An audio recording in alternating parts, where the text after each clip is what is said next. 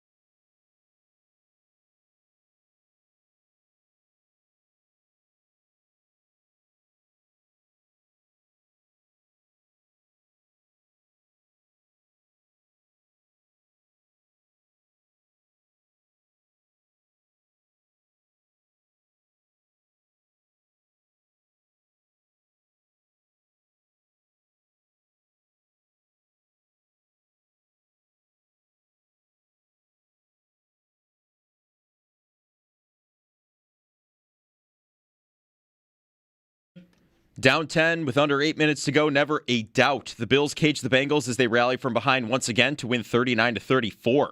Josh Allen put the cape on, completing 22 of 28 passes for 251 yards and throwing for 3 touchdowns.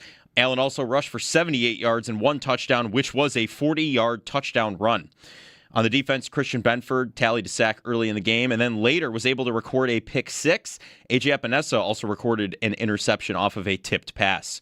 Now it's on to the Patriots for the Bills following the big win for a 1 o'clock kickoff in Foxborough next Sunday. The Sabres fall in Winnipeg over the weekend 4-1. They're now 2-8-2 on the road this season. In fact, the last regulation road win for the team came in April of last season. We'll see if they can get a regulation road win in the next 4 games of their trip. Their next is tonight in Calgary with face-off set for 9 o'clock, who they've lost to already this season. You'll be able to catch all of the game action right here on WGR Sports Radio 550. Around the NFL, the Chiefs are 6-7 after dropping their matchup with the Houston Texans 20-10 last night on Sunday Night Football. They officially cannot win the AFC West. The Jaguars beat the Colts 36-19. Daniel Jones will undergo surgery for a torn Achilles, which he suffered yesterday in non-contact fashion. The Steelers beat the Ravens 27-22. The Dolphins beat the Jets 34-10. The Broncos beat the Raiders 24-17. The Packers beat the Bears 28-21, and they take their place atop the NFC Conference. And tonight for Monday Night Football, the Chargers are hosting the Eagles. That's your Paddock Chevrolet Sports Update. Paddock Chevrolet, celebrating 90 years of being your hometown dealership. I'm Joe Cali for WGR Sports Radio 550.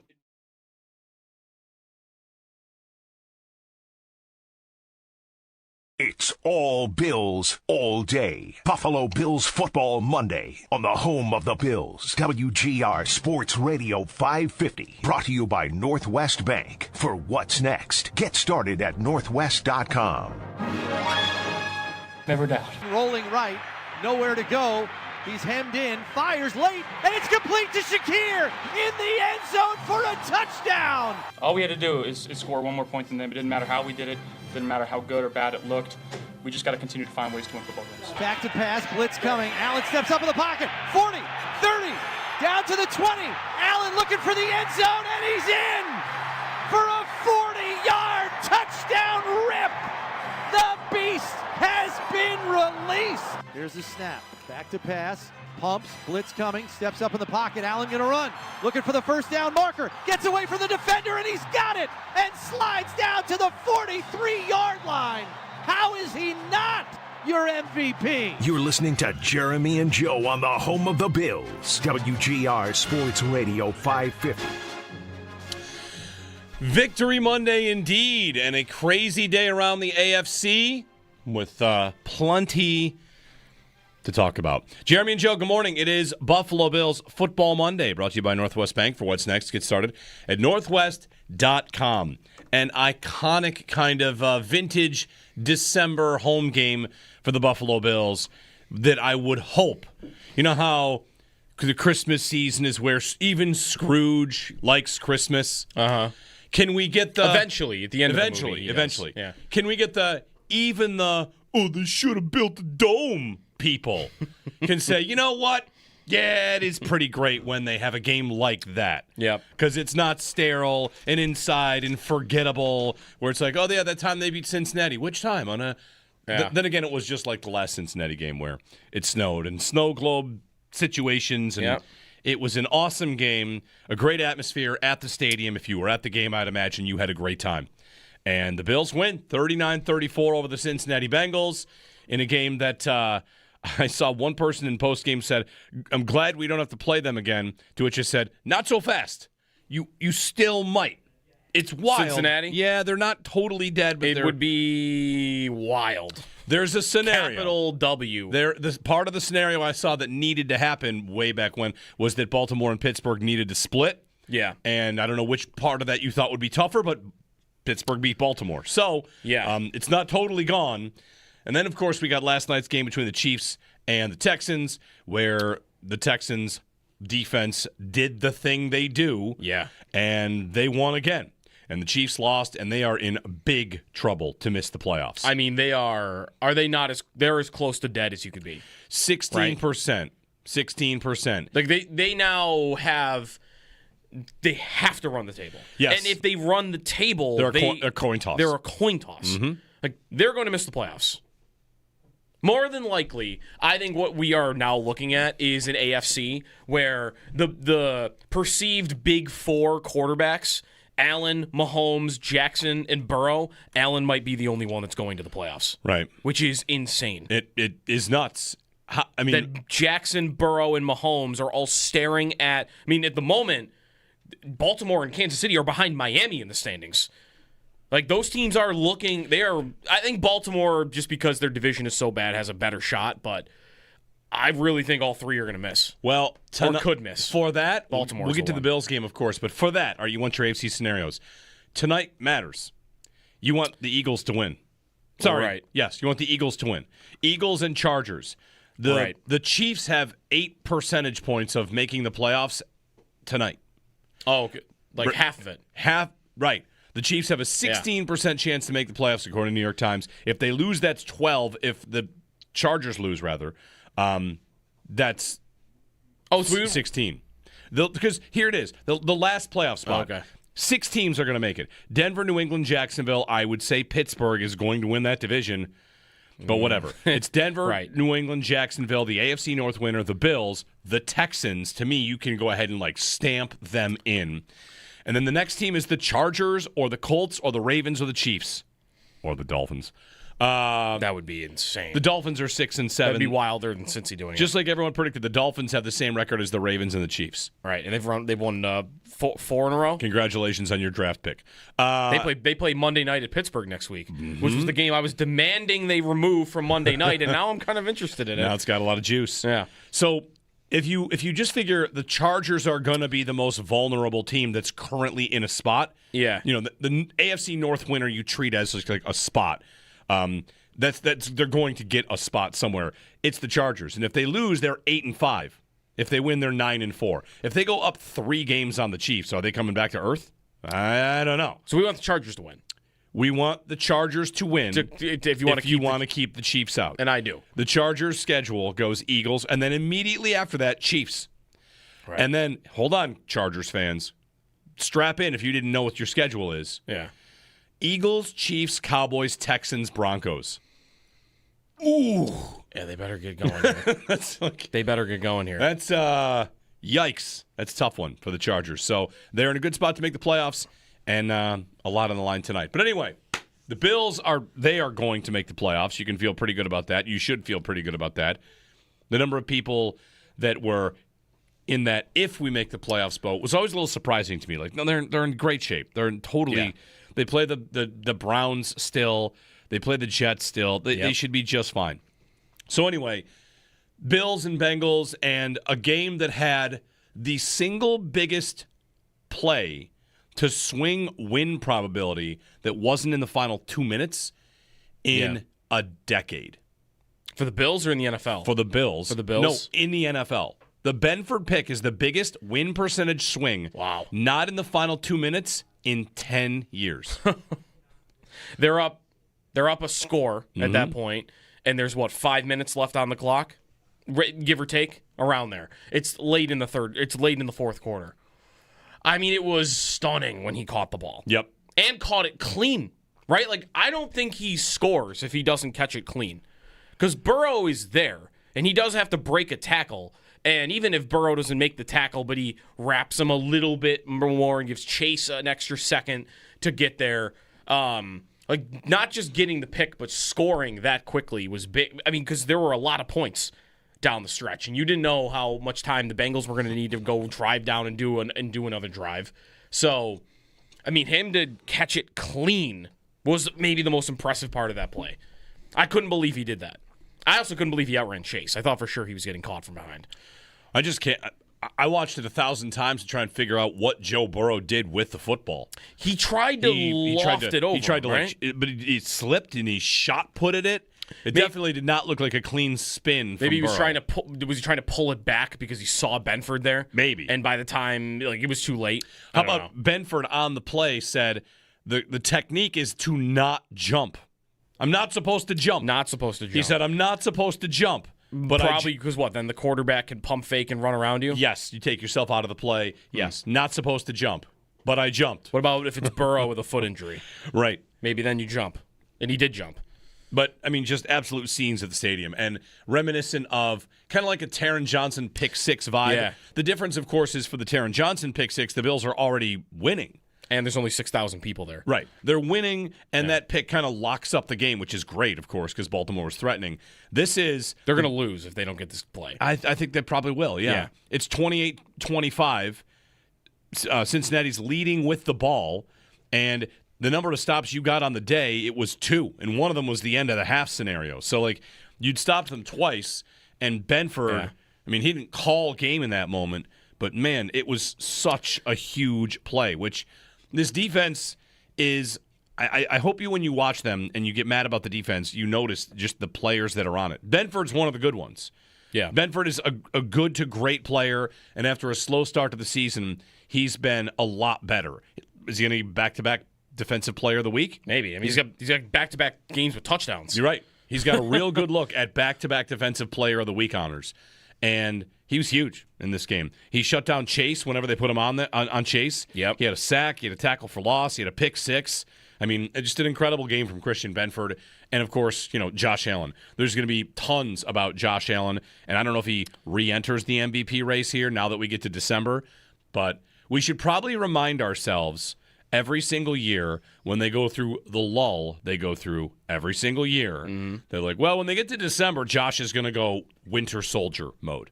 Yeah. Because that's exactly what he did, like he always does. Did they have a bad day on defense, would you say? They had a tough day. Here's what I would say about the defense. Can we acknowledge that in addition to Burrow carving them up, they got really incredible catches. Multiple incredible catches. The Bengals did. Yes. Yeah, and Higgins had 2. Chase Brown's catch was an incredible catch from a running back diving to the sideline. You could also argue it was incomplete. You could. I thought it was incomplete. Yeah, I thought they was going to be reversed. Gesicki had an incredible catch on a third down. Yep. Like just past, was it Taron Johnson maybe in coverage? And they were like wrestling forward on the ground. It was, to me, it reminded me of the Ram game. When the Bills lost to the Rams and gave up 44, and Stafford picked them apart. Puka made like 4 or 5 incredible catches. Yeah. So, sure, there were some breakdowns. There were some mistakes. There were some times where you maybe give them too much of a cushion because you're afraid of slipping and falling. But I thought they forced Cincinnati into high-level pitch and catch in order to beat them. And, of course, like they did. And there were a lot of third downs. And they kept going after... It was the third downs that was killing them. They kept going after Cam Lewis, Taron Johnson, Trey White. That was it. Right. Like that. Let's just throw it to these guys. Because I thought for not having any semblance of a pass rush at all, they, I think, did about as good as they could have done. Could they have done better with what they had at their disposal yesterday? Nobody was getting near Burrow. No. Except when, and this is maybe where, I guess Babbage deserves credit because McDermott did say that he was the one who called these plays in the press conference, because otherwise we're usually just guessing at who's calling plays.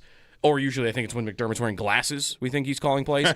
But he wasn't. So those blitzes by Benford, it wasn't just the pick. He got one at the end of the half that was pretty big to push the Bengals back to midfield when they were driving down the field. It was a huge play. Yeah. So that possession, a punt. That possession feels massive. Right. Like, is it about to be 24-11? Is it about to be 31, whatever, 28-11 at half? I mean, yeah, that was a huge play. What they did at least is they didn't let the Bengals do whatever they wanted. Burrow had a great day through the air, no doubt about it. But they couldn't really run the ball all day. It's another game of the run defense coming up and making stops. And you had a couple of, Spags would get credit for this on the following day, wouldn't he? Couple of blitzes at the perfect time that ended up working out that really flipped the game for you. Mm-hmm. And for that, I want to give the defense credit, and I want to give McDermott total credit for this game because I think the defense played about as well as they could have, and I think him going for fourth downs is what won them this football game. Fourth downs is huge. I don't think they win this football game if McDermott is not aggressive going for fourth downs. He went 4 times on fourth down. Yeah, they got 3 out of 4. Yeah. They got 3 out of 4, and the one they didn't get. And they scored 2 touchdowns on them. Didn't hurt them, right? 2 touchdowns based on fourth down calls, right? Yeah, I've got, I'll pull it up, Ben Baldwin's weekly decision list, and we can add up the percentage points that McDermott added to his team's chance to win. Yep. But they had a couple of go strongs and go mediums, and they went. They went for fourth downs. The only one they passed up was the first one. Field goal to make it 7-3. That was a you should probably go for this. That was 4th and 5 at the 8. Yep. And they did not. That was 2.5 win probability points that they said no thanks to. But whatever. 4th and 5 from your opponent's 8 is a go. And the last one especially. Did you think he was going to go for it? The last one? I did not think he was going to go for it. And I thought he was going to kick. And I also did not think it was a slam dunk that you should go for it. If a field goal would have put you up 6, then you go for it. You have to go but for a it. field goal putting you up 7, if they had kicked, it would have been a conservative finish to what was an aggressive day. Yeah. So credit to him for kind of leaning in there. And whatever, put the ball in Josh Allen's hands.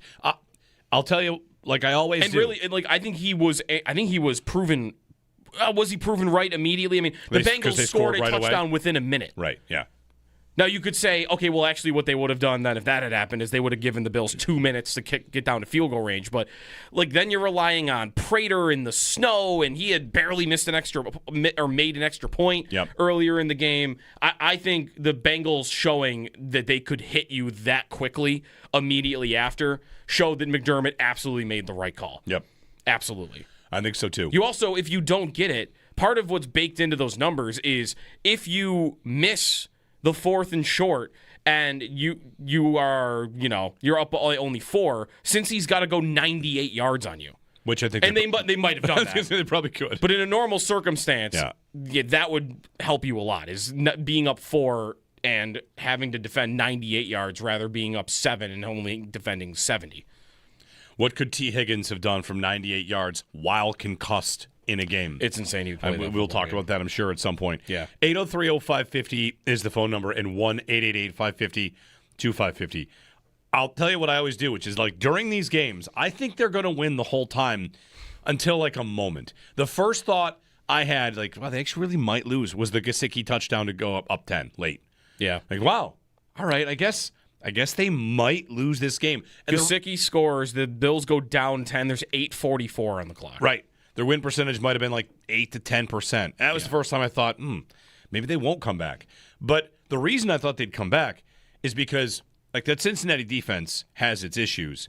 And the Bills, whatever, they did whatever they wanted throwing to the tight ends.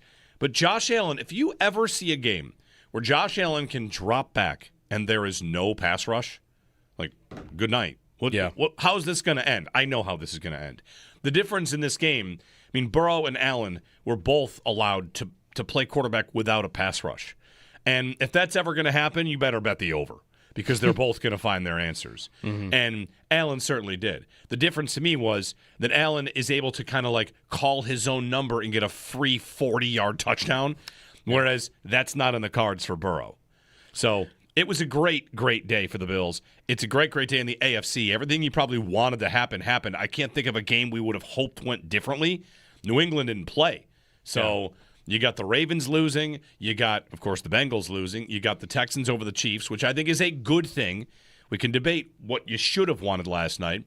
And I hope you're ready for the talkie shows, the shouty shows, to yell about an Andy Reid fourth down for a month. Yep. Which I'm actually probably going to get with the shouty shows on this one. Thought he made a grave mistake in that game last night, going for a fourth down.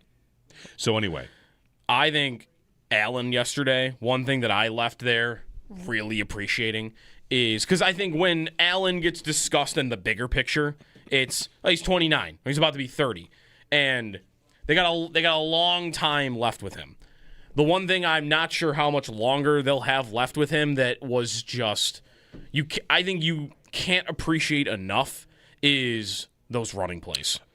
Those running plays, I mean, I will give you a miss name? them so much when they are gone. Like, the day that he is, old 35, 30, he's old Roethlisberger, and maybe he's still trying to run, but you can just tell the wheels aren't there anymore. Like, that will be a sad day because it is such a cheat code. Yep.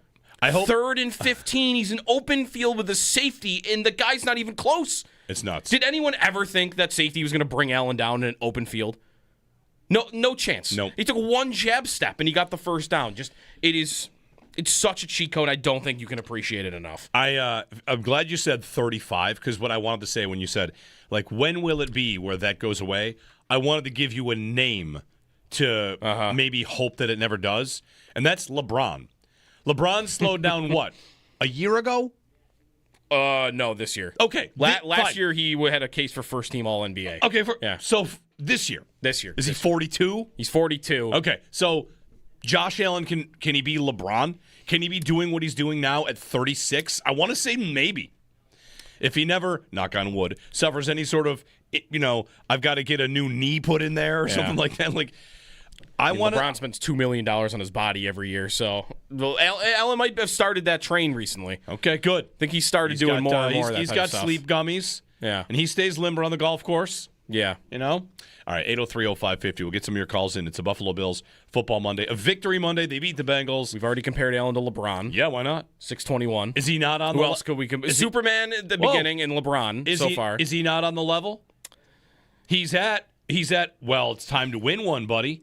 You got to win one of these things. Yeah. And I've got Is this the year LeBron won it? His 8th year? That's a good question. I think it's about lines up. We are inching closer and closer to, however, it's their year to make the Super Bowl. He's gonna take them there. It's more than that. I would say it's his year to make the Super Bowl. Sure, because it is going to be an AFC with like who are the other? I know like Houston's defense and Denver's defense, but if I were just to list the quarterbacks that are probably going to the postseason, or even just the ones that would be in today, it's Allen is like if the NFL's making a graphic about the AFC playoffs the week before the wild card round, Allen is at the top of it, right? Or he's at the center of the AFC, yeah. Because Drake May would be nearby because he's young and good. And then it's Bo Nix, Trevor Lawrence, Aaron Rodgers, Justin Herbert, and C.J. Stroud. Allen is the center of that graphic. And Stroud was, if you watched last night's game, like Stroud was having some difficulty. We might disagree in this. I think he is absolutely stopping them from making a Super Bowl or going on any deep playoff run. He's not quite Trent Dilfer. He stinks. But he's not. He did not look any good. He missed open receivers by 10 yards yesterday. So I think it's his year in just that all the other bad guys are not going to make it. Right? Yep. That's what. Yep. How are we going to feel if they lose a game to a Houston or a Denver or a team like that while Mahomes and Jackson and Burrow have been sitting on the sidelines? Well, driving in, I was thinking, like, what teams do I think they could lose to? And New England's on the list because they did lose to New England. Houston's on the list. Houston. Kansas City was on my list. That's why I wanted Houston to win last night. Let's knock out the teams that I think can beat the Bills. And I think the Chiefs are a team that they do it every year. I think they can beat the Bills. Won't be Indy. Nope. Their season ended yesterday. That's right. Denver. Could Denver beat the Bills? I think yes. I think if the Bills have to go on the road to Denver against that defense, I think it could happen. Could they lose to Jacksonville? You'd like to say no, but they've never matched up against a Liam Cohen Jacksonville, and all of a sudden their offense is humming. And do they have 3 receivers on the level of or 2 receivers on the level of Burrow and Jason Higgins? Not quite, but that offense is started to really hit a new level now that Jacoby Myers is a part of it. But whatever. But I think it's going to feel like it's their year. I do even too. though they're probably going to open on the road. Like and they don't look perfect. They don't look perfect. They don't look perfect. They have their flaws. It's just simply, to me, though, look at the quarterback that you had on the field yesterday. It's got to be your year to go. Like, that guy's playing football in the postseason, and there's nobody else except maybe one in this conference that can match him toe-to-toe if he's really cooking. Yeah. And if you have to match up... that would be May. May's the only one I think is even capable of going toe-to-toe with him. Right. Sunday's huge. Sunday's just totally huge. All right, so much to talk about, so much to get to. 803-0550. Victory Monday. The vibes are just off the charts. And an awesome performance from Josh Allen. A big performance from this defense, getting back-to-back picks of Joe Burrow on crazy plays, including Christian Benford's pick 6. Larry in South Florida. Larry, good morning. You're on Victory Monday. Hey, good morning, gentlemen. It's a super happy Monday after a fairly stressful Sunday. First off, hats off to Josh. He's ridiculous. The play, besides the runs that you guys already addressed, the play he made Shakir, it looked like he was running around for about a minute and a half. But what really stands out is I'm really hoping Brandon Beane's watching that play closely because our receivers weren't getting open like most of the day. That's why Cincinnati's terrible against tight ends, so you knew we were going to go tight ends. I had no idea it was going to be the Dawson Knox show, which was fantastic. But our lack of wide receivers, that throw he made to Shakir really wasn't open. It was Josh being vintage Josh, threading the needle and sticking it in there. So what I'm hoping is that Brandon Beane looked at that play and said, wow, if we had either Higgins or Chase or, oh my goodness, both, can you imagine what Josh Allen would do? And I think that we would be, even with our defensive issues, we would be basically unbeatable. It would happen. And the other thing that I wanted to point out was Shaq Thompson has made such a difference on defense for the run game. I mean, yes. Benford was great. Shaq Thompson is a great call out, Larry. Thanks. I want to pick up on this point when we get to the break. I thought the first half of the game, the Bills, of course, gave up 3 touchdowns. Yeah. And that's tough. But every time they made a big play on defense and looked like they were going to get a stop, it's because Shaq Thompson made a play. Yeah. Like Shaq Thompson was absolutely reading screenplays. Chase Brown didn't do anything in this game because of Shaq Thompson. Yeah. Right? That's that. Shaq Thompson has been a big part of what this team is. On that Allen touchdown to Shakir, I did not hear Allen talk about this play specifically afterwards. You know what I thought it ultimately was? It's the golfer that sees a hole through the trees and figures, like, I'm going to give it a rip, because it was 4th down. Yeah. There was no throw it away. Right. It's second. The ball's got to go somewhere. It's got to go somewhere. Yeah. It's, to me, reminiscent of the touchdown that he threw to Coleman on 4th and 2 against the Ravens. Like, I have to throw it. Yeah. Let's see what happens. And the defender has his back turned. So, full credit for making the throw. I wonder if that's a 1st down play, I bet it's thrown away. Like, all right, we'll live to fight another day. But he got it in there to Shakir. And I don't have any doubt that Brandon Beane thinks that this team could get better at receiver. This offseason, whatever. There's been a lot said about this, but this offseason we need a lot of help for our defense. And they thought they could be okay at receiver, and, it hasn't really gone the way they hoped it would. But, they have what they have, and I absolutely think they could win the AFC with what they have. Can they beat the Rams? I don't know. Can they beat the Packers? I don't know. Can they beat the Texans if they have to go to Houston? I don't know. There's some tough tests. On the Texans last night, Patrick Mahomes, the game that he had, Joe. He had at one point 9 incompletions in a row, incompletions or interceptions in a row, which was the longest stretch of his career. He had the worst game of his entire career last night. Yeah. Patrick Mahomes. That's what the Houston defense does to people. Puts you in an absolute blender. I will say, though, he also did, I think it was a career high that he had drops in a game. Bunch of drops. Like, they really hurt. Tyquan Thornton dropped the touchdown. Like, Houston definitely deserves credit. They were all over him. But Kelsey and Rice, had multiple they drops. dropped 5-6 passes that should have been first downs where they're moving the sticks. Some of those Kelsey's the worst one was at the end where it's only a little bit behind him and he tries to scoop it and he throws it up in the air and it's an interception. Some of those drops had to come down to fear of getting hit, though, because both Kelsey and Rice got smashed in this game. Benjamin Solak pointing out that Mahomes' 42% completion percentage, worst of his career, which is remember the Bills had that earlier? Yeah. 19.8 passer rating, worst of his career. Wow. Minus .54 EPA per drop back, the worst start of his career. Patrick Mahomes had the worst game of his career yesterday. Poor Collinsworth. He had to sit there and watch it all. And try to will it to difference to make something else happen. Yep. All right, we'll get to a break. 803-0550, give us a ring on the Bills and Bengals, on the play that turned it all. Christian Benford and, of course, Josh Allen entering December Josh mode, which is a different animal. It's Victory Monday, and it's here on WGR, brought to you by Northwest Bank. For what's next, get started at northwest.com. Allen back to pass, fires, Kincaid, touchdown Buffalo! A 6-yard touchdown reception. Welcome back, Dalton Kincaid. Bills and Bengals, and a game that had the single biggest play to swing win probability that wasn't in the final 2 minutes in a decade. For the Bills or in the NFL? For the Bills. For the Bills? No, in the NFL. The Benford pick is the biggest win percentage swing. Wow. Not in the final 2 minutes in 10 years. They're up a score at that point, and there's 5 minutes left on the clock, give or take, around there. It's late in the fourth quarter. I mean, it was stunning when he caught the ball. Yep. And caught it clean, right? Like, I don't think he scores if he doesn't catch it clean. Because Burrow is there, and he does have to break a tackle.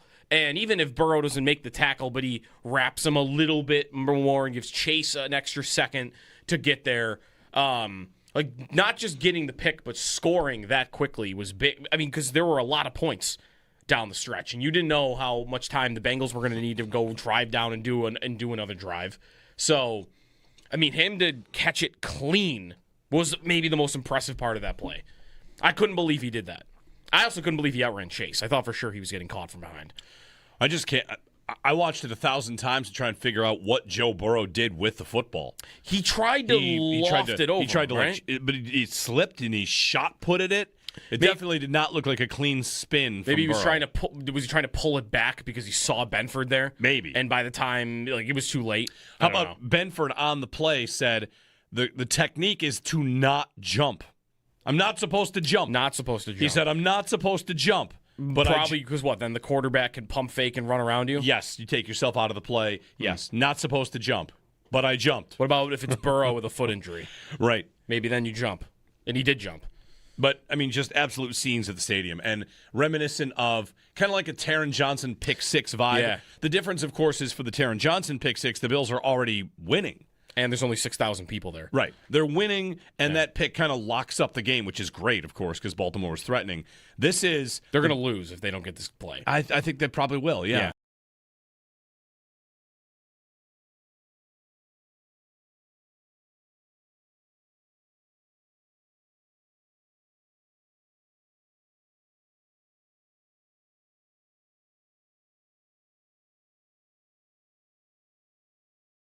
Did they have a bad day on defense, would you say? They had a tough day. Here's what I would say about the defense. Can we acknowledge that in addition to Burrow carving them up, they got really incredible catches?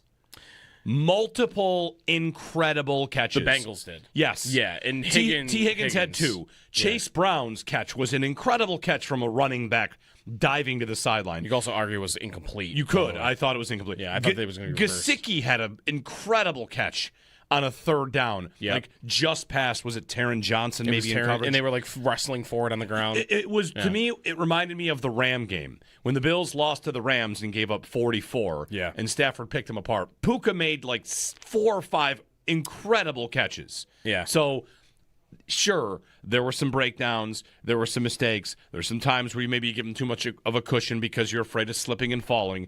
But I thought they forced Cincinnati into high-level pitch and catch in order to beat them. And, of course, like they did. And there were a lot of third downs. And they kept going after... It was the third downs that was killing them. They kept going after Cam Lewis, Taron Johnson, Trey White. That was it. Right. Like that. Let's just throw it to these guys. Because I thought for not having any semblance of a pass rush at all, they, I think, did about as good as they could have done. Could they have done better with what they had at their disposal yesterday? Nobody was getting near Burrow. No. Except when, and this is maybe where, I guess Babbage deserves credit because McDermott did say that he was the one who called these plays in the press conference, because otherwise we're usually just guessing at who's calling plays. Or usually I think it's when McDermott's wearing glasses, we think he's calling plays. But he wasn't. So those blitzes by Benford, it wasn't just the pick. He got one at the end of the half that was pretty big to push the Bengals back to midfield when they were driving down the field. It was a huge play. Yeah. So like that possession, a punt. That possession feels massive. Right. Like, is it about to be 24-11? Is it about to be 28-11 at half? I mean, yeah, that was a huge play. What they did at least is they didn't let the Bengals do whatever they wanted.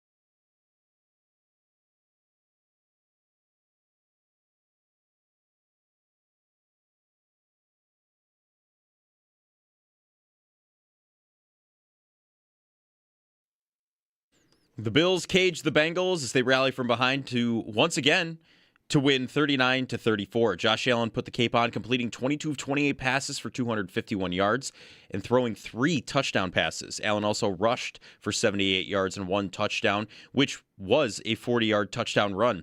Christian Benford tallied a sack early in the game and then later was able to record a pick 6. A.J. Epinesa also recorded an interception off of a tipped pass from Joe Burrow.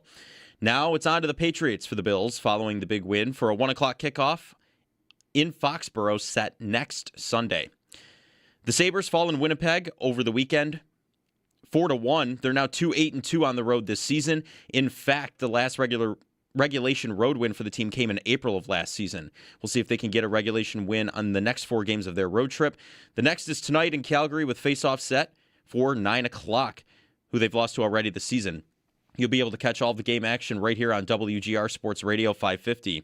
Around the NFL, some of the big results from yesterday. The Chiefs are 6-7 after dropping their matchup with the Texans 20-10 last night on Sunday Night Football. They officially cannot win the AFC West, and the Jaguars beat the Colts 36-19. Daniel Jones will undergo surgery for a torn Achilles, which he suffered yesterday in non-contact fashion.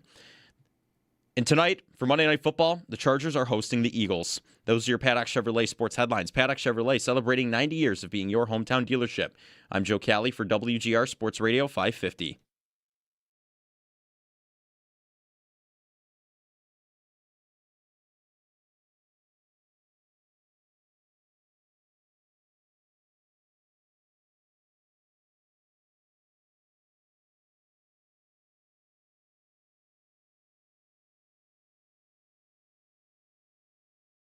Brown the lone setback, receiver to each side.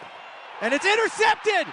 Jumping up in the air is Benford! Gets away from Burrow! 30, 20, 10, 5! Your AFC Defensive Player of the Week has done it again! Christian Benford with a go-ahead touchdown!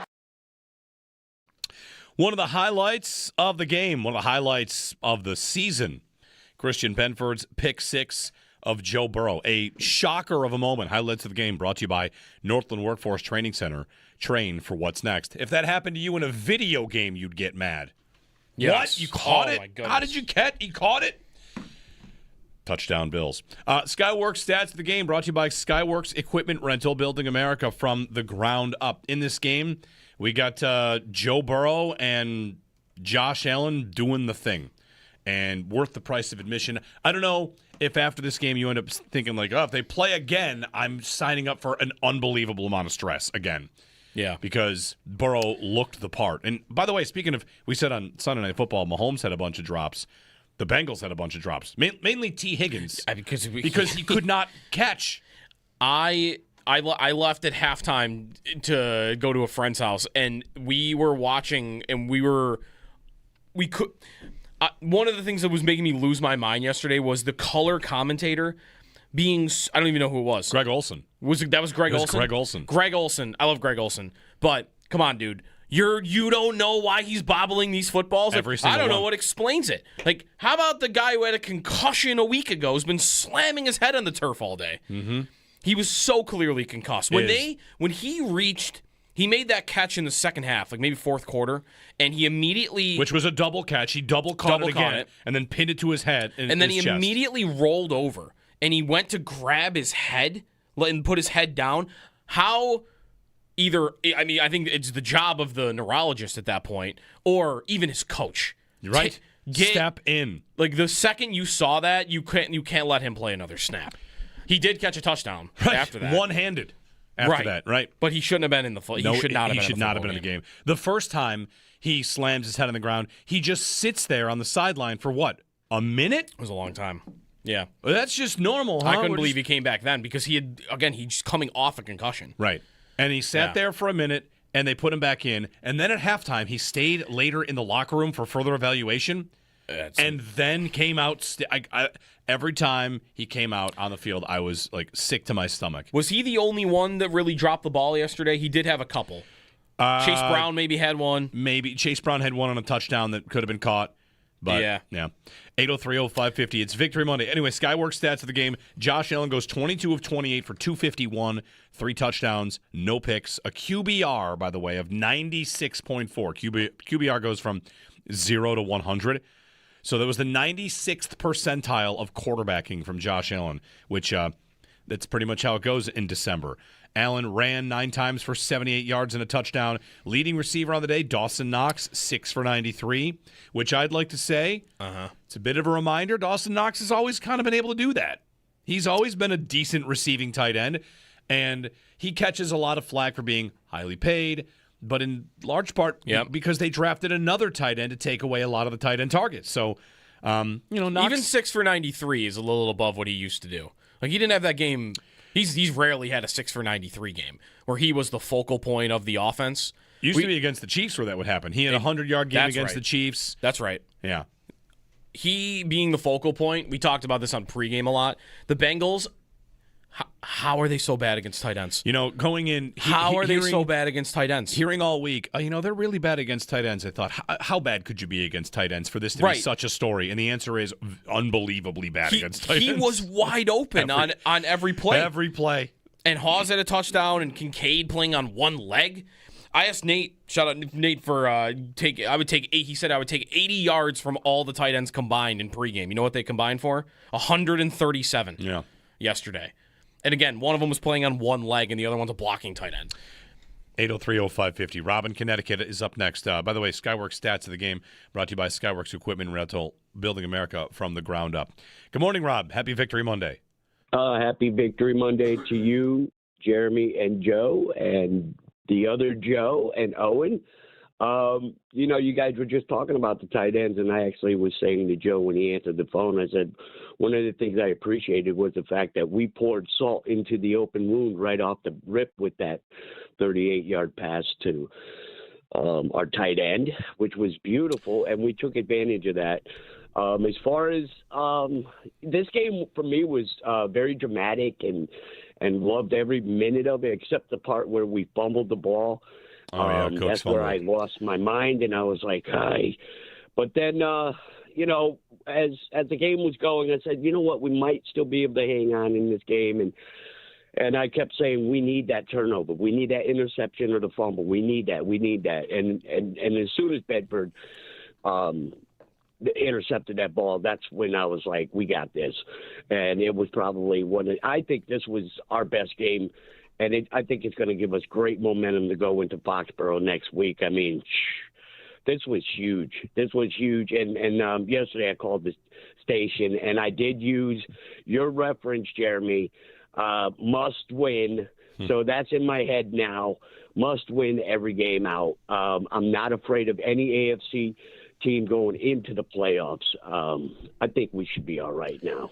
Thanks. It just made me feel a lot better. Yeah, thanks, Rob.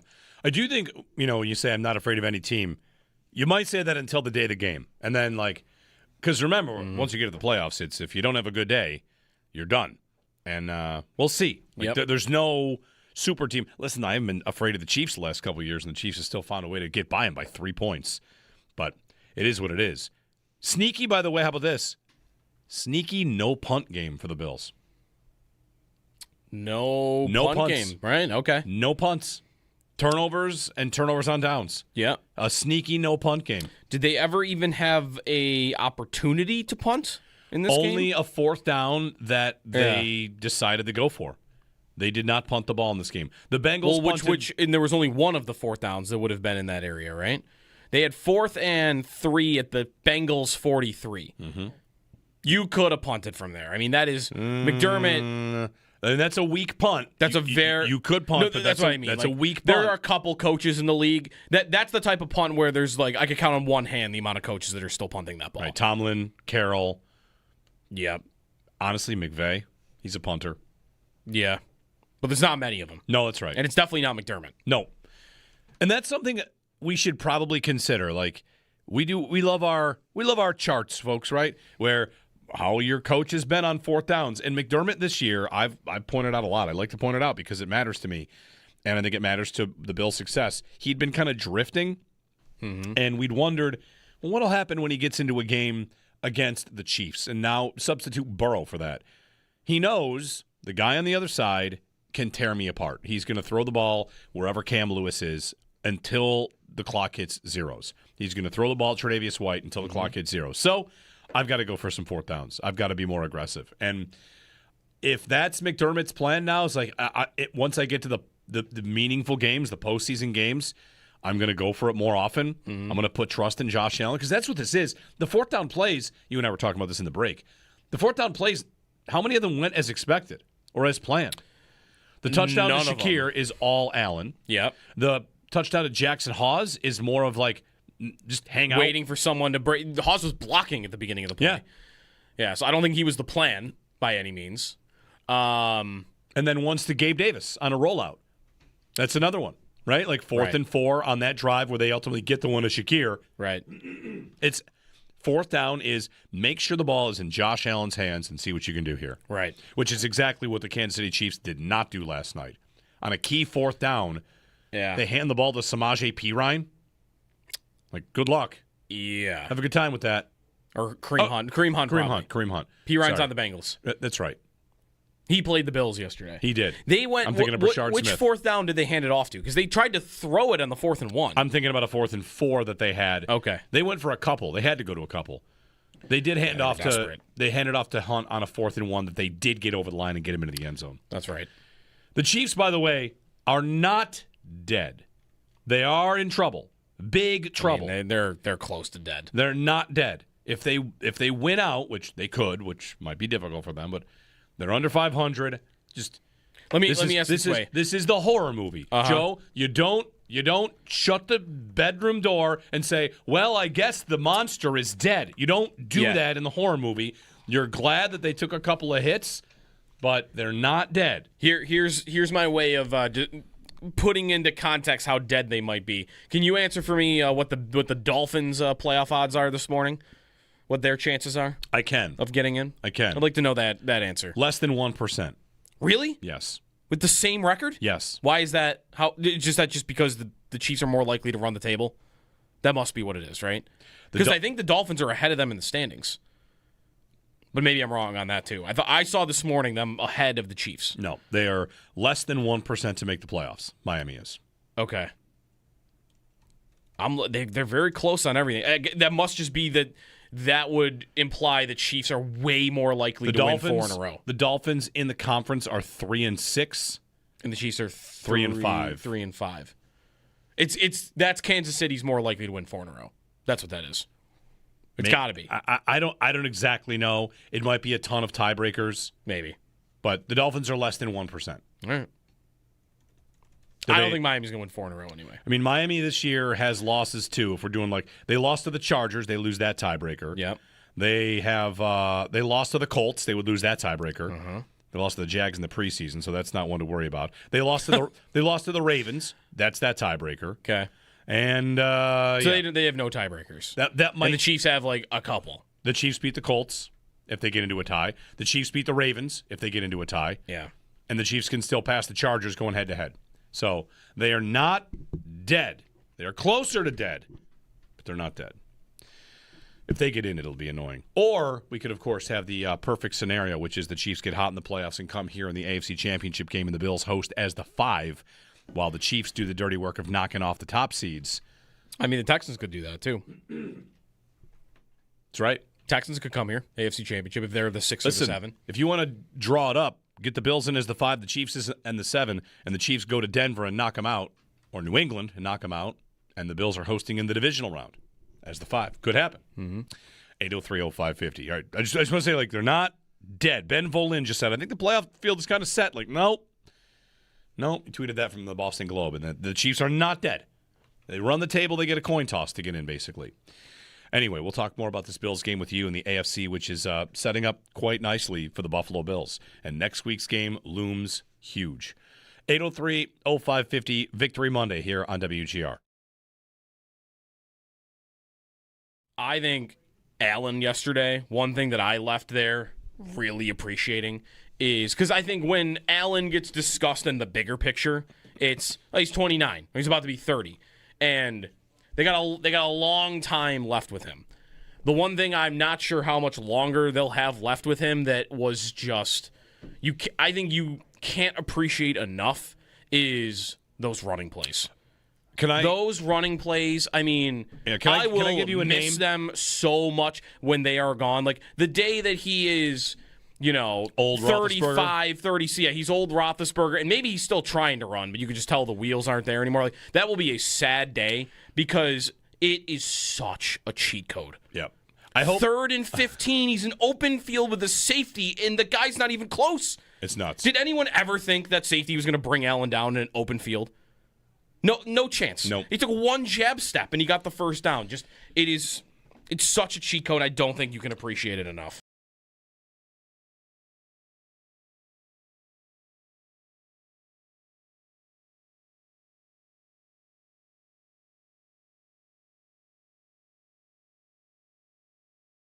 Chiefs lost, and they are in big trouble to miss the playoffs. I mean, are they not they're as close to dead as you could be. 16%. 16%. They now have to run the table. Yes. And if they run the table, they're a coin toss. They're a coin toss. Mm-hmm. They're going to miss the playoffs. More than likely, I think what we are now looking at is an AFC where the perceived big 4 quarterbacks, Allen, Mahomes, Jackson, and Burrow, Allen might be the only one that's going to the playoffs. Right. Which is insane. It is nuts. That Jackson, Burrow, and Mahomes are all staring at... at the moment, Baltimore and Kansas City are behind Miami in the standings. Those teams are looking... I think Baltimore, just because their division is so bad, has a better shot, but I really think all 3 are going to miss.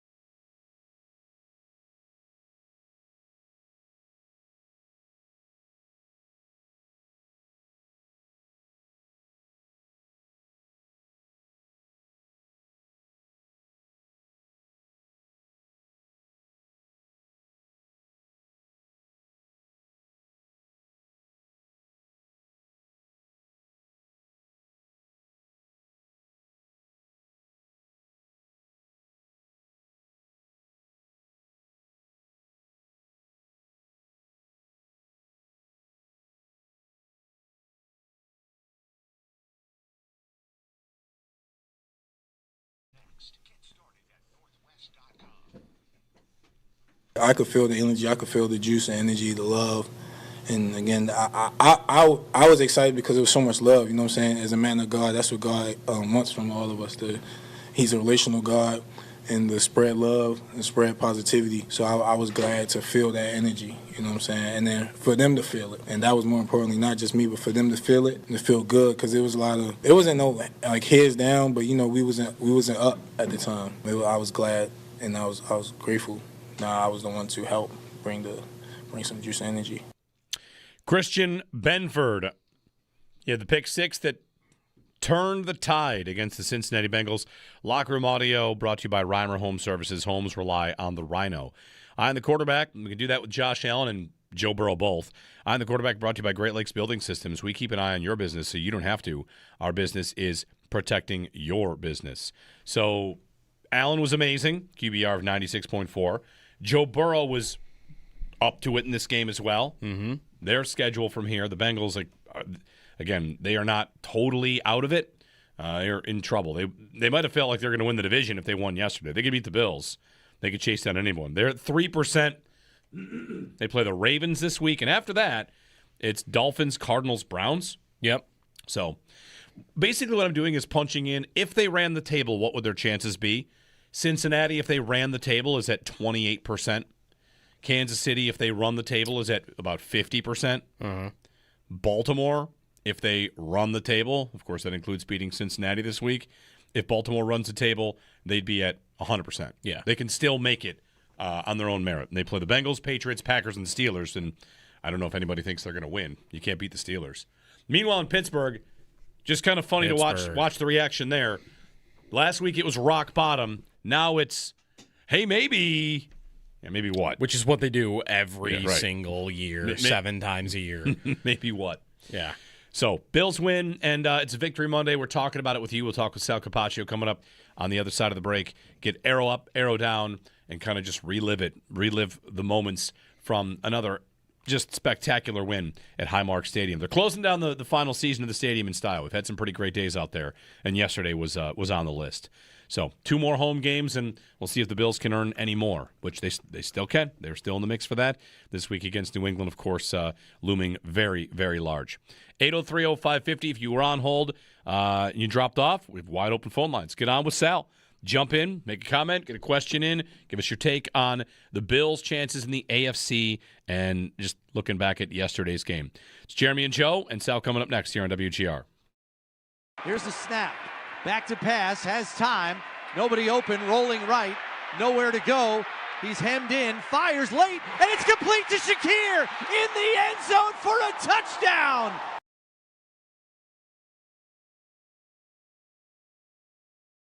I think it's his year in just that all the other bad guys are not going to make it. Right? Yep. That's what. Yep. How are we going to feel if they lose a game to a Houston or a Denver or a team like that while Mahomes and Jackson and Burrow have been sitting on the sidelines? Well, driving in, I was thinking, like, what teams do I think they could lose to? And New England's on the list because they did lose to New England. Houston's on the list. Houston. Kansas City was on my list. That's why I wanted Houston to win last night. Let's knock out the teams that I think can beat the Bills. And I think the Chiefs are a team that they do it every year. I think they can beat the Bills. It won't be Indy. Nope. Their season ended yesterday. That's right. Denver. Could Denver beat the Bills? I think yes. I think if the Bills have to go on the road to Denver against that defense, I think it could happen. Could they lose to Jacksonville?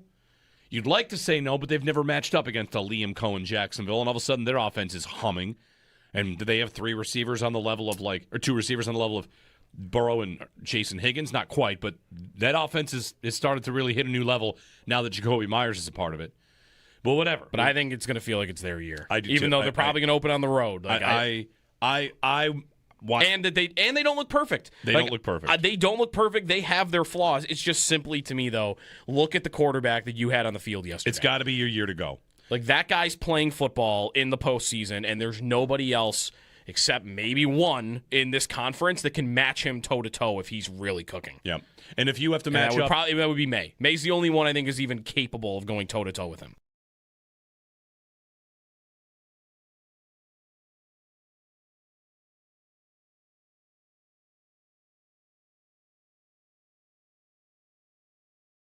Did they have a bad day on defense, would you say?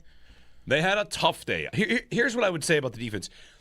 Can we acknowledge that in addition to Burrow carving them up, they got really incredible catches? Multiple incredible catches. The Bengals did. Yes. Yeah, and Higgins had 2. Chase Brown's catch was an incredible catch from a running back diving to the sideline. You could also argue it was incomplete. You could. I thought it was incomplete. Yeah, I thought it was going to be reversed. Gesicki had an incredible catch on a third down. Yep. Like just past, was it Taron Johnson in coverage? And they were like wrestling for it on the ground. It was, to me, it reminded me of the Ram game. When the Bills lost to the Rams and gave up 44, and Stafford picked them apart. Puka made like 4 or 5 incredible catches. Yeah. So, sure, there were some breakdowns. There were some mistakes. There's some times where you maybe give them too much of a cushion because you're afraid of slipping and falling. But I thought they forced Cincinnati into high-level pitch and catch in order to beat them. And, of course, like they did. And there were a lot of third downs. And they kept going after... It was the third downs that was killing them. They kept going after Cam Lewis, Taron Johnson, Trey White. That was it. Right. Like that.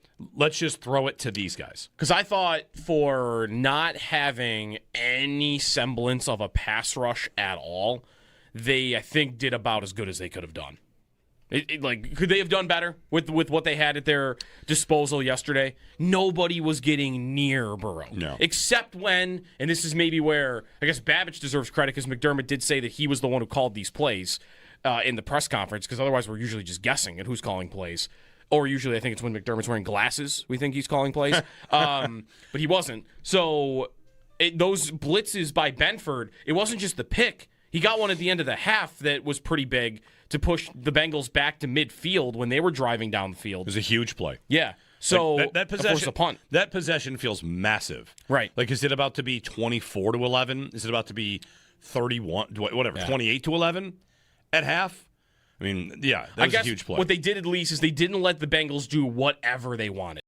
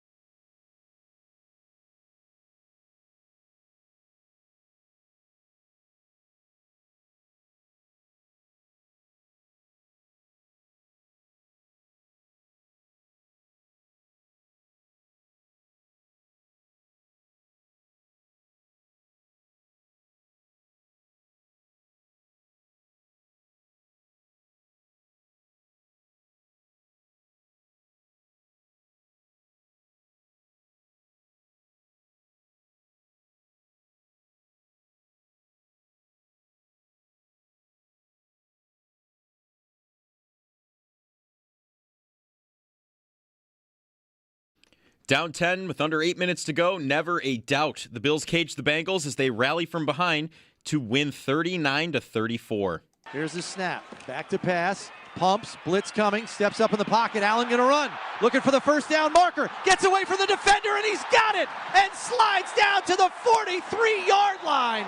How is he not your MVP? Josh Allen put the cape on, completing 22 of 28 passes for 251 yards and throwing 3 touchdown passes. Allen also rushed for 78 yards and 1 touchdown, which was a 40-yard touchdown run. Dawson Knox was the leading receiver with 6 receptions for 93 yards. Christian Benford tallied a sack early in the game, then later was able to record a pick 6. A.J. Epinesa also recorded an interception off of a tipped pass. Now it's on to the Patriots for a 1 o'clock kickoff in Foxborough next Sunday. The Sabres fall in Winnipeg over the weekend 4-1.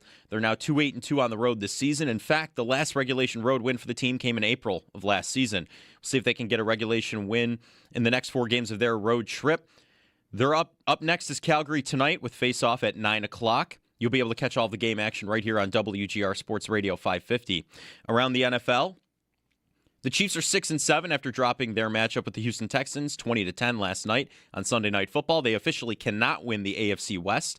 The Jaguars beat the Colts 36-19. Daniel Jones will undergo surgery for a torn Achilles, which he suffered yesterday in non-contact fashion. The Steelers beat the Ravens 27-22. The Dolphins beat the Jets 34-10. The Broncos beat the Raiders 24-17. The Packers beat the Bears 28-21 and take their place atop the NFC Conference. And tonight for Monday Night Football, the Chargers host the Eagles. That's your Paddock Chevrolet Sports Update. Paddock Chevrolet celebrating 90 years of being your hometown dealership. I'm Joe Cali for WGR Sports Radio 550.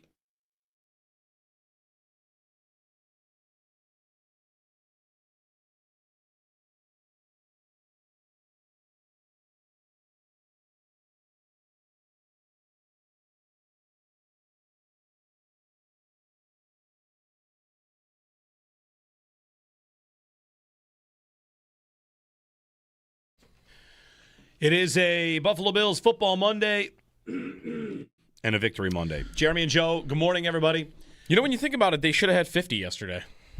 Bills? Yeah. Yeah, because Cook should have got in the end zone at least once more. That's and 45. Ty Johnson just fell down or slipped on another play where they kicked a field goal. So that adds 4 That's more 11 points. That's 4 to... Yeah, okay. 50. Should have been a 50 burger. Should have been a 50 burger. How mad are you? It wasn't a 50. No, I'm kidding. 803-0550 is a Victor Monday. And Football Monday brought to you by Northwest Bank. For what's next, get started at northwest.com. Sal, how'd your feet hold up? We got some snow accumulation on the field. I know you were wearing sneakers instead of boots. We thought snow globe. Were you all right out there? I was okay. Thanks for asking. I was kind of regretting a bit of the decision, but I don't love the boots to run around down there. But if it gets a little thick, you need them. And then actually, it was good, except for what happened was right near the corner one time. I was right near the corner of the end zone when I kind of turned to walk. There was some of the snow that was shoveled. My foot went into the snow, and that's when it got a little tough, right? But they have those big heaters on the sidelines, too, so at halftime I kind of made sure I dried off. I had those heated socks on as well, guys. Oh, so nice. That was good. So they were able to hold up. It was not a really bad weather game, obviously. You know, the wind, there was really no wind to speak of, and it wasn't frigidly cold. It was a snow globe game, and the footing was a little tougher, guys. As you said, you know, Ty Johnson early in the game slipped a little bit there and wound up falling. But I thought it was a all too eerily reminiscent of the divisional round playoff game a few years ago. Yeah. The way it started and the way it looked. And, of course, this time, gladly for the Bills, the result was different. Yeah, they had a lot more answers on offense this time and were able to throw the ball very, very well. Allen had a great game. Christian Benford and, you know, maybe like his all-time moment with the team for their top corner, who's really had a bounce back after, I don't know, Sally had a groin injury, was nursing earlier in the year, and maybe that just needed some time to get right because Benford is the reigning AFC Defensive Player of the Week, and he's got a good look at getting it back-to-back after the performance against Cincinnati. Yeah, I don't know. I haven't checked. You know, I was thinking about this. I wonder, did the Bills put anything out yesterday? Maybe, and I want to look and see because I was thinking back-to-back pick sixes in games, right? I mean, it couldn't happen very rare. One's a scoop and score, but yeah, defensive touchdowns. Oh, I'm sorry. You're right. Yeah. Back-to-back touchdowns by a defender in games. I'm sorry, back-to-back games. But, you know, I mean, it just he's made game-changing plays the last 2 weeks to flip the lead. Yeah. Right? I mean, the Bills were down last week. He has the scoop and score. They were down this week. He has the interception, takes it to the house. And then on top of that, guys, he's just playing corner at an elite level right now. You know, I mean, I don't know if you saw the stats. Elena Getzenberg, my colleague who works with ESPN.com, she put out the stat last night per Next Gen Stats. Benford was matched up 16 times against Jamar Chase. Now, one of those is the pick six because he's matched up on him there, right? He's not in coverage after the play, but he's matched up. So he's matched up 16 times. 2 targets, 0 receptions, a pick six. One of my arrows up was the Bills' defense of Jamar Chase overall. Guys, he had 5 catches for 44 yards. They were manufacturing ways to get Jamar Chase the ball. That's pretty incredible. That's awesome, but Christian Benford's playing at an elite level right now, and that really allows the Bills to be able to have Max Harrison and Trey White, do what they're doing right now. There was a 60-40 split in snaps yesterday, and you can, when you have one guy there that can do that, you can really kind of go in and game plan so much differently against teams. Yeah, did it feel like, Sal, that maybe the Bills were willing, like there's certain trade-offs you have to make against the Bengals? They did not maybe make that with the run, or maybe they just did a really good job of stopping especially Chase Brown in this game. But there was a lot of one-on-one against T. Higgins, and maybe the Bills just thought that's the medicine we have to take. We'd rather, if we could take Chase out of this game and live with Higgins once in a while, then maybe that's the formula. Yeah, when you say Chase, by the way, I'll add Chase Brown because I do think they concentrate on the run. I think the run was the key. The run was really key in this game to take care of that, Joe. They were good against it, but Chase Brown had over 500 yards rushing over his last 6 games. He had been averaging 5.8 yards a carry over his last 6 games. He had less than 2 yards a carry in this game. The Bills held him to 23 yards. The Bills shut down the run in this game. And I don't think, again, we're going to go back to what we've said for a while here. I don't think it's a coincidence that Shaq Thompson played 100% of the snaps in the middle of the defense, and this is happening. I mean, he's a good run defender. This defense has changed against the run with him, and it started there, Joe. It started there. They had to do that. And then when it came to, yes, how are you going to defend all these guys? The Bills played a ton of nickel and dime, and I know Cam Lewis had a tough game. Cam Lewis struggled. This was a really bad matchup for Cam Lewis because give the Bengals credit. I know you're watching the game at home. You're like, oh, my God, Cam Lewis. Listen, he's the smallest defender on the field, and the Bengals said, we're just going to take our biggest guys and go at you. And that's a tough matchup for him, and that's not an excuse. It's just that's something the Bills are going to have to deal with going forward and have to figure out personnel-wise because you're right. Whether it was T. Higgins or Mike Gesicki or even Samaje Perine out of the backfield who's going 50 pounds heavier than Cam Lewis, they were targeting Bills' smaller defensive backs with those wide receivers, with those bigger guys. T. Higgins was one of them, and then T. Higgins one-on-one against Tre'Davious White makes a great catch on that as well. So, yeah, you're right, Joe. I think it's like, you know what? We're just not going to let Jamar Chase beat us in this game. Sal Capaccio joining us here on the Western Hotline, looking back at the Bills' win over the Cincinnati Bengals. ESPN running the highlights right now. We just saw the back-to-back interceptions from the defense. Sal, it's a game where, for anybody that talks about second half adjustments, the Bills defense definitely played differently in the second half in the way that they were trying to attack Joe Burrow. They blitzed more. They got up on the receivers quite a bit more. Like there was a big change from half one to half two, and it made a big difference in how they played. For sure. And you could look at it one of two ways again, which is, I mean, obviously the really positive part is here we go again with the Bills doing a really good job in the second half. How many times have we said that this year? That's happened a lot. The Atlanta game that happened, right? Again, you could pick out a few games, but did you guys see the stat yesterday? I didn't see it. Someone pointed out to me. We said it on the broadcast. I don't have it with me, but Bills' second half scoring this year, they're just so much better than their opponent in the second half this year overall. And that goes to coaching, and that goes to adjustments, and that goes to seeing, figuring out what they're doing against you and how you want to counter. But obviously the negative to that is you need to start the game a little bit better. You need to start the game faster. You can't put yourself in that position.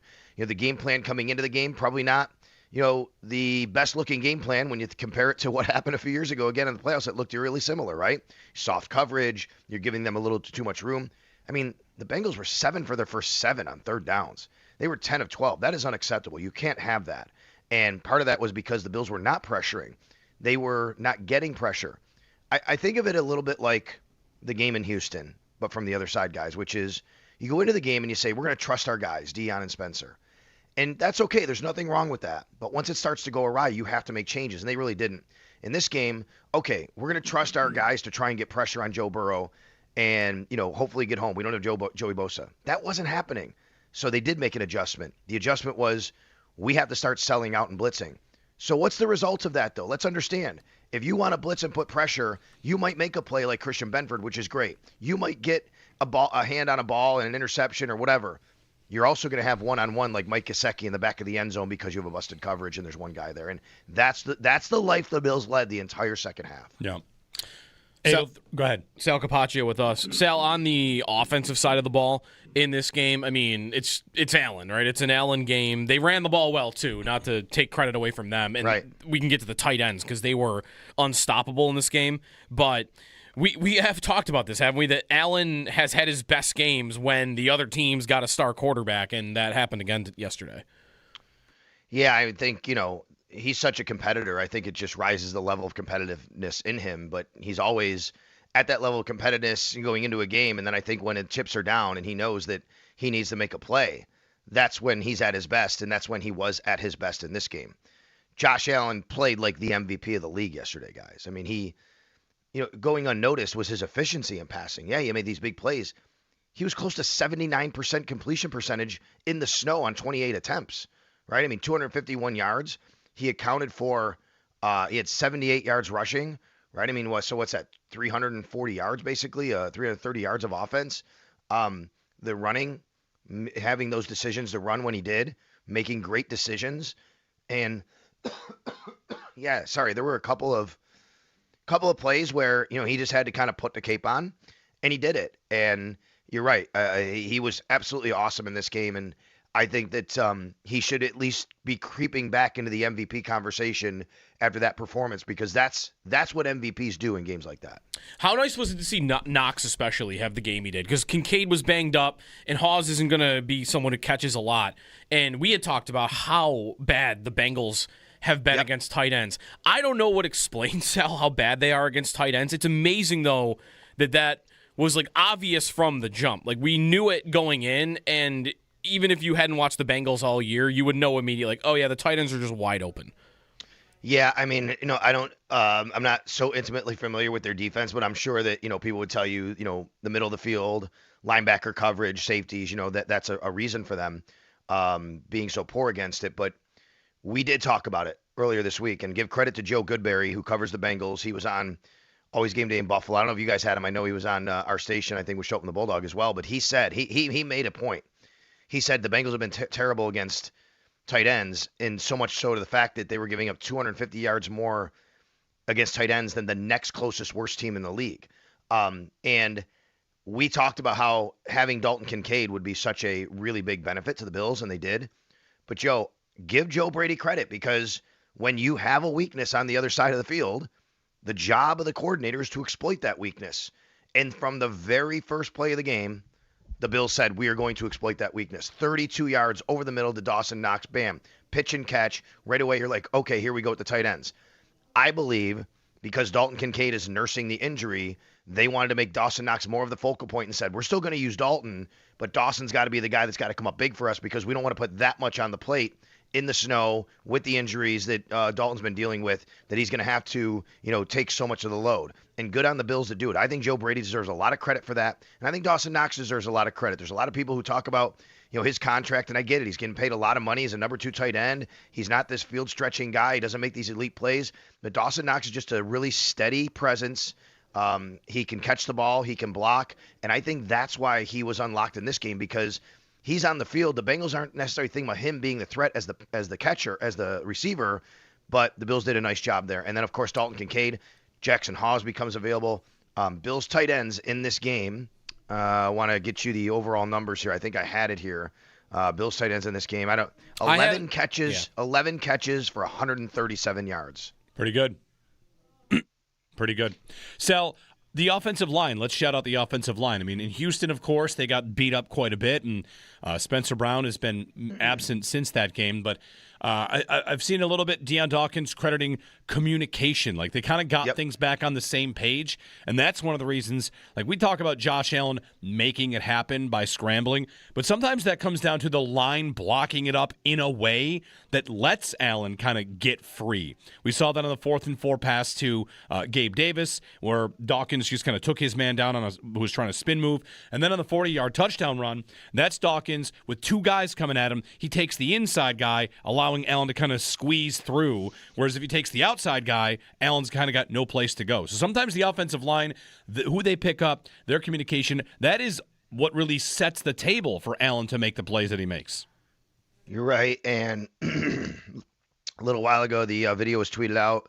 This was a really critical play. Obviously, it's the 40-yard run, Josh Allen for a touchdown. And what happens on this play is there's a blitzer coming for the Bengals, and Eric Wood made a great point on the broadcast about the play Deion made. So I made sure to ask Deion about it in the locker room, and he gave all the credit to David Edwards. And if you want to see the play, go watch Brian Baldinger's breakdown. I quote tweeted it with what Deion said about David Edwards.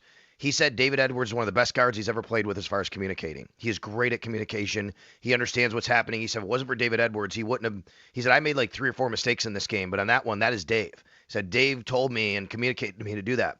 I want to make the point here, guys. This is why, even though you look at the playoff field and say, okay, you can go to Pittsburgh, you can go to Houston, whatever. You don't really want to go to Houston, I guess, the way their defense is. But the point is, this is why home and road matters.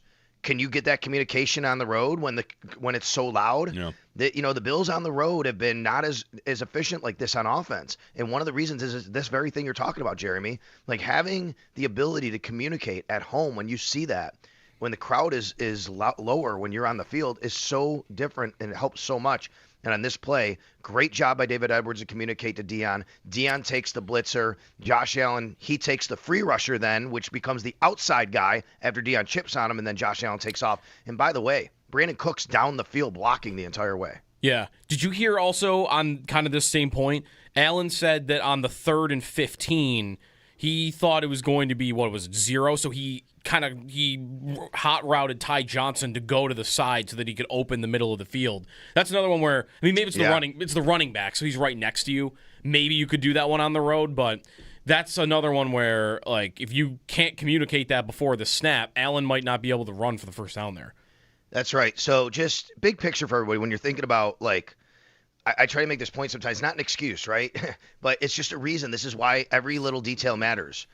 When you're on the road, getting out of the huddle a little bit quicker, and then being able to make those checks at the line of scrimmage and being able to hear, it's really tough, and you got to be able to do it. When you're at home, even if you get out of the huddle a little bit later, you don't want to do it. At least you can communicate a little bit. You can have that happen, and yeah, that's a big difference in the game. And that was a difference being at home in this game versus some of the times like in Houston on the road.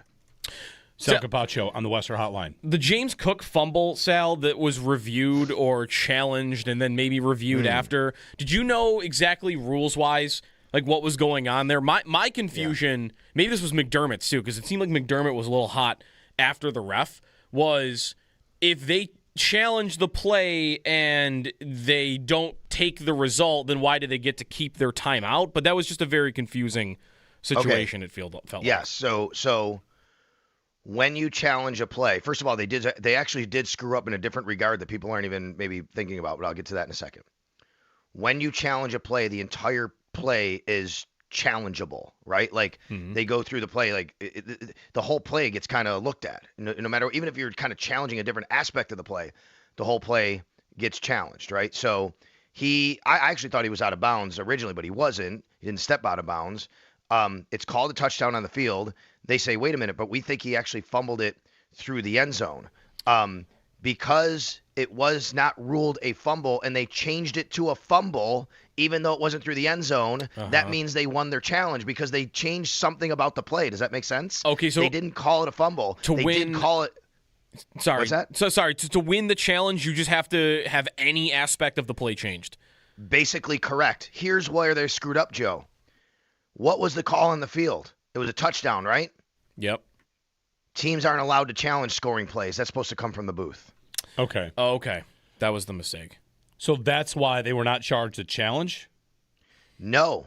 They were not charged a challenge because they reversed something about the call. Right, even though it wasn't maybe what they were looking for. It wasn't exactly what they said. If you change something about the play, the challenge is upheld. Does that mean? Like, yes. But by that same logic, because that's interesting, because since he challenged the Chase Brown touchdown catch earlier in the game, we were in the booth thinking that would get changed to incomplete. I thought the same thing, yes. So they would have won that challenge, too, technically, if it was ruled incomplete, I guess. I guess so. They would have said, okay, Stinson keeps their challenge, but they get an incomplete pass. Yeah. I thought so, too. That should have been incomplete. I mean, the NFL is just It's wild. You guys saw the Baltimore catch, no catch, right? Yes, where Isaiah Likely gets called for not completing the act of making a catch. He got 2 feet down. The ball gets knocked out on the third. Sal, I thought the act he was making was holding the ball out, preventing it from getting knocked out. He has 2 feet on the ground in the end zone right and now. Complete control of the ball. Yes. Right. So if you tell me, well, he's got to make a move. Okay, what are we doing on sidelines then? You saying we can't toe tap? Right. Because what there's no extra move on the sidelines, right? Right. Like you get your 2 feet down. And then I want to relate it to the other play we just talked about. So think about the dichotomy of these two plays in the end zone. One, the guy clearly has 2 feet down before it's ripped out. The other, he catches it, even though he goes to the ground and drops it, they still count it. That's a good point. If Likely had been on the sidelines, it would have probably been upheld as a touchdown. 100%. Which is very backwards. Did you see, quick on this, last night, the assisted replay snafu they had, where the Texans were short and it was a 4th and 1, and then assisted replay ruled it a first, and Andy Reid challenged it, and they wouldn't let him challenge it because then they went back and said assisted replay was wrong. They assisted replay, it might have been a tough day overall for officials. Oh, yeah. Couple that you want to get? I don't think we had any injuries on the sidelines. The Barnstorm injury report. Let's do it all about T. Higgins, Sal. Yeah. I don't know if you were as in tune with it. Oh, you're on the Bills sideline. Jeremy, I was like one of the closest people on the field to when that happened. I'll tell you about it, but go ahead. I cannot believe he kept coming back in the game. I thought it was sickening. So he goes up, and I couldn't believe he caught the ball, first of all. He actually caught the ball on the sidelines. The sound of his head hitting the turf, just like everybody in our area was like, oh man, like you heard it. And then he sat up, and I knew right away, I'm like, oh, is he okay? And you know it's T. Higgins, he just came out of protocol. He sat up, and the minute he sits up, he doesn't get up, he's not okay. And then, guys, I don't know if the TV saw this, he immediately pointed to his head. He pointed to his head. Oh. Yeah, no, the TV did not. I didn't see that on TV. And I mean, I'm standing right there, and I'm like, oh my, he just pointed to his head like he knows. They come over, they talk to him, goes off the field, and then a little bit later, I'm like, what's going on with him? And look over, he's got his helmet on, ready to come back in. Yeah. And then he hit it again later, I think. I think he hit it later, and immediately he dropped the ball when he hit the ground. He grabbed his head and rolled over, and they didn't take him off the field. And Sal, I don't know if you might not have caught this. On the CBS broadcast, they said that he was taking a little bit of extra time coming out of the tunnel at halftime for further evaluation. I thought, okay, cooler heads have prevailed. They're going to keep him back there. And then he came out again. Crazy. Yeah. I'm with you guys. It was a tough scene, no doubt. So how does it? It's an independent third party spotter and evaluator who decides based on baseline testing for a player in that scenario.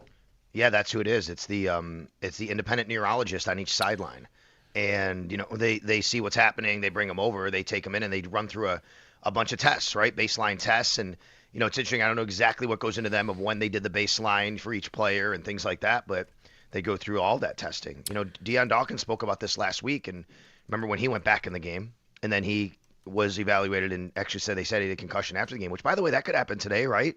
I mean, that's had happened to Deion after the Houston game. And Deion, when he was finally cleared, he said it was really tough to go through the protocol and the baseline. He had never done that before. And, so they do have some strict rules about that, but you would have liked to have seen them. It at least feels from the outside, without being a medical doctor, obviously, feels from the outside that, you would have liked to have seen them take a little bit more of a different approach there after what happened, because I'm telling you, his head hit that turf so hard. We were all on the sidelines going, man, that was tough. And I saw him just point to his head immediately. They might have shown it on TV, actually, I'm seeing now. And then very quickly, Sal, I know we've gone late here, but you tweeted out the snap counts, and you led with this in your tweet. The receiver room is pretty interesting, where Coleman, he might be back on the field getting a jersey, but he's definitely not playing the role he was at the beginning of the season, at least in terms of volume. Yeah, I'm wondering what happens when Josh Palmer's healthy, to be honest with you. Is Keon Coleman, I mean, how often is he on the field? Right now, they're rolling with the guys they have. Josh Palmer's not playing, and he's going to be a part of the offense, you'd think. And the reason why I think it's notable, and I pointed out, is it's not just Keon Coleman being the last guy on the depth chart, so to speak, as far as snap counts. Look who's number one. It's Gabe Davis. Gabe Davis had led the Bills in wide receiver snap counts in this game. He was on the field 58%. 37 snaps. Shavers, 36 snaps. You have to go all the way down to 18 snaps for Keon Coleman. And oh, by the way, how about AJ Epinesa? 82%. That guys, he had never had 82% in his career. Yeah. With a foot injury he had picked up earlier in the week, too. Yeah, that's right. That's right. They missed Joey Bosa yesterday, though. They could not get a pass rush, and it's going to be – they're going to have to figure out a better way to be able to get to Drake May next week, that's for sure. Big test this week against the Patriots, and, of course, like we'll be eager to see what happens. Thank you, Sal. You got it. Sal Capaccio, part of Buffalo Bills Football Monday, Victory Monday, brought to you by Northwest Bank. For what's next, get started at northwest.com. We'll get more of your calls in. Mo, Dennis, stick with us. We'll get to your calls on the Bills win over Cincinnati, 39-34, a big one for the Bills to get that one. Cincinnati, not dead. A lot of teams are not quite dead, but really in big trouble, and the Bills are not one of those teams. And next week, well, the division could reopen up or close down fully. 803-0550, Jeremy and Joe on a Buffalo Bills Football Monday. Here's the Bills snap. and Bengals, Back to and pass. a game Pressure that coming. had Pass is the batted out of single the air. biggest Intercepted by play Epinesa. to swing Dropped at the win probability 29-yard line. that wasn't in the final 2 minutes in a decade. For the Bills or in the NFL? For the Bills. For the Bills? No, in the NFL. The Benford pick is the biggest win percentage swing. Wow. Not in the final 2 minutes in 10 years. They're up a score at that point, and there's 5 minutes left on the clock, give or take, around there. It's late in the fourth quarter. I mean, it was stunning when he caught the ball. Yep. And caught it clean, right? Like, I don't think he scores if he doesn't catch it clean. Because Burrow is there, and he does have to break a tackle. And even if Burrow doesn't make the tackle, but he wraps him a little bit more and gives Chase an extra second to get there, like not just getting the pick, but scoring that quickly was big. I mean, because there were a lot of points down the stretch, and you didn't know how much time the Bengals were going to need to go drive down and do another drive. So, I mean, him to catch it clean was maybe the most impressive part of that play. I couldn't believe he did that. I also couldn't believe he outran Chase. I thought for sure he was getting caught from behind. I just can't. I watched it 1,000 times to try and figure out what Joe Burrow did with the football. He tried to loft it over. He tried to, right? but he slipped and he shot put at it. It definitely did not look like a clean spin. Maybe he was Burrow. trying to pull it back because he saw Benford there. Maybe. And by the time it was too late. How about Benford on the play said the technique is to not jump. I'm not supposed to jump. Not supposed to jump. He said I'm not supposed to jump. But probably because then the quarterback can pump fake and run around you? Yes, you take yourself out of the play. Yes, not supposed to jump, but I jumped. What about if it's Burrow with a foot injury? Right. Maybe then you jump. And he did jump. But, I mean, just absolute scenes at the stadium and reminiscent of kind of like a Taron Johnson pick six vibe. Yeah. The difference, of course, is for the Taron Johnson pick six, the Bills are already winning.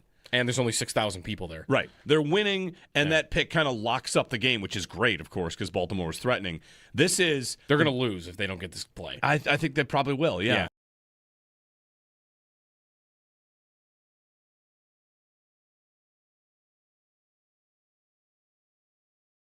I think it is... It's his year in just that all the other bad guys are not going to make it. Right?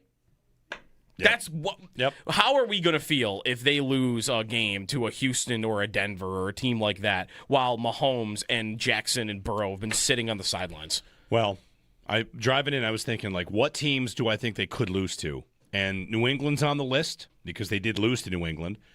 Houston's on the list. Houston. Kansas City was on my list. That's why I wanted Houston to win last night.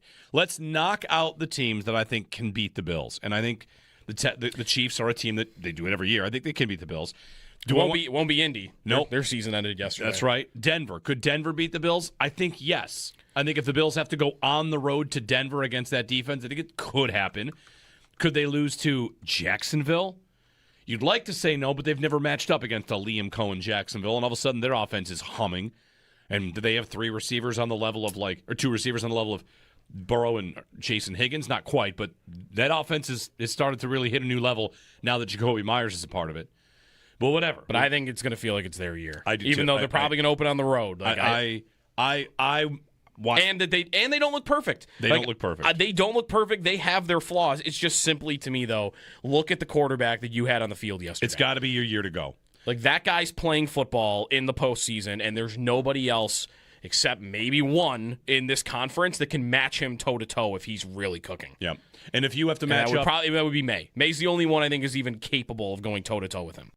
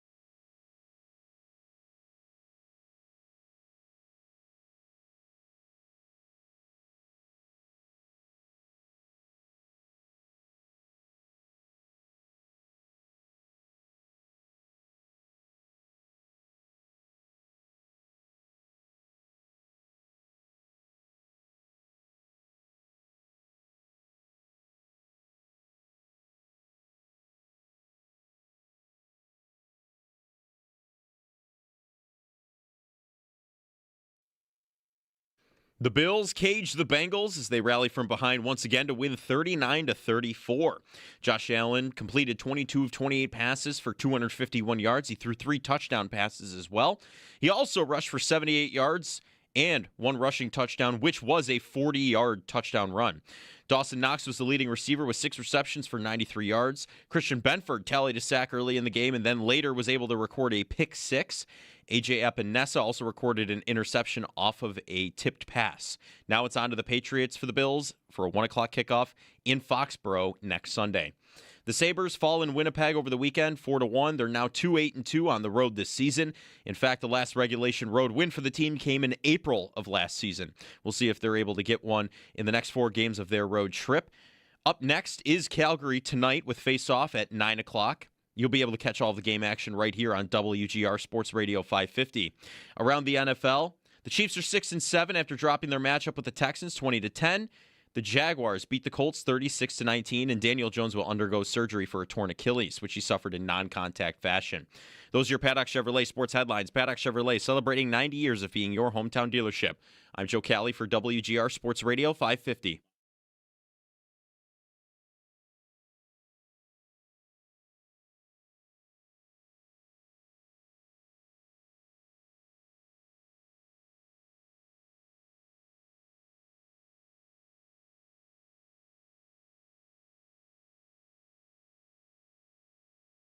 Here's the snap. Back to pass. Nobody open. Pumps. Looking right. Fires. And wide open in the end zone is Jackson Hawes. And it's Snow Angel time in the end zone for Buffalo. One of the highlights of the game brought to you by Northland Workforce Training Center. Train for what's next. It is Buffalo Bills Football Monday, a Victory Monday. We'll get some calls in here at 803-0550. If you watched the Chiefs and Texans last night, quick recap. Here's the people's recap, if you will. I don't know if I'm The Rock making the people's recap, but either way, it's Chiefs and Texans. The Texans are up. You got to give Joe a second to get the Rock's music. Yeah, I'm just kidding. The Texans are up 10-0. The Chiefs make it 10-10. Yeah, and then back and forth. The defenses were so dominant in this game. The Chiefs' defense was chewing up the Texans' offensive line, and C.J. Stroud looked like he was lost. Yep. He was never going to score a point ever again. Meanwhile, Patrick Mahomes was in the blender, too, because Houston's defense, they can get after the quarterback, and they also smash in the secondary, and they beat up the Chiefs. So in this game, there's a 4th down for the Chiefs in their own territory in a tie game. It is 10-10. And I guess this is a spot where you'd say, if you are numbers, analytics, trust the numbers. The numbers did say to go for it. And if you are someone that respects that, I'll just say what I thought here, Joe. I thought I respect that. I agree with that. I understand that an awful lot. But what happened was they went for it, and they should have absolutely punted. It was a 4th and 1 at their own 31 in a game in which, if you watched it for 5 minutes or 20 minutes, if you had punted to C.J. Stroud and the Texans, there is no chance they were going to move the ball down the field and score against you. Instead, 4th and 1, they get stopped. It's Texans ball in field goal range. They pick up a 1st down. Then they'd run it down the Chiefs' throat and into the end zone. And Collinsworth said, that's a spot where your defense feels so good about itself, and you give them a short field where they kind of can't win. All right. And they broke. And you lose 20-10 after an interception and a field goal. I thought it was a massive mistake from Andy Reid. I love the numbers. I trust them a lot. I'm go for it all the time. That was, to me, a game watching. Fine. I would tell you, gutalytics here, buddy. Andy Reid, you should have kicked. My biggest problem is that there are still teams in the league like Kansas City, because I don't mind going for it. I probably would have gone for it, but well, maybe it depends. What's my play call? Yeah, you don't have I want to know push? if I'm the head coach. I want to know what you're calling before I decide whether I'm going for it. And if he's calling what he did, which is what, like a mesh play? Yep. He just drop back and it's like a standard pass play on 4th and 1. Throw it to Rice, have Mahomes in the pocket too long. If you're a team that is going to 4th and 1 and you do not have a good sneak play, I don't know what you've been waiting for. Right. You've had years of watching other teams be able to do it. Chicago was this yesterday. Chicago on 4th and 1 for the game, and they're doing a rollout. Like, just find a play. Sometimes it doesn't even have to be your quarterback. Give it to Colston Loveland. Right, somebody. I can't believe these teams are still not doing it. To be fair, though, I haven't seen the Bills do it in a while. They handed the ball off to Cook yesterday at, I think, the 2. Like, the Bills, I'll have to look, but I've noticed a few times in the last couple of games where they've had a 1-yard situation, and they are not. I think it was 3 games ago, maybe it was the last time they did it with Allen. And maybe they're trying to get him through the rest of the regular season healthy, and they don't want to take any extra hit. Like, because I'd imagine come playoff time, when it's time to run a 4th and 1, the Bills are going to run a sneak. Or Josh Allen's just going to call that play, like, give it to me. But the Chiefs don't even have it. Right. Mo in New Jersey. Hey, Mo, good morning. Hey, good morning, guys. Happy Victory Monday. Happy Victory. Yeah, thank you. So I was actually at the game yesterday, and I try to go at least one game a year. One thing I want to say is I haven't seen the progress in person for the new stadium since last season. The new stadium looks great. I can't wait for it to be open. And I'm glad that after yesterday's game, I'm actually glad it's not a dome. Because the atmosphere, Amen. So the atmosphere in that stadium was incredible yesterday. Now, and I didn't mean to cut you off. I'm so sorry, but that whole game up until the Benford interception, it was like a Morgan there almost, right? There's a lot of exciting plays, but then everybody's complaining about Sean McDermott and the defense. But in every game I've ever been to, and I'm sure there have been others, I have never felt or heard this stadium get louder than that pick six because nobody saw it coming. And I personally think Burrow decided to throw that on his own. I thought that was a run, and he may have checks like to a pass on his own, because he's like almost like a chest pass. That's what it looked like from my vantage point. And I didn't get the opportunity to see the replays of it because I was in the stadium, obviously. But that was so exciting. And I tell you, that got the blood flowing back to my body. Like my toes were starting to get like a little cold at that point. Started jumping up and down, going nuts, going crazy. It was honestly one of the most exciting plays I've ever seen in my life. And I'm happy that it happened. I'm glad we won. Now it gets me even more excited for next week to play the Patriots, because now this is when you finally, this is December, this is when we finally realize what kind of a team we have. And I'm glad we won, and go Bills. Yeah, thanks, Mo. Listen, the Bills could win, and that would be great and impressive. Like back-to-back wins over Burrow and May would, hey, who can't you beat? These offenses, these quarterbacks are among the best. I do think Drake May is among the best. We'll see if he can do something against the Bills this week. That said, I feel like I know who the Bills are, and we'll see in the playoffs if they get their best, if they stay healthy, if they can make enough plays on defense. Being upset at the defense, there are years where the defense lets them down the postseason and you're mad, and maybe this is the defense they bring to the postseason. Maybe Bosa's back. Maybe Ed Oliver is back. I thought about Ed Oliver yesterday watching Chris Jones rip apart the inside of the Houston Texans offensive line, because right now I don't have anybody that can do that. And could Ed Oliver do that? He was having a great year. In the 2 games he played. Yeah, right. He was great in both. Wrecking games from the inside. And do I get my potential game wrecker for the playoffs? Because I might need him against Houston. Houston's defense is nasty. Can I beat them 10-3? Yeah. I might take that. You know what's amazing? On the year, so Ed Oliver is tied for second on the team in sacks this year. He's played 3 games. He had 3 sacks in 3 games. Bosa had 5 in 12, and Rousseau has 3 in 13. He's tied with Rousseau. And Oliver has 3. He's tied with Rousseau. He's tied with Rousseau. He was amazing. And also, real quick, I talked to someone yesterday that had been to the new stadium earlier in the day, and it's like you will believe it, because I know that the grass is heated. But if you don't know that, you might think that the new stadium would look like it did yesterday on the field. The grass was totally green. Like totally green. Right. You would see the snow falling, but it would melt on the field, but it would have melted. So they wouldn't have been running on snow like they were yesterday. And in the stands, you didn't have anything on the seats. Right. So it'd be like a snow globe kind of game without the playing surface without the game being affected by it, and without the fans really having it, which I think is exactly what they were going for. Yeah. Which, to a point, I might miss that. The snow on the field? The snow. I think they can control that, so if they want to keep it. No, I mean the snow falling on me. Oh. I mean, there's some days where it's miserable, cold snow, or wet, rainy, windy snow. Yesterday is the perfect atmosphere. And I guess if you want your fill of that, you can just tailgate. All right, next level renovations, when they renovate in 25 years, every fan gets their own button where they get to decide if the snow falls on them individually.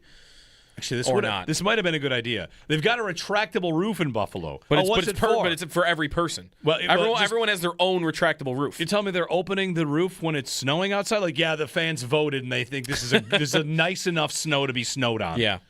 All right, Dennis in Lockport before the break. Hey, Dennis. Hey, guys. Great show. Happy Victory Monday. Couple questions for you guys. You think McDermott's going to have a sit-down with James Cook? That fumble, to do it once is one thing. To go back and do it again for almost exactly the same way, trying to reach out and put that ball out there, is kind of getting risky, especially when points are important to us. And then the other thing I was going to ask you guys, if you've heard or maybe Salah said anything to you guys, I noticed on, I think this site is called Heavy on Bills, they have an injury report. And they showed Strong and Harmon getting ready to come back. I was wondering, what do you guys know about that? Who do we see coming back in the next couple weeks? They're gonna, Strong and who? Harmon. Who's Harmon? I don't know who you what is it? The guy we got from Kansas City. Hardman. Yeah, sorry. I don't know anything about Dorian Strong coming back. The Bills have not indicated anything progress there. Maybe that's happening. I have no idea. I probably don't think he would play anyway if he even was back. But he had a neck injury, so I wouldn't be counting on it. And Hardman, it's IR, so he's got, 2 more games to sit on that. So I could see them bringing him back as the returner. Sure. 803-0550, your phone number. It's Buffalo Bills Victory Monday. Give us a ring. Let us know what you think about it. I'm looking at the Dolphins' chances and trying to dig into why they are like less than 1% chance to make it. Because if they got to 10-7, even though they're tied with Baltimore in the standings and tied with the Chiefs in the standings, and I've kind of figured it out. Like, along the way here, the Chiefs will play the Titans, and that will hurt Miami. Every Bills win hurts Miami's chances a little bit. They are 6-7, but no, they are not going to make the playoffs. Jeremy and Joe, it's Victory Monday on WGR. Here's the snap, back to pass, blitz coming off the corner, and they've got him! Christian Benford came screaming off the edge. Joe Burrow never saw him.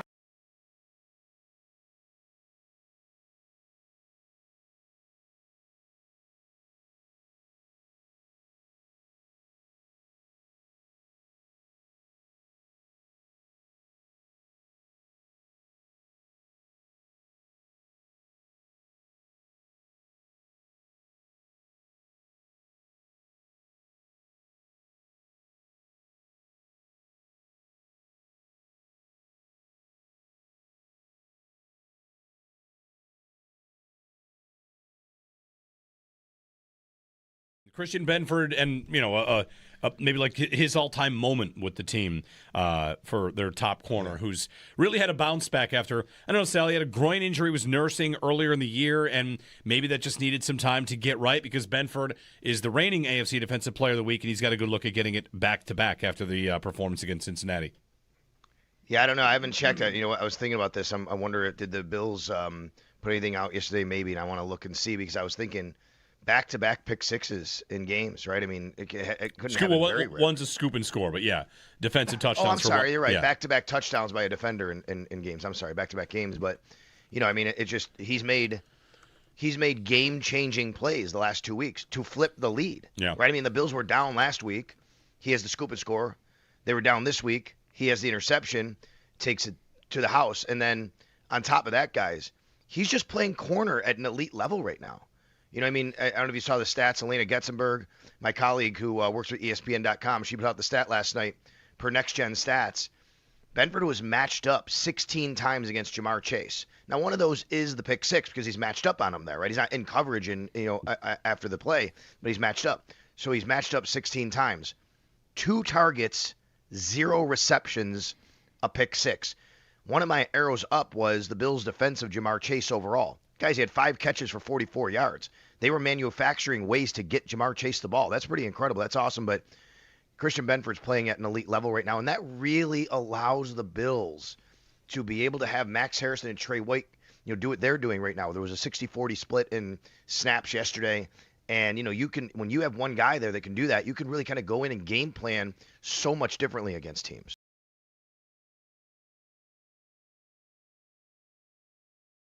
Sal Capaccio with us. Sal, on the offensive side of the ball in this game, I mean, it's Allen, right? It's an Allen game. They ran the ball well, too, not to take credit away from them. And we can get to the tight ends because they were unstoppable in this game.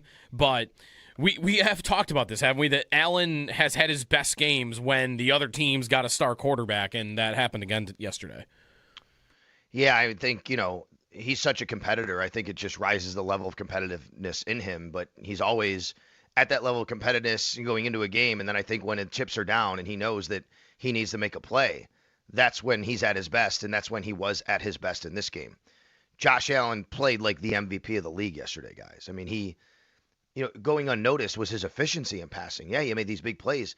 He was close to 79% completion percentage in the snow on 28 attempts, right? I mean, 251 yards. He accounted for, he had 78 yards rushing, right? I mean, what's that? 340 yards, basically, 330 yards of offense. The running, having those decisions to run when he did, making great decisions.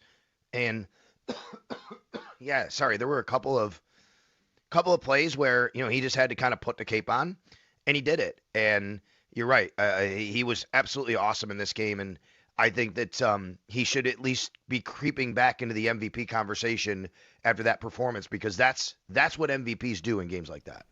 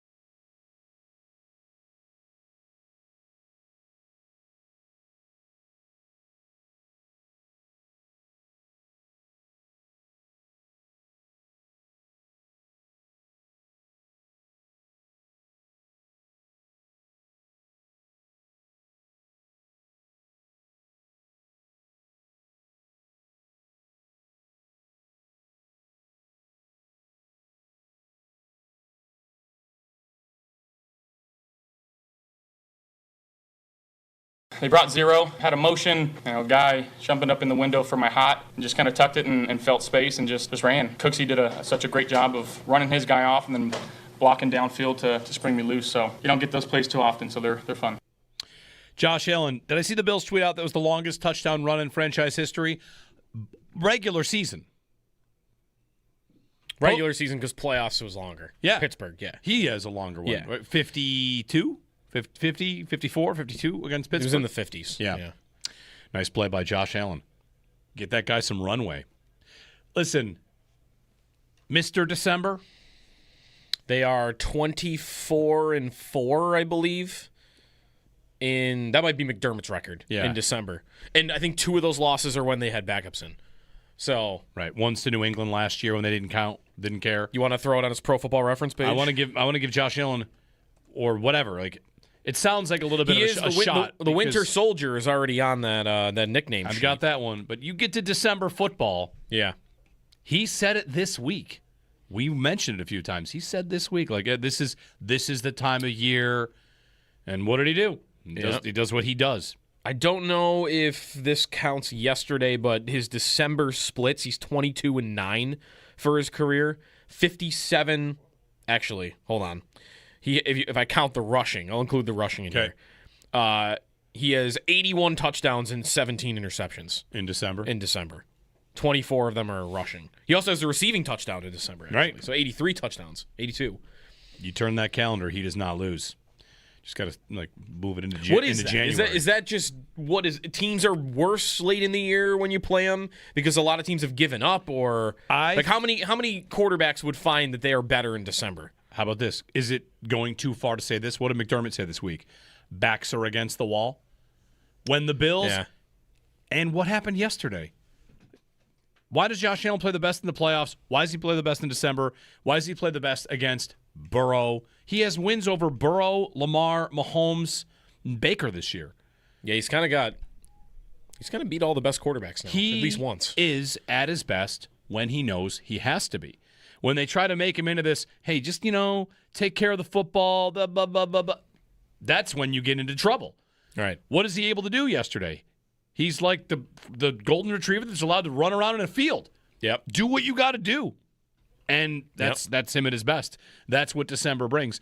For him to say, this is the time of year, and McDermott to say, our backs are against the wall, they probably felt that. That 40-yard touchdown run, he's feeling that. They're losing at home to Cincinnati. Do something. All right, I'll run it for 40 yards. 803-0550. 3rd and 15, what are we going to do here? I'll run it. Call his own number. I'll take it. He's incredible. He's just an incredible player. And December is also like the time of year I feel like we at least I do, just feel like I'm honored to be watching it. Can you imagine playing against him? Can you imagine think about that in your experience. You think it's tough being a Bills fan. Think for a second what it would be like to play against this man. Routinely. You're like, what is this? What is he doing now? That doesn't even make sense. He just ran for 3rd and 15 and it wasn't even close. You'd be furious all the time trying to play against him. All right, we'll get a break in. It's Buffalo Bills Football Monday. Victory Monday here on WGR.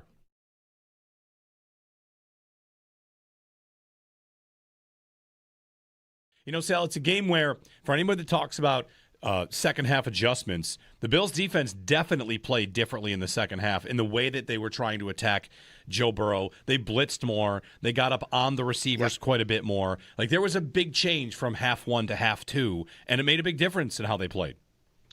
For sure. And you could look at it one of two ways again, which is, obviously the really positive part is here we go again with the Bills doing a really good job in the second half. How many times have we said that this year? That's happened a lot. The Atlanta game that happened, right? Again, you can pick out a few games, but did you guys see the stat yesterday? I didn't see it. Someone pointed out to me. We said it on the broadcast. I don't have it with me, but Bills' second half scoring this year, they're just so much better than their opponent in the second half this year overall. And that goes to coaching, and that goes to adjustments, and that goes to seeing, figuring out what they're doing against you and how you want to counter. But obviously the negative of that is you need to start the game a little bit better. You need to start the game faster. You can't put yourself in that position. The game plan coming into the game, probably not the best looking game plan when you compare it to what happened a few years ago. Again, in the playoffs, it looked really similar, right? Soft coverage. You're giving them a little too much room. I mean, the Bengals were 7 for their first 7 on third downs. They were 10 of 12. That is unacceptable. You can't have that. And part of that was because the Bills were not pressuring. They were not getting pressure.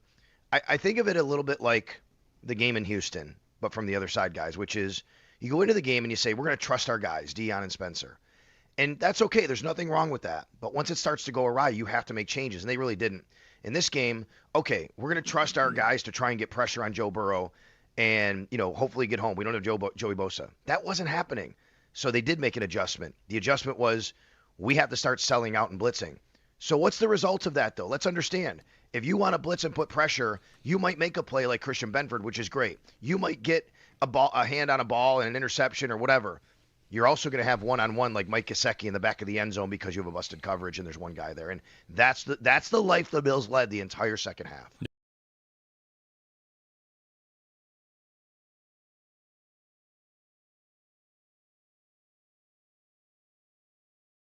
Did they have a bad day on defense, would you say? They had a tough day. Here's what I would say about the defense. Can we acknowledge that in addition to Burrow carving them up, they got really incredible catches. Multiple incredible catches. The Bengals did. Yes. Yeah, and Higgins had 2. Chase Brown's catch was an incredible catch from a running back diving to the sideline. You could also argue it was incomplete. You could. I thought it was incomplete. Yeah, I thought they was going to be reversed. Gesicki had an incredible catch on a third down. Yeah. Like just past, was it Taron Johnson maybe in coverage? And they were like wrestling forward on the ground. It was, to me, it reminded me of the Ram game. When the Bills lost to the Rams and gave up 44, and Stafford picked them apart. Puka made like 4 or 5 incredible catches. Yeah. So, sure, there were some breakdowns. There were some mistakes. There were some times where you maybe give them too much of a cushion because you're afraid of slipping and falling. But I thought they forced Cincinnati into high-level pitch and catch in order to beat them. And, of course, like they did. And there were a lot of third downs. And they kept going after... It was the third downs that was killing them. They kept going after Cam Lewis, Taron Johnson, Trey White. That was it. Right. Like that. Let's just throw it to these guys. Because I thought for not having any semblance of a pass rush at all, they, I think, did about as good as they could have done. Could they have done better with what they had at their disposal yesterday? Nobody was getting near Burrow. No. Except when, and this is maybe where, I guess Babbage deserves credit because McDermott did say that he was the one who called these plays in the press conference, because otherwise we're usually just guessing at who's calling plays. Or usually I think it's when McDermott's wearing glasses, we think he's calling plays. But he wasn't. So those blitzes by Benford, it wasn't just the pick. He got one at the end of the half that was pretty big to push the Bengals back to midfield when they were driving down the field. It was a huge play. Yeah. So that possession, a punt. That possession feels massitive. Right. Like, is it about to be 24-11? Is it about to be 31, whatever, 28-11 at half? I mean, yeah, that was a huge play. What they did at least is they didn't let the Bengals do whatever they wanted.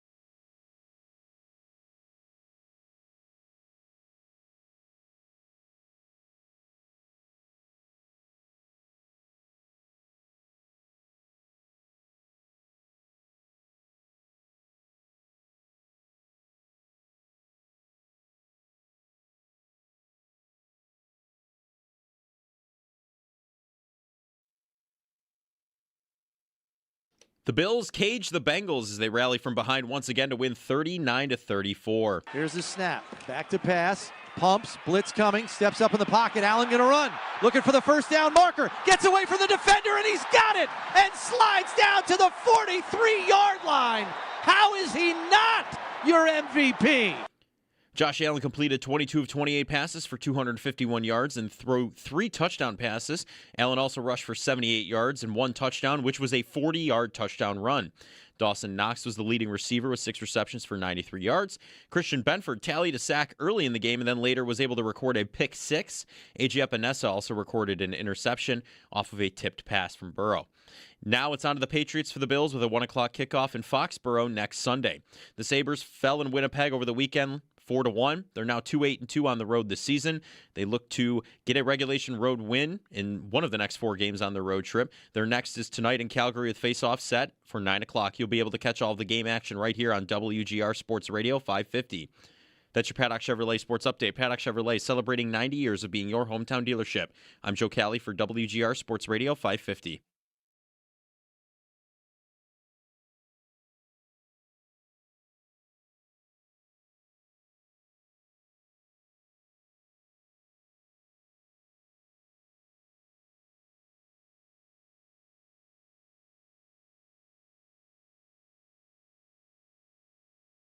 Fans were unbelievable, just awesome, staying with us through 4 quarters. Toughness of the football team was on display, full display, taking it down to the wire. It's a heck of a team, well-coached team. We have a lot of respect for them, obviously an elite quarterback, and we knew it was going to be tough. It is Buffalo Bills Football Monday, Victory Monday. That's right. Welcome in. Join us, Bills fans. We have some open phone lines for you at 803-0550. Bills beat the Bengals 39-34, and we're talking about it with you on a Victory Monday. Brought to you by Northwest Bank. For what's next, get started at northwest.com. Ravens lose. Chiefs lose. Who's the next team you wanted to lose? I don't know if there's anybody else out there. Well, New England didn't play. That's right. You might have been thinking about rooting for the Chiefs last night, so Houston is less likely to win their division. And the Bills are maybe less likely to go to Houston. Maybe you're going that far down the road. If you want to, that's fine. We'll see. Like the Bills and Patriots this week is going to be big. If the Patriots win, they win the division. And, of course, they had a week of rest and a week of prep to try and find answers in this game. We'll see about Joey Bosa. Bosa's going to be big for this one. If he can go, he'd go up against a backup tackle because Will Campbell is out for New England. Meanwhile, no pass rush for the Bills, but I don't know what else you expected. They've got serious injuries there. It worked out on one play. I mean, part of why A.J. Epinesa is standing there to get the pick is because he's not near the quarterback. He loops back. That's right. He loops back. So anyway, Bills win, and their defense comes up with some big plays in the second half. It is the story of the season that the Bills defense can got in the first half, and more often than not, in the second half, they change something, and they get better results. The real question in each one of these games has been, can your offense still find its way? Against Atlanta, the offense never really broke out of its slumber. Against Houston, barely got out of a slumber, if they did really even at all. Against Miami, same thing. Like, your defense will keep you in a game, give you a chance to win a game. And in this case, the defense is what ultimately gave you the lead and really helped lock this thing away. So full marks to Christian Benford. And I feel like you should have reasonable expectations for the defense because the defensive line looks like a practice squad defensive line half the time. I mean, Rousseau and Epinesa played almost every snap just because they kind of had to. Yeah. Right? And for a team that likes to rotate up there as often as they do, they don't even have the bodies to do that anymore. No, the only times they really got pressure on Mahomes when they sent blitz. And he hit them a couple of times when that was the case. They got their 2 big plays, though, at the right time. The one at the end of the half and then the pick 6, which Benford said he wasn't supposed to leave his feet on, right. but he did. So I think they'll need linemen back. Like that game yesterday, whether it's Bosa or Oliver, like I'm almost tempted to say if Bosa's got a hamstring injury and he was already dealing with the wrist and you think he's close, or you think, okay, he could play, but he'll really be battling through it to play against New England. I know Miami's won a bunch in a row and maybe you could see them beating New England. Like, I personally wouldn't risk it. I need that guy for the playoffs. I cannot go into the postseason with that little of a pass rush. I got to have something. And to risk further injury to Bosa because I've got this slim opportunity of still winning the division, like maybe later in the week it'll become more discussion depending on like if he gets a limited practice in or something. It might not be a topic at all. He might just miss. But I would be very tempted to say I need to rest him because I can't show up to the playoffs with the pass rush I had yesterday. I got to be able to, especially when you've got some bad quarterbacks. Those are the guys you want to get. Those are the guys that will take sacks and kill drives, right? Like all the idea we've talked about this a million times, but their idea that I need pass rush to beat Mahomes and to beat Lamar and to beat Burrow. It's like those guys beat great defensive lines all the time. The guys you can beat, you can kill a game, is Stroud and Bo Nix. Like they will give you turnovers. They will give you game or drive killing sacks. And if I don't have a pass rush against those guys, I feel like I'm giving those teams a much greater chance to beat me. Yeah. Yeah, I mean, like the Texans' defensive pass rush is elite, and Mahomes, they lose, and he had a rough game. But if you watch that, I do think Mahomes did enough to kind of give them a much better chance to win. Everybody on his team let him down. Yeah, they kept dropping it. Kelsey, Rice, Tyquan Thornton, they had big drops throughout that game. He still can't hit deep balls, though. No, that's right. He's missing those I think Collinsworth had a stat yesterday. He's the second worst in the league this year at deep ball completion percentage or whatever. He had Hollywood Brown open where if he puts it in a spot, he could probably run into the end zone. He didn't hit him there. Yep. Thornton did drop one in the end zone, though. He probably should have reeled that in. Johnny in Buffalo. Johnny, good morning. Hey, good morning, guys. Happy Victory Monday. Morning. Felt great yesterday seeing Josh just do Josh things again. Like you said, Josh in December is a different animal. Not to look negatively, but that's just kind of what we do as Bills fans sometimes. It's just, and I know we were shorthanded, as you guys mentioned, on defense, and we can only do so much. Burrow's a great quarterback. But I felt like it could have been way worse than it even was. If the playing surface was better, I think Burrow would have shredded us even more than he did. But, I mean, they were 10 of 12 on third down. Early on, it just definitely felt like 2022 all over again, where it's 3rd and 6, 3rd and 7, and we're playing 8 yards off the football. And, the defense still gave up 34 points. Yep. And I get that, they quote-unquote stepped it up in the second half. I think, Benford made an absolutely incredible play. Next play, we got lucky. It's a tip ball. Guy gets his hand up, and, you need that game luck sometimes. They got lucky that Cook fumbled the ball into the end zone. I get that. But when it comes playoff time, these are the kind of concerns that I have. It's like, are we aggressive at the right times? Like, we blitz Burrow, who is unbelievable against the blitz. I know we got to him one time in the first half, and we ultimately got the pick on the blitz. But it just felt like even we're up by 10 or 11 points there at the end of the game, and we're blitzing the house when they have T. Higgins and Jamar Chase, and they score in 40 seconds to give them a pulse. And look, I know great players make great plays, but listen, it just feels like I get worried come playoff time. Like, McDermott did a good job yesterday, and people will say, oh, he was aggressive. It's like, well, he's playing the numbers. His defense is getting just absolutely decimated. Not going for it on fourth down would be criminal. I mean, the numbers, every time he went for it on fourth down, the win probability says, yeah, that's the right decision. And even in the first half, when we kicked that field goal in the first drive, like, actually, win probability said we should have went for it. And look, I mean, I give him credit for getting the win. I do, and I'm super happy we got it. Don't get me wrong. But if we don't do it this year without Burrow in the playoffs, without Mahomes in the playoffs, probably, without Lamar in the playoffs, Josh Allen and probably Drake May are your two best quarterbacks in the AFC.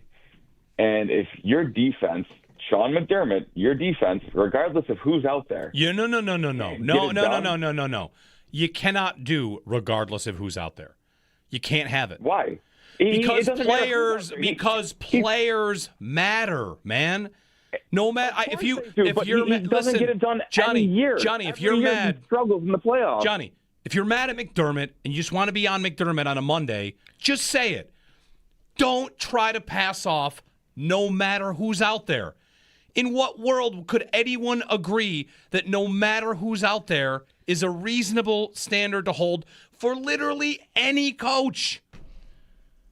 Look, go ahead. I get what you're saying. I do. We have enough talent on that defensive roster. Are you sure? Have you seen the defensive line?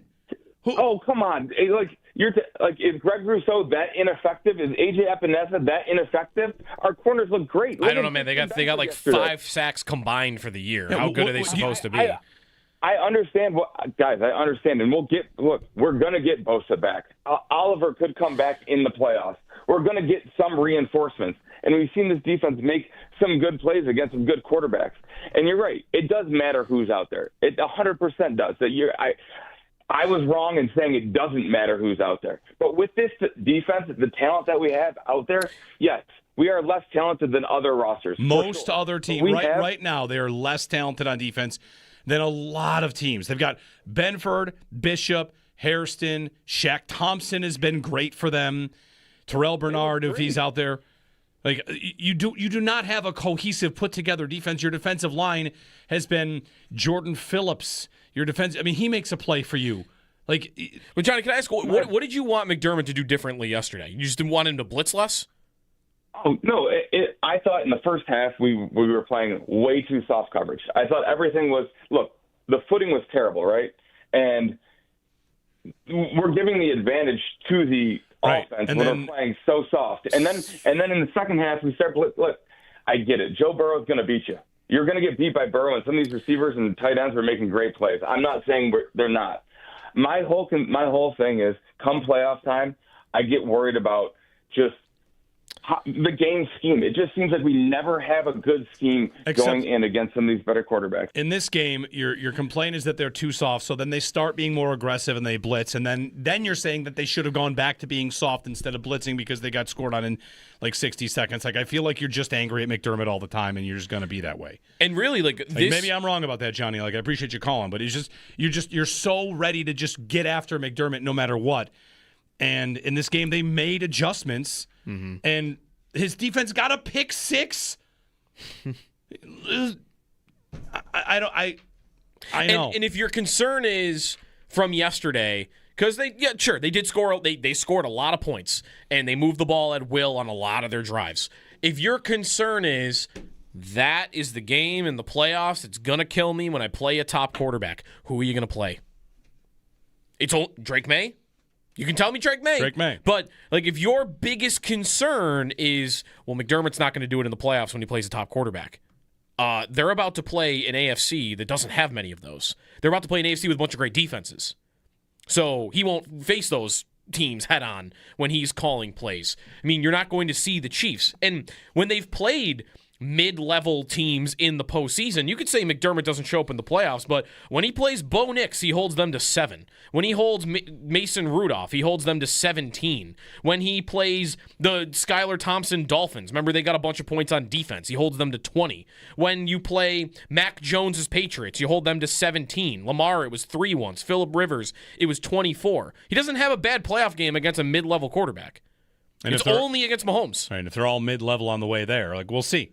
Right. Listen, if they get carved up by Trevor Lawrence, then that's going to look bad. Deshaun Watson was an elite quarterback at the time the Bills played him, and they scored 22 points, and it took an entire overtime to do it.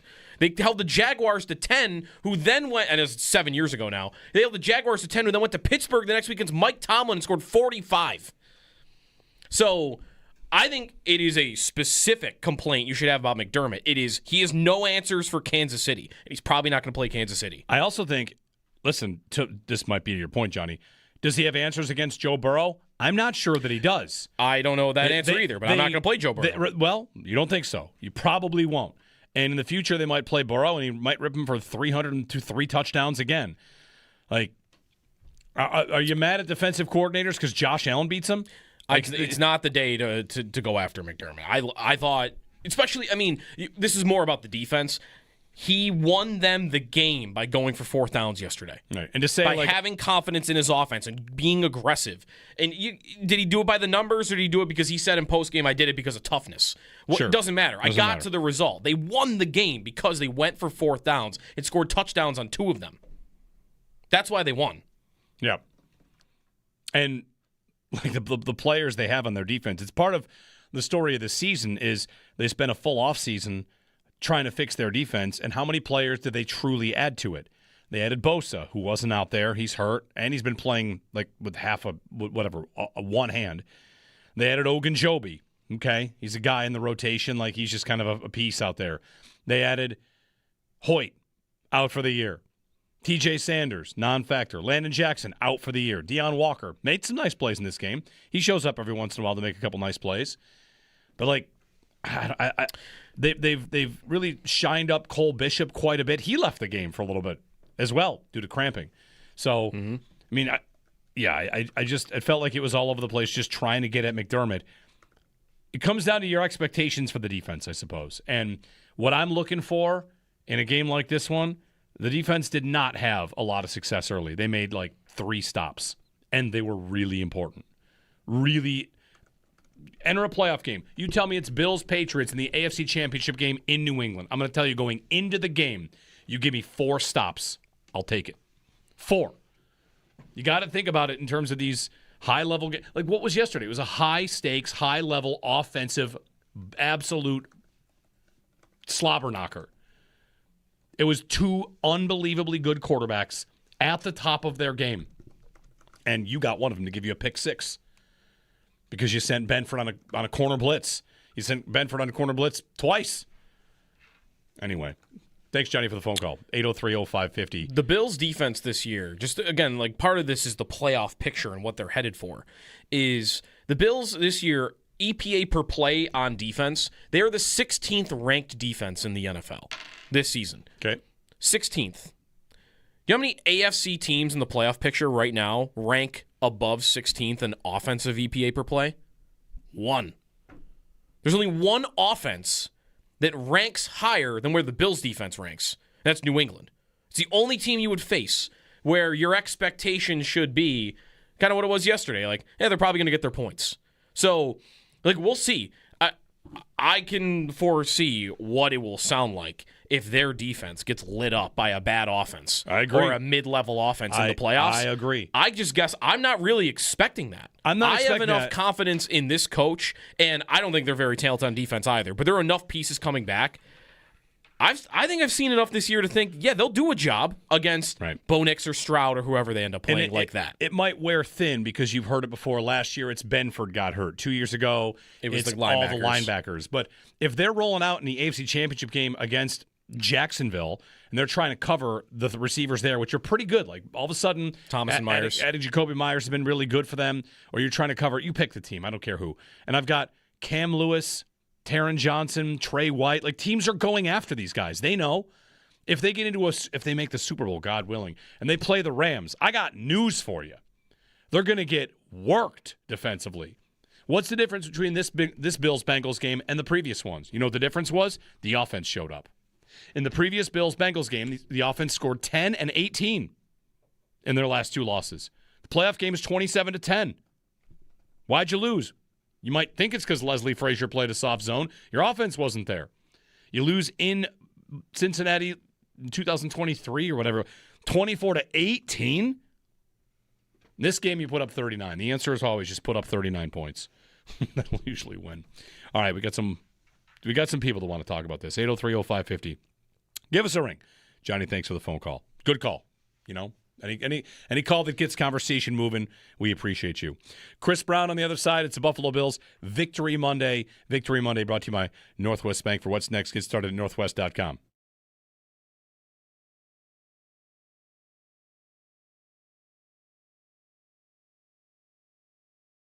Sal Capaccio with us. Sal, on the offensive side of the ball in this game, I mean, it's Allen, right? It's an Allen game. They ran the ball well, too, not to take credit away from them. And we can get to the tight ends because they were unstoppable in this game. But we have talked about this, haven't we, that Allen has had his best games when the other team's got a star quarterback, and that happened again yesterday. Yeah, I think, he's such a competitor. I think it just rises the level of competitiveness in him, but he's always at that level of competitiveness going into a game. And then I think when the chips are down and he knows that he needs to make a play, that's when he's at his best. And that's when he was at his best in this game. Josh Allen played like the MVP of the league yesterday, guys. I mean, going unnoticed was his efficiency in passing. Yeah, he made these big plays. He was close to 79% completion percentage in the snow on 28 attempts, right? I mean, 251 yards. He accounted for, he had 78 yards rushing, right? I mean, what's that? 340 yards, basically, 330 yards of offense. The running, having those decisions to run when he did, making great decisions. And, yeah, sorry, there were a couple of plays where, he just had to kind of put the cape on, and he did it. And you're right. He was absolutely awesome in this game, and I think that he should at least be creeping back into the MVP conversation after that performance, because that's what MVPs do in games like that.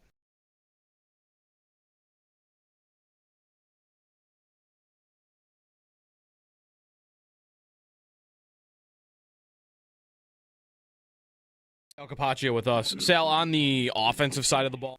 I give him credit for getting the win. I do, and I'm super happy we got it. Don't get me wrong. But if we don't do it this year without Burrow in the playoffs, without Mahomes in the playoffs, probably, without Lamar in the playoffs, Josh Allen and probably Drake May are your two best quarterbacks in the AFC. And if your defense, Sean McDermott, your defense, regardless of who's out there. No. You cannot do regardless of who's out there. You can't have it. Why? Because players matter, man. No matter if you're mad, doesn't get it done Johnny. every year. Johnny, if every you're year mad, he struggles in the playoffs. Johnny, if you're mad at McDermott and you just want to be on McDermott on a Monday, just say it. Don't try to pass off no matter who's out there. In what world could anyone agree that no matter who's out there is a reasonable standard to hold for literally any coach? Look, go ahead. I get what you're saying. I do. We have enough talent on that defensive roster. Are you sure? Have you seen the defensive line? Oh, come on. Is Greg Rousseau that ineffective? Is A.J. Epinesa that ineffective? Our corners look great. I don't know, man. They got like 5 sacks combined for the year. How good are they supposed to be? I understand, guys. I understand, and we're gonna get Bosa back. Oliver could come back in the playoffs. We're gonna get some reinforcements, and we've seen this defense make some good plays against some good quarterbacks. And you're right; it does matter who's out there. It 100% does. I was wrong in saying it doesn't matter who's out there. But with this defense, the talent that we have out there, yes, we are less talented than other rosters. Most other teams right now, they are less talented on defense than a lot of teams. They've got Benford, Bishop, Hairston, Shaq Thompson has been great for them. Terrell Bernard, if he's out there. Like you do not have a cohesive, put together defense. Your defensive line has been Jordan Phillips. Your defense, he makes a play for you.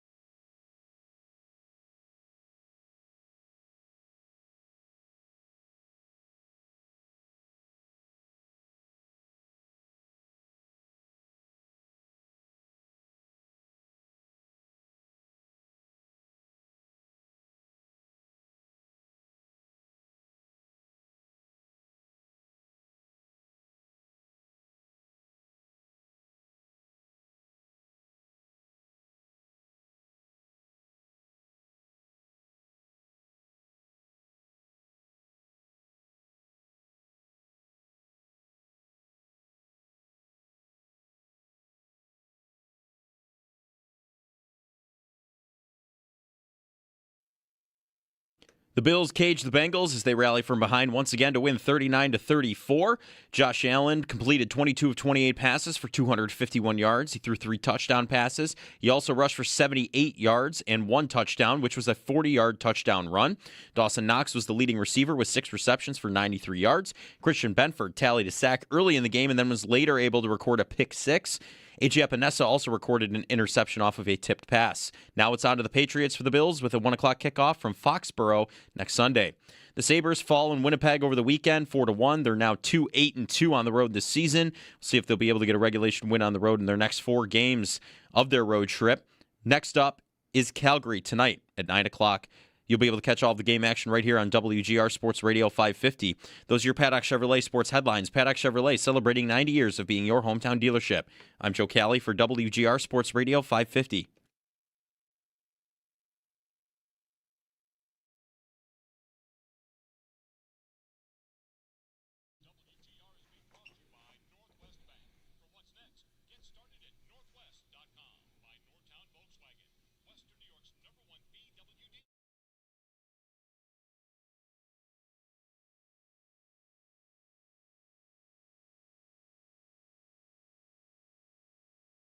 Here's the snap, back to pass, blitz coming off the corner, and they've got him!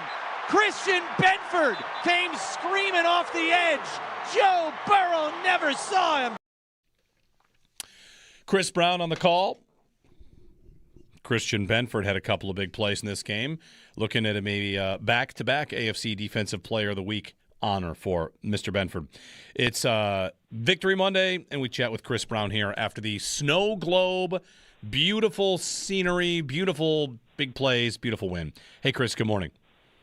Good morning. Yeah, the networks can't resist running highlights from this game. It's crazy. It's like moths to a flame when there's a snow game here. It was a beautiful scene. I mean, the snow globe scene, and we got ourselves a game. I wonder if that the game that they flexed into the 425 spot was pretty good too. But this was supposed to be a 425, a night game, a Burrow versus Allen showcase. And let's just say the next time these two teams are going to go head-to-head, I bet it gets a very prime time slot because Burrow versus Allen certainly delivered. Yeah, it did. And I think a lot of us anticipated that this game could be a shootout. We knew that the pass rush of the Bengals was nothing to write home about. And the last time the Bills played a team with no pass rush, they put a lot of points on the board. That was the Tampa Bay game back in Week 11. And I think we knew the Bills were down their best pass rusher, Joey Bosa, and might find it difficult to rush the passer too. And that's not a good recipe going against these two quarterbacks. You give them time, they will cut you to shreds. Yeah. And the Bills had a good excuse for that. They were missing pieces, Chris. The Bengals, I guess they were missing Hendrickson too. We thought this would be a game the Bills could kind of do whatever they wanted on offense. And, they really could have scored 50 had Ty Johnson not slipped and James Cook not fumbled. Yeah, that's a good point. I hadn't thought of that, but you're absolutely right. It's unfortunate that, Cook has gotten a little bit wonky with ball security the last couple of weeks. I'm sure he'll work to get that rectified this week. But, that was going to be the go-ahead touchdown for their first lead of the game. And were it not for the Bills' defense coming up with 2 giant takeaways on back-to-back plays, it's hard to know how that game would have ended. And, Cincinnati can make an argument they come out with the victory. I think it's worth noting, because I know the Bills' defense has had more than its share of detractors, even after this game was played and the win was in the books, which, I don't know, it still astonishes me a little bit. But first 6 games of the season, guys, the Bills had 6 takeaways. In the last 7, they have 14. So they have doubled their rate of takeaway production, and we know how fruitful that proved to be for them last season. So hopefully that continues. Yeah, the defense, Chris, I wonder, the adjustments from first half to second half, or what call them adjustments, or maybe just call them a different philosophy. They decided to get a little bit more up on the receivers and start sending more pressure at Joe Burrow, because early on in the game, he had, like we just said, like he had time and he was able to find his spots. It felt like the second half, the goal was to not only speed up the clock on him, but also speed up on the clock on receivers. These two teams always seem to play in these conditions also, where the receivers have to take these quick, choppy steps and everyone's worried about falling down. And for me, that was the biggest change in the game, was once they got up on the receivers a little more. Yeah, there was too much cushion in the first half, and even Eric Wood noted it was eerily similar to the way in which Leslie Frazier would call this defense, particularly against the Bengals. Now, look, you do have to acknowledge the fact that that does prevent big plays, and you make them earn it all the way down the field. I mean, the two longest plays for the Bengals in the entire game were on their last touchdown drive on back-to-back plays to Gesicki and Higgins for the touchdown. Those are their longest plays. And I don't know if there was one or two over 20 yards beyond those two. So you understand the approach, make them earn it all the way down the field. But when they're 7 for 7 on third down at half, you got to do something. Yeah. And you even heard McDermott say in the postgame, we realized that our rush and coverage was not meshed up at all, and we had to do something different. So give them credit for doing something different. Chris Brown with us on the Wester Hotline. On some of those defensive plays, Benford, back-to-back Defensive Player of the Week, is very much in play. And, Chris, he might have started slow this year. He was dealing with some injury, too, but he certainly seemed to come on in the last month or so. And as you mentioned, like this streak where they've been getting takeaways, Benford's definitely been a part of that. Yeah, he's been. Can we keep blitzing him off the corner, please? That is fruitful, because he came on a blitz on the fumble return in Pittsburgh and just was in the right place at the right time to scoop that up and take it back for a touchdown. So, yeah, keep doing that. And I also think, I don't know what it is, I think we all know that Christian is an ultimate competitor. They've kind of had him 6 in the last 7 weeks follow the number one receiver when they're in man coverage a great deal. He's traveled with their number one, and I think he gets juice from that. I think he gets even more motivated to make something happen in the football game, because I think with the team coming to him and saying, we need you to lock down that guy, I think it inspires him to make more plays, and we're seeing it. We also, of course, got vintage Josh Allen. I was joking earlier, like Mr. December, because when the calendar turns, you could talk about Sean McDermott and Josh Allen and Brandon Beane and the whole operation. They always win games in December. But to me, Chris, there were two things at work yesterday. I think it's not only Josh noting the time of year, the feel of what it's like to play this time of year, but I also think this season we've seen his best against other quarterbacks that are near the top. That's Lamar, Mahomes, even Baker. And yesterday, when Burrow's doing the thing he's doing, I feel like that is another thing that brings out the best in Josh Allen. Yeah, he rises to the occasion, right? I mean, this is what we're used to seeing from Josh. When the stakes are higher, when the games are more important, Josh inevitably plays better. I mean, if you're not convinced of that, compare his regular season stats to his postseason stats. They're better in the postseason. He gets better when the games are more important. And I think, again, much like Benford, this is a guy that gets inspired when he's asked to do more or when the game means more. He just takes it to another level, and I think that's why just about every Western New Yorker that wears red, white, and blue is absolutely in love with Josh Allen. Fourth downs were huge in this game. Chris McDermott went for 4 of them. Did you think when they got to that, it's been the last one, when they are trying to decide whether to go up 7 or go for the touchdown, did you think they were going to go for that in the moment? I was wondering, but very quickly after the review of the Knox touchdown that was ruled not a touchdown, how that ball getting on the ground in his grasp is any different from Chase Brown's touchdown, I don't know. Right. That got called a touchdown, but that's another story for another day. After the review was done, I mean, McDermott had already determined the offense is going back out. And look, I think you have to give credit to McDermott for this. I think they're analytics aside, and he's got people giving him live analytics all the time to help him make those decisions. But I think he also does not dismiss the pace and flow and tenor of a game in weighing in on those decisions as well. And I think he realized we haven't really stopped Joe Burrow.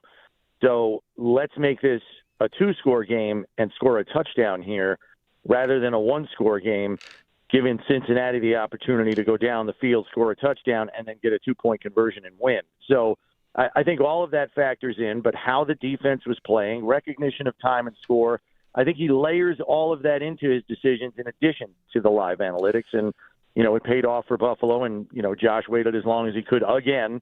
And, Jackson Hawes made a nice play, spinning off a block to flash open for him. To that exact point, were you watching last night when Andy Reid went for the 4th down in the Kansas City-Houston game? Yeah, I was not. I bailed. Okay. I couldn't.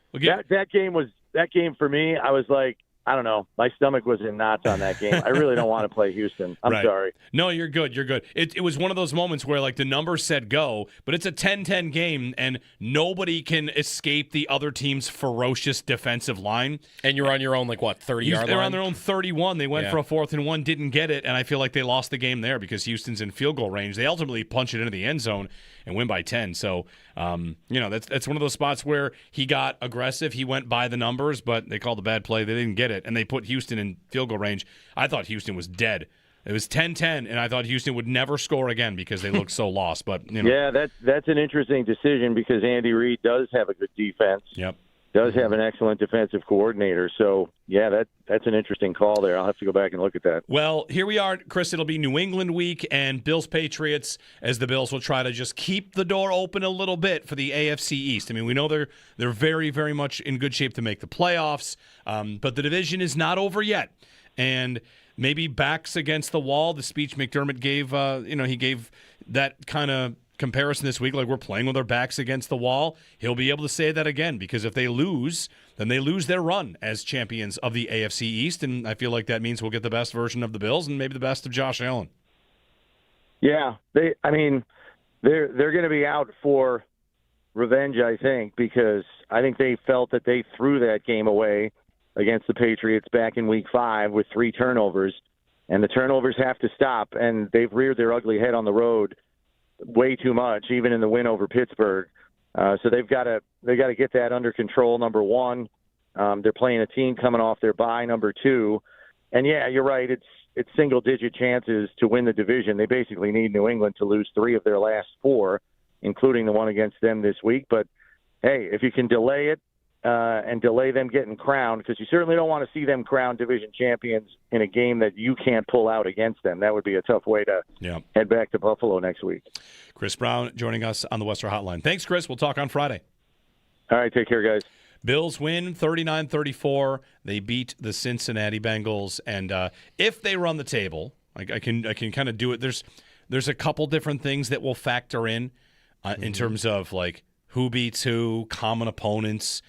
In order for the Bills to win the division, they need to beat New England first, and then they need New England to lose to either the Jets or the Dolphins. Mm-hmm. And from there, they'd be tied on head-to-head.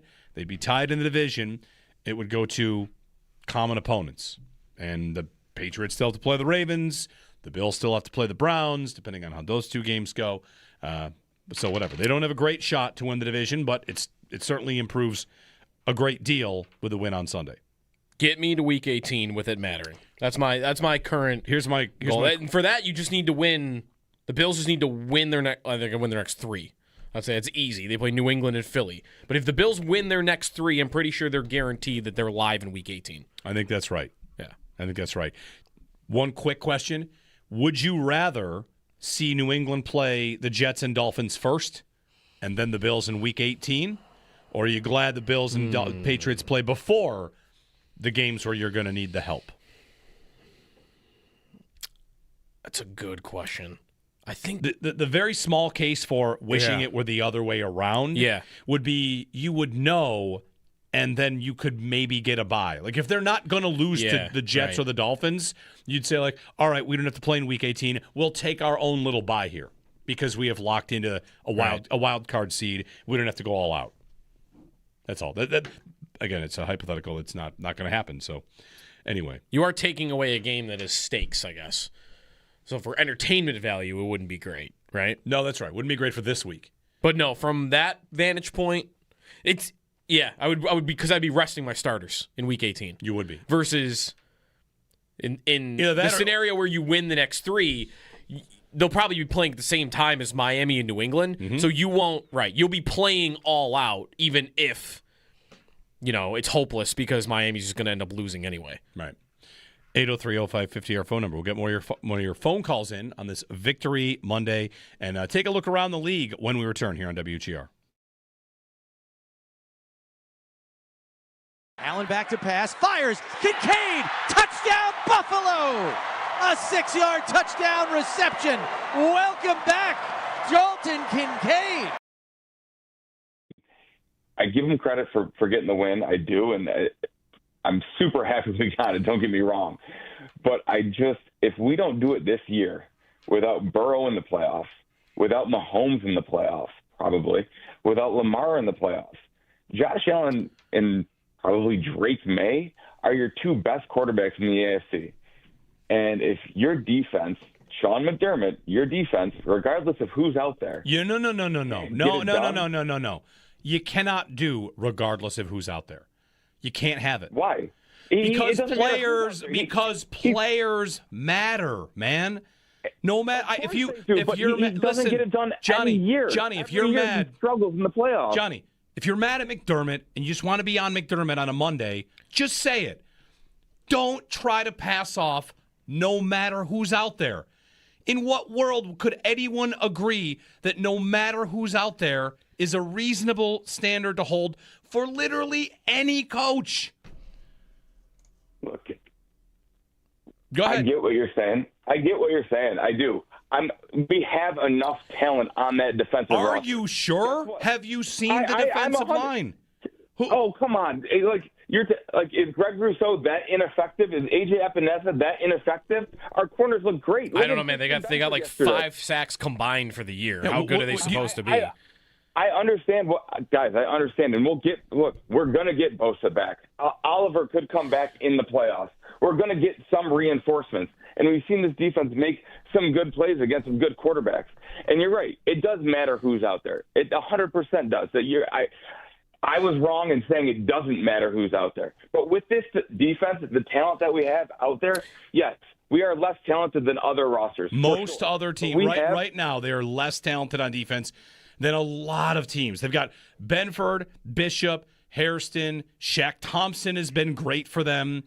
Terrell Bernard, if he's out there. Like you do not have a cohesive, put together defense. Your defensive line has been Jordan Phillips. Your defense, he makes a play for you.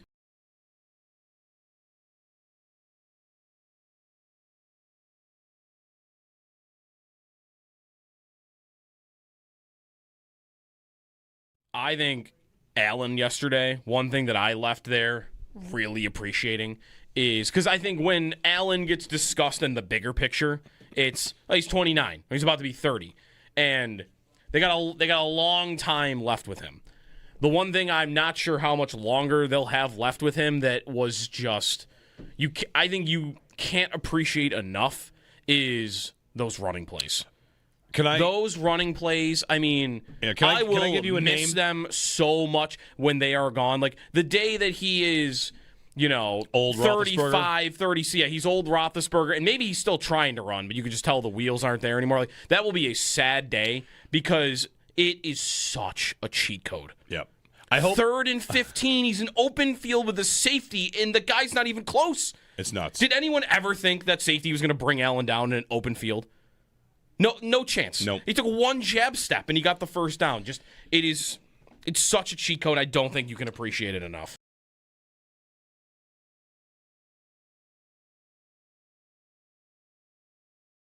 I think it's his year in just that all the other bad guys are not going to make it. Right? Yep. That's what. Yep. How are we going to feel if they lose a game to a Houston or a Denver or a team like that while Mahomes and Jackson and Burrow have been sitting on the sidelines? Well, driving in, I was thinking, what teams do I think they could lose to? And New England's on the list because they did lose to New England. Houston's on the list. Houston. Kansas City was on my list. That's why I wanted Houston to win last night. Let's knock out the teams that I think can beat the Bills. And I think the Chiefs are a team that they do it every year. I think they can beat the Bills. Won't be Indy. Nope. Their season ended yesterday. That's right. Denver. Could Denver beat the Bills? I think yes. I think if the Bills have to go on the road to Denver against that defense, I think it could happen. Could they lose to Jacksonville? You'd like to say no, but they've never matched up against a Liam Cohen Jacksonville, and all of a sudden their offense is humming. And do they have 3 receivers on the level of or 2 receivers on the level of Burrow and Jason Higgins? Not quite, but that offense has started to really hit a new level now that Jacoby Myers is a part of it. But whatever. But I think it's going to feel like it's their year. I do even too. though they're probably going to open on the road. And they don't look perfect. They don't look perfect. They don't look perfect. They have their flaws. It's just simply, to me, though, look at the quarterback that you had on the field yesterday. It's got to be your year to go. Like, that guy's playing football in the postseason, and there's nobody else except maybe one in this conference that can match him toe-to-toe if he's really cooking. Yeah. And if you have to match up... that would be May. May's the only one I think is even capable of going toe-to-toe with him.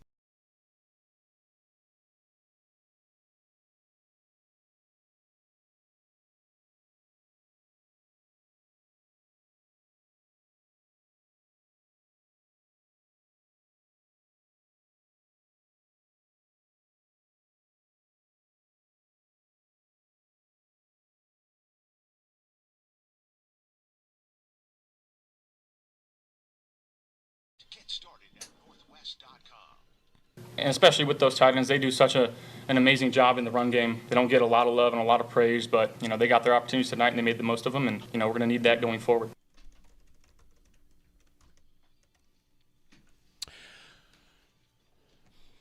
Josh Allen, Locker Room Audio, brought to you by Reimer Home Services. Homes rely on the Rhino. You know what might have been the dumbest coaching decision of yesterday?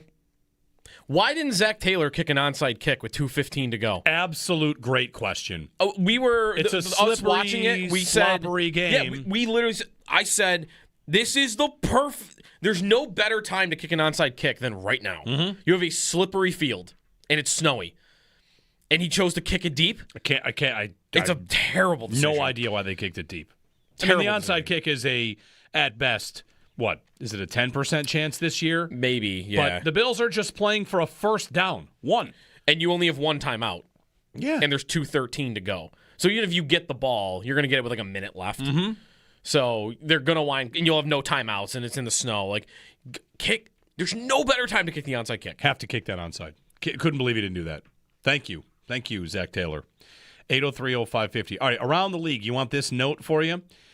It's kind of a stat of the day. It's not quite a stat of the day, but it is a note of the day if you want that. Josh Dubow of the AP. The Chiefs are not totally dead yet. Uh-huh. But if they were, uh-huh. The last AFC Championship game that did not feature either Patrick Mahomes or Tom Brady was played in the year 2010. Mm-hmm. 15 years. Yeah. With one of these miserable overlords ruling our lives. And I believe the New York Jets were involved in that football game. Mark That's Sanchez how long was ago in it's that been. game. Ben Roethlisberger beat Mark Sanchez.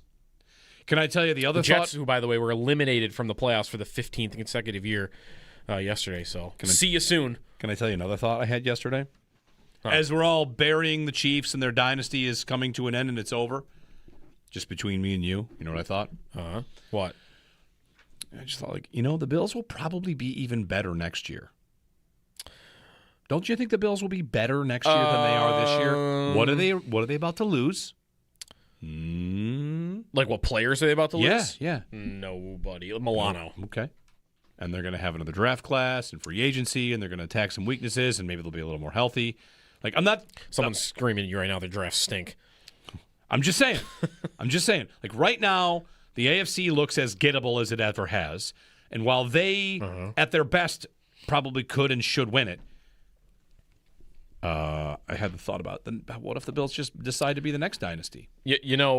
That's one way of looking at it. The other way of looking at it is a team that has not yet made one. No, not. And I'm over here what if they went to 3 in a row? And also, your part of your theory here is the Bills are going to be getting a lot better during the offseason. Yes. When New England will probably be even better than that. Possibly. Other teams will they also have a lot more that's right. things to improve upon and more money to do it with, and yeah. Yeah, other teams will also attempt to get better. The Chiefs are plus 400 to make the playoffs right now in the betting odds. By the way. Root for the Chargers tonight. Yes. Hurts the Chiefs' chances quite a bit. And we don't really care about wild card seeding, right? No, I'm not there yet. I'll get to that in week 17. Because the Chargers winning the Bills be more likely to fall to 6 or 7, but I'm not worried about it right now. The Chargers play. In fact, there's maybe going to be an argument that, we'll see. The Chargers play the Chiefs next week, too. The Chargers' schedule is murder. So they can eliminate the Chiefs next week if they win tonight, right? I believe that might be correct. I was just going to punch that in right now to see what happens if the Chargers win tonight and then next week. Yeah, if the Chargers win next week. You might need Houston to win too, and then maybe the Chiefs. Is it possible the Chiefs are eliminated next week? That I don't know. I think it might be. They'd be 3 games back if Houston and LA win with 3 to go, and they would not have a tiebreaker over either. If they lose, I think they're out. I think if they lose to the Chargers, they are out. But yeah, if they beat the Chargers, the Chargers winning this game tonight matters quite a bit. Here's Sorry, I'm going to go all the way in on this, but why not? Let's presume the Chiefs beat the Chargers next week. Okay. Their playoff odds would be up to 23% from where they are now, which is 14. Without putting anything in for tonight. Right. Okay. Now, if I put tonight in, the gap is percentage, according to New York Times Playoff Machine, 18 or 29. It's 11 percentage points on who wins tonight. Okay. That's if they beat the Chargers. Still a pretty big underdog, though. Oh, yeah. Yeah. But, 11% is 11%. Mm-hmm. If you were to pick the Chiefs and Chargers to play in this game next week, who'd you pick? I might pick the Chiefs to win that game. Wouldn't shock me at all. Then the Chiefs also have the Titans and the Raiders. Yeah. Those are pushovers right now. If you want me to do it all the way, let's give the Chiefs running the table. How does tonight's game affect it? It's a 21% swing. Mm-hmm. Just this game. That's it. The Chiefs run the table. Go Chargers. Go Chargers. I'm saying, go Chargers. It helps. Is Trey Lance playing quarterback tonight? Herbert's playing? Herbert's playing. Okay, he's got a left hand. Also, it's not even to say if you don't have to be afraid of the Chiefs. Let's just all have the laugh if they miss. Oh, yeah. Let's just all, revel in that. That'd be great. A postseason without Patrick Mahomes. We did have a moment last night where Collinsworth gave this weird speech about how this matters to the league. The Chiefs could miss the play. This is important to the league. This team? I'm all right, fine. They're the main character. Yeah, we get it.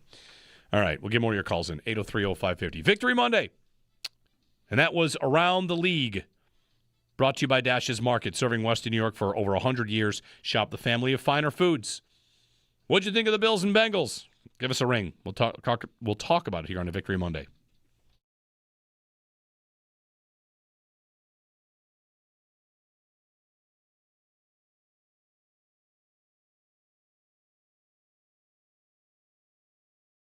In this game, it's Allen, right? It's an Allen game. They ran the ball well, too, not to take credit away from them. And we can get to the tight ends because they were unstoppable in this game.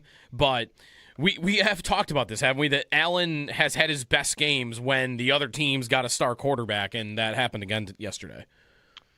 Yeah, I think, he's such a competitor. I think it just rises the level of competitiveness in him, but he's always at that level of competitiveness going into a game. And then I think when the chips are down and he knows that he needs to make a play, that's when he's at his best. And that's when he was at his best in this game. Josh Allen played like the MVP of the league yesterday, guys. He, going unnoticed was his efficiency in passing. Yeah, he made these big plays. He was close to 79% completion percentage in the snow on 28 attempts, right? 251 yards. He accounted for, he had 78 yards rushing, right? So what's that? 340 yards, basically, 330 yards of offense. The running, having those decisions to run when he did, making great decisions. And yeah, there were a couple of plays where, he just had to kind of put the cape on, and he did it. And you're right. He was absolutely awesome in this game. And I think that he should at least be creeping back into the MVP conversation after that performance, because that's what MVPs do in games like that.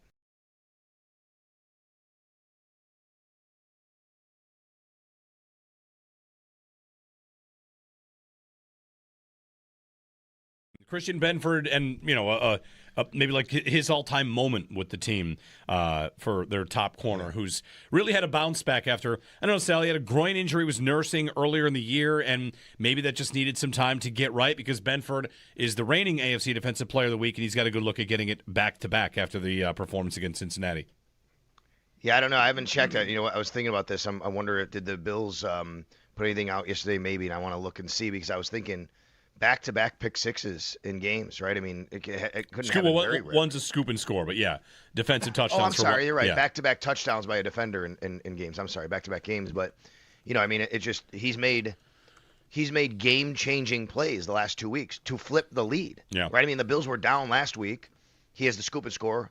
They were down this week. He has the interception, takes it to the house. And then on top of that, guys, he's just playing corner at an elite level right now. I don't know if you saw the stats. Elena Getzenberg, my colleague who works with ESPN.com, she put out the stat last night per Next Gen Stats. Benford was matched up 16 times against Jamar Chase. Now, one of those is the pick six because he's matched up on him there, right? He's not in coverage after the play, but he's matched up. So he's matched up 16 times. 2 targets, 0 receptions, a pick six. One of my arrows up was the Bills' defense of Jamar Chase overall. Guys, he had 5 catches for 44 yards. They were manufacturing ways to get Jamar Chase the ball. That's pretty incredible. That's awesome. But Christian Benford's playing at an elite level right now, and that really allows the Bills to be able to have Max Harrison and Trey White, do what they're doing right now. There was a 60-40 split in snaps yesterday, and you can, when you have one guy there that can do that, you can really kind of go in and game plan so much differently against teams. Chiefs lost, and they are in big trouble to miss the playoffs. I mean, they are they not they're as close to dead as you could be. 16%. 16%. Like they now have to run the table. Yes. And if they run the table, they're a coin toss. They're a coin toss. Mm-hmm. Like they're going to miss the playoffs. More than likely, I think what we are now looking at is an AFC where the perceived big 4 quarterbacks, Allen, Mahomes, Jackson, and Burrow, Allen might be the only one that's going to the playoffs. Right. Which is insane. It is nuts. That Jackson, Burrow, and Mahomes are all staring at the moment, Baltimore and Kansas City are behind Miami in the standings. Like, those teams are looking, I think Baltimore, just because their division is so bad, has a better shot, but I really think all 3 are going to miss.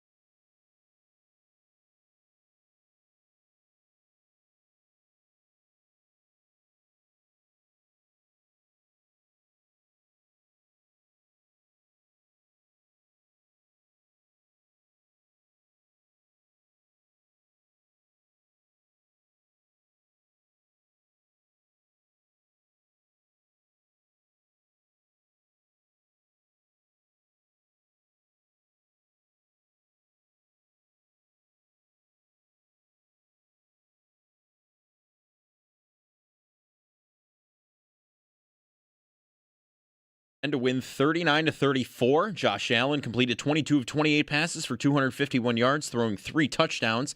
Allen also rushed for 78 yards and 1 touchdown, which was a 40-yard touchdown run. Dawson Knox was the leading receiver with 6 receptions for 93 yards. Christian Benford tallied a sack early in the game and then later was able to record a pick 6. A.J. Epinesa also recorded an interception off of a tipped pass. Now it's on to the Patriots for the Bills with a 1 o'clock kickoff from Foxborough next Sunday. The Sabres fell in Winnipeg last weekend 4-1. They're now 2-8-2 on the road this season. In fact, the last regulation win for the team came in April of last season on the road. We'll see if they can get a regulation road win in the next 4 games of their road trip. Their next is tonight in Calgary with face-off set for 9 o'clock.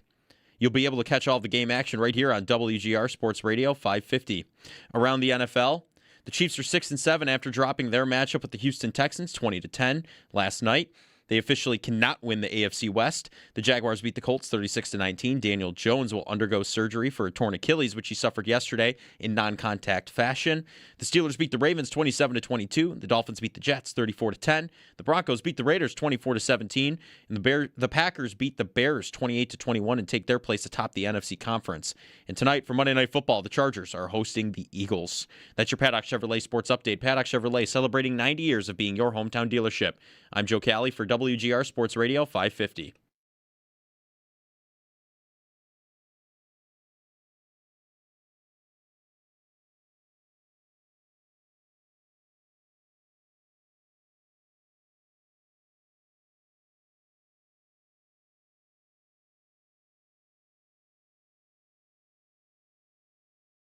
But also the conversation of our MVP has shifted a little bit. I would think so. You mentioned Josh Allen.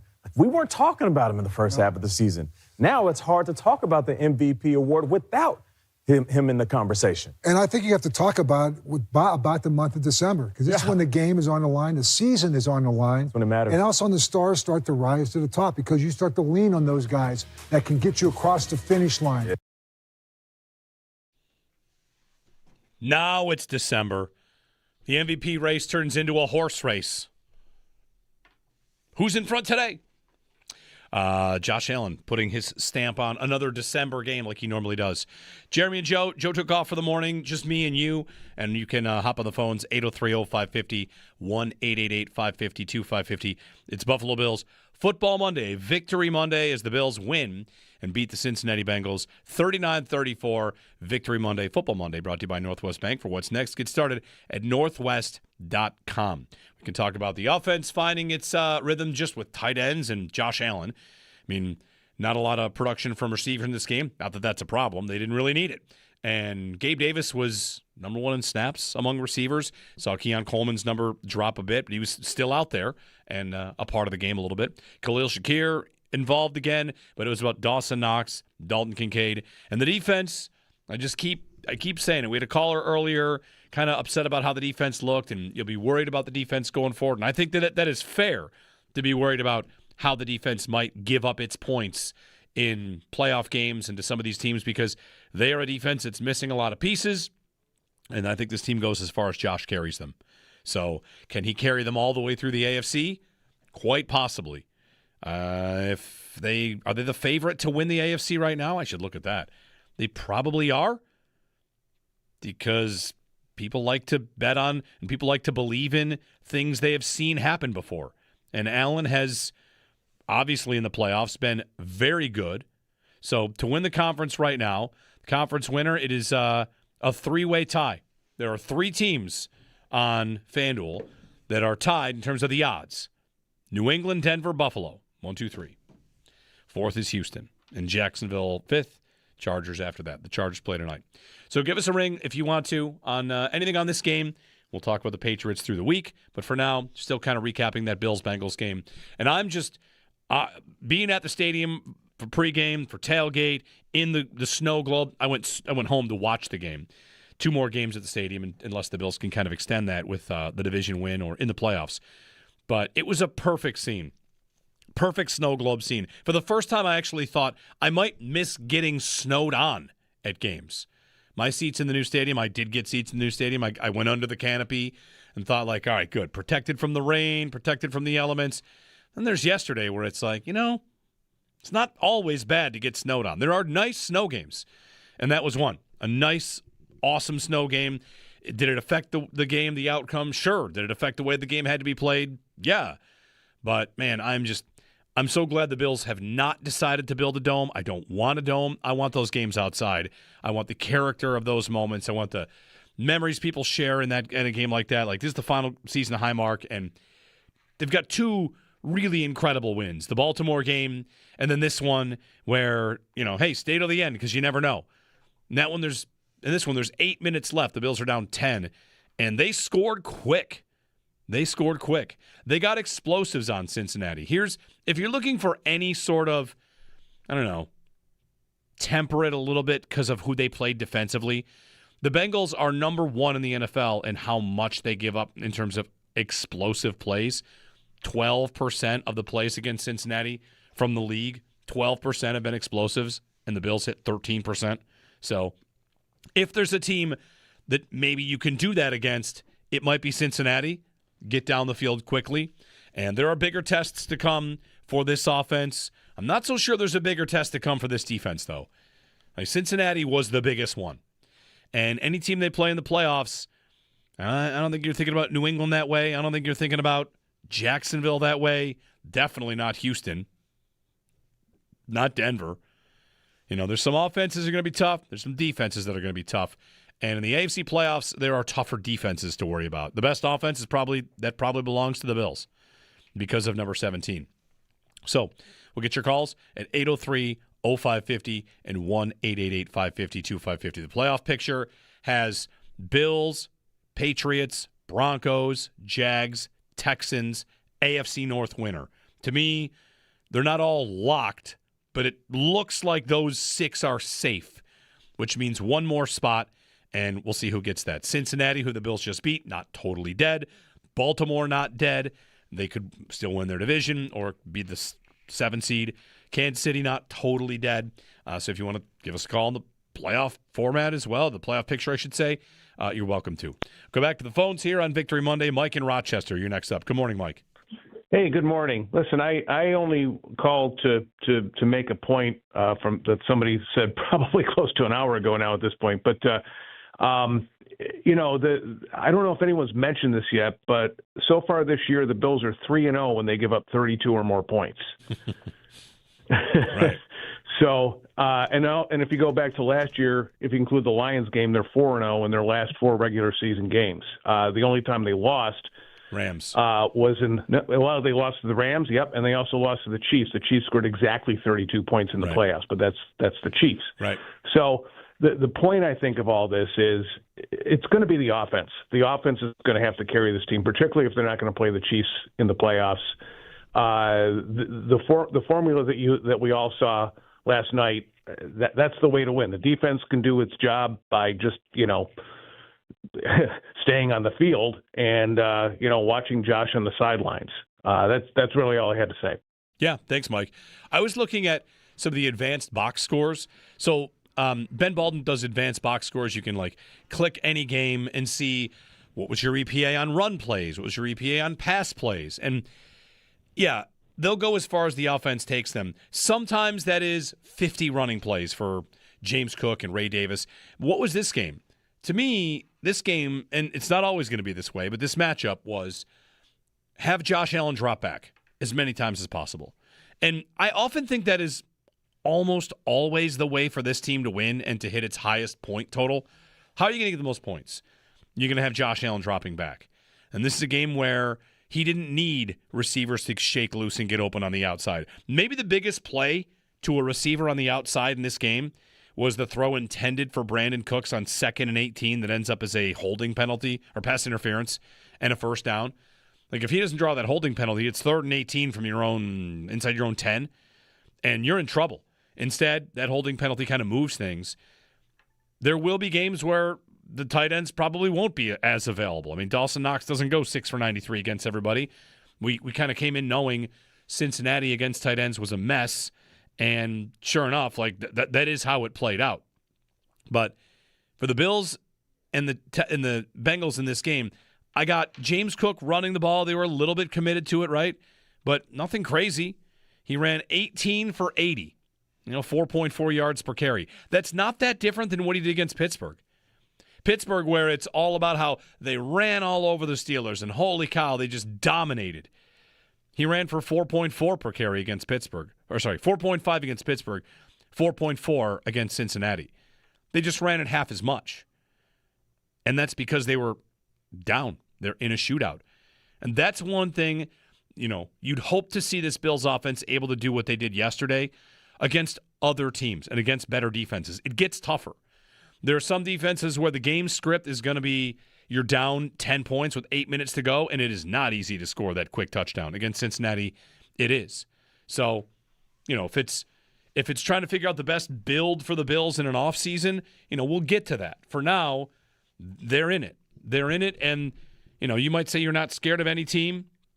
I would agree. There's not any team that looks like you should be super scared of. Maybe there are more teams they could lose to, whereas in playoffs past, you'd say Kansas City and Baltimore. I think those are the two teams that can beat them, and no other team could beat them. This year, I think Houston could beat them. I think New England could beat them. I think Denver could. Their defense is nasty. I don't know about Jacksonville. I want to give them a chance. I've never seen Liam Cohen match up against Sean McDermott and Bobby Babbitt. So it's not to say that the Bills have more landmines to worry about or more roadblocks. It's just things look more even, and that's the Bills included. They have a great game yesterday, and that's awesome. But they've shown us a couple times this year, whether it's sloppy football. The first half of this game was a little bit of this, right? Couple mistakes, you get yourself in a 10-point hole. I'm not so sure you can dig out of a 10-point hole against every one of these other teams like you could against Cincinnati. But it's a great win for them. And seeing Allen enter December Josh, December Josh is the best Josh. And we've got 23 more days of that. And then it's January Josh, which has proven to often be very good as well. What I hope for is that the last couple of years, the last 2 playoff losses they to me have looked like a team that's playing to keep it close because they're afraid of their opposition. They're afraid of the team on the other side of the ball. And what I hope we get from the Bills in the playoffs this year is more of what we saw yesterday, where you're not running ball control as much as you are, let's go get it. Let's throw the ball down the field. And matchups will dictate that, I understand. But I don't want to see ball control limit possessions. I want to see them think 37 points. Let's just get to 37. And that means if we give up 3 touchdown drives to open the game, all right, the defense will figure it out. That is kind of how I approach these games.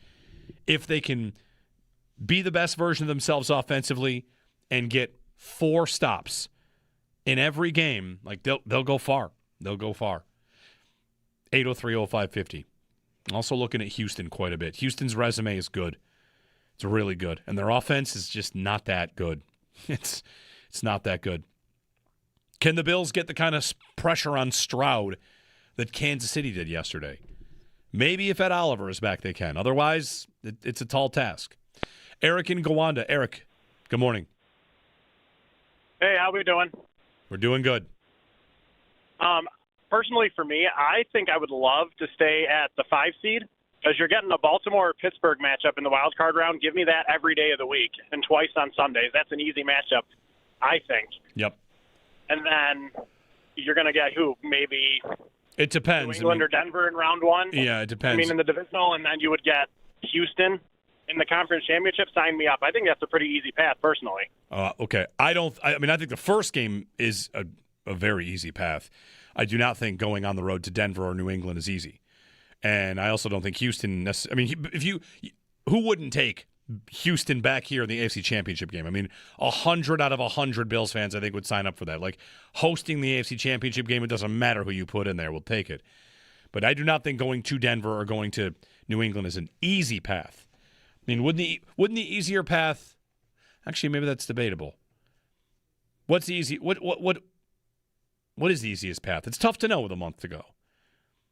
If they win the division and host, who's the 7? Baltimore, Pittsburgh might drop into the 7. The Chargers, the Chiefs. The division winner, it's funny you say this. What's a better matchup? At Pittsburgh or hosting whoever the 7 is? That's a good question. Who's the 7? It probably won't be Indianapolis. It's tough for them. Their season is over. Daniel Jones loses. Their next 4 games, here come the Colts. Ready? Seahawks, Niners, Jaguars, Texans. Good night. Good night, Indianapolis. I'm sorry. It might have been good night anyway. Good night. At Seattle on their next game. Over. Home to the Niners. Home to the Jaguars. At the Texans. So Indianapolis is out. Now you're talking about what's a better matchup. What would you prefer? Bills on the road against Pittsburgh or home against Kansas City? We'd all take a home game. But the spread, what's a bigger spread? At Pittsburgh, -7.5. Home Chiefs, -5.5, 4.5. Like, they might be a bigger favorite in Pittsburgh than almost anybody they could play at home if they were to come out and like sneak out the division. What's a better matchup? Home against, they're not about to send New England to the 7 seed. That's a good question. We'll start to get, the picture becomes a lot more clear in the next couple weeks. If the Bills lose to New England, well, then we can go all the way in on 5, 6, 7 seed and where you'd like to go and who plays who. And, you might end up going to, the most likely is you're going to go to the AFC North winner. And if that's Pittsburgh, have a good time. I would pick the Bills to win that 100 times out of 100. Nick in Tampa. Hey, Nick, good morning. Hey, guys. How you guys doing today? Good. Hey, question for you. You mentioned that, the playoffs had to rely heavy on the offense to carry us. Hypothetically, let's just say worst case scenario, our road to the Super Bowl goes all through our defensive juggernauts in the AFC, the Denvers, the New Englands, and the Houstons. With this group, we've seen that the Bills can score 40 points, but we've seen them also struggle against really good defensive teams. So, I get it that the AFC is wide open, maybe with Baltimore and KC not being there this year, but just want to hear your intake hypothetically if we're looking at worst case scenario with those 3 teams. Sure. Thanks. I think their offense is, we could say they go as far as the offense takes them. They go as far as Josh Allen takes them. Can he bust out freakishly awesome plays, right? Can he continue to do that? And he usually does. Don't they win that game because of Christian Benford also, but think of the fourth down plays. Think of the moments in the game that are high leverage downs. I've got the 4th and 4 that goes to Gabe Davis, where Josh Allen breaks out of the pocket and throws to Gabe on the sideline. First down, drive keeps going. I've got the 4th down, magician threading of the needle to Khalil Shakir for the touchdown. They don't score that there. That's a big moment. I've got a 4th down to kind of ice the game, throwing it to Jackson Hawes. Then I got a 3rd and 15 where he scrambles for 17 yards, gets the first down. Like high leverage moments, you get your, you want to use the phrase alien, unicorn, you pick. But he covers up so much, even your own offense's problems and inconsistencies. He's just, it's wild. It's wild. It's like, it's an honor. Sir, it is an honor to watch you play this sport. It really is. 803-0550 and 1-888-550-2550. I think Joe had mentioned that Jacksonville's defense might be kind of okay too. And I'm just trying to put some numbers in at Ben Baldwin's side to see where they rank and EPA per drop back, and not as good as the Bills. I'm sorry, I'm on offense. Let me click the defense. That'll help. Jacksonville's defense, is it good? Is it sneaky good and we kind of just don't know it? Might have to start watching some Jags games. The South. We write off the South forever. All of a sudden, the South is good. Okay, passing and rushing defense. The Jags' run defense is very good, and their pass defense is, is also pretty good. They have a better defense than the Bills. Does that mean it's, good enough to beat the Bills? I don't know. Trevor Lawrence, never a guy I've been all that impressed with. We'll see. 803-0550. We'll get more of your phone calls in on the other side. Get a break in. Get our fantastic 4-way parlay on tonight. We've got a Eagles-Chargers matchup where Philadelphia is trying to find their way. And a Chargers win would do damage to the Chiefs. A Chargers win next week would eliminate the Chiefs. How about next week? Next week it would be a wild week in the NFL for the Chiefs to be eliminated from the playoffs. The Bills could be knocked out of the AFC East title spot. It's a crazy year in the NFL. Just crazy in the AFC. Maybe what it is, it's more of an NFC year over here. I've got that stat for you that I've been using a lot, that since 2006, The AFC has seen 3 first-time quarterbacks in the Super Bowl. 3. And the NFC in that time has had 14 first-timers in the Super Bowl. Maybe we're due for an NFC kind of year where a new guy gets in. It sure looks that way, as Patrick Mahomes and the Chiefs are in big, big trouble. 803-0550 to join us here on WGR.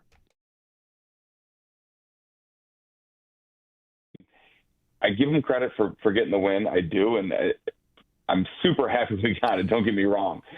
But if we don't do it this year without Burrow in the playoffs, without Mahomes in the playoffs, probably, without Lamar in the playoffs, Josh Allen and probably Drake May. Tailgate Trivia is back, presented by Total Sports Enterprises Buffalo. Listen during every Bills game for your chance to call in, answer the trivia question, and win autographed Bills merch, courtesy of TSC you cannot Buffalo. Do regardless of who's out there. You can't have it. Why? Because players matter, man. No matter if you're mad, doesn't get it done Johnny, every year. Johnny, if every you're year mad, he struggles in the playoffs. Johnny, if you're mad at McDermott and you just want to be on McDermott on a Monday, just say it.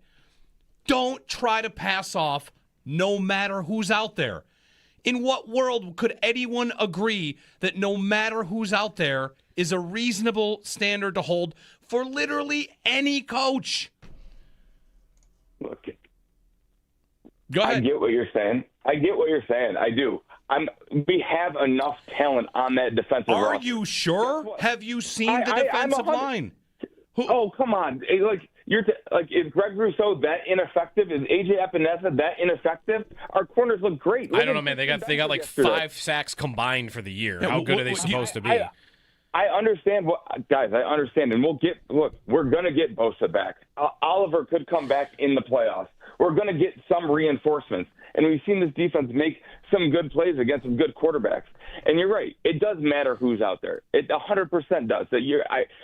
I was wrong in saying it doesn't matter who's out there. But with this defense, the talent that we have out there, yes, we are less talented than other rosters. Most other teams, right now, they are less talented on defense than a lot of teams. They've got Benford, Bishop, Hairston, Shaq Thompson has been great for them. Terrell Bernard, if he's out there. Like you do not have a cohesive, put-together defense. Your defensive line has been Jordan Phillips. Your defense, he makes a play for you.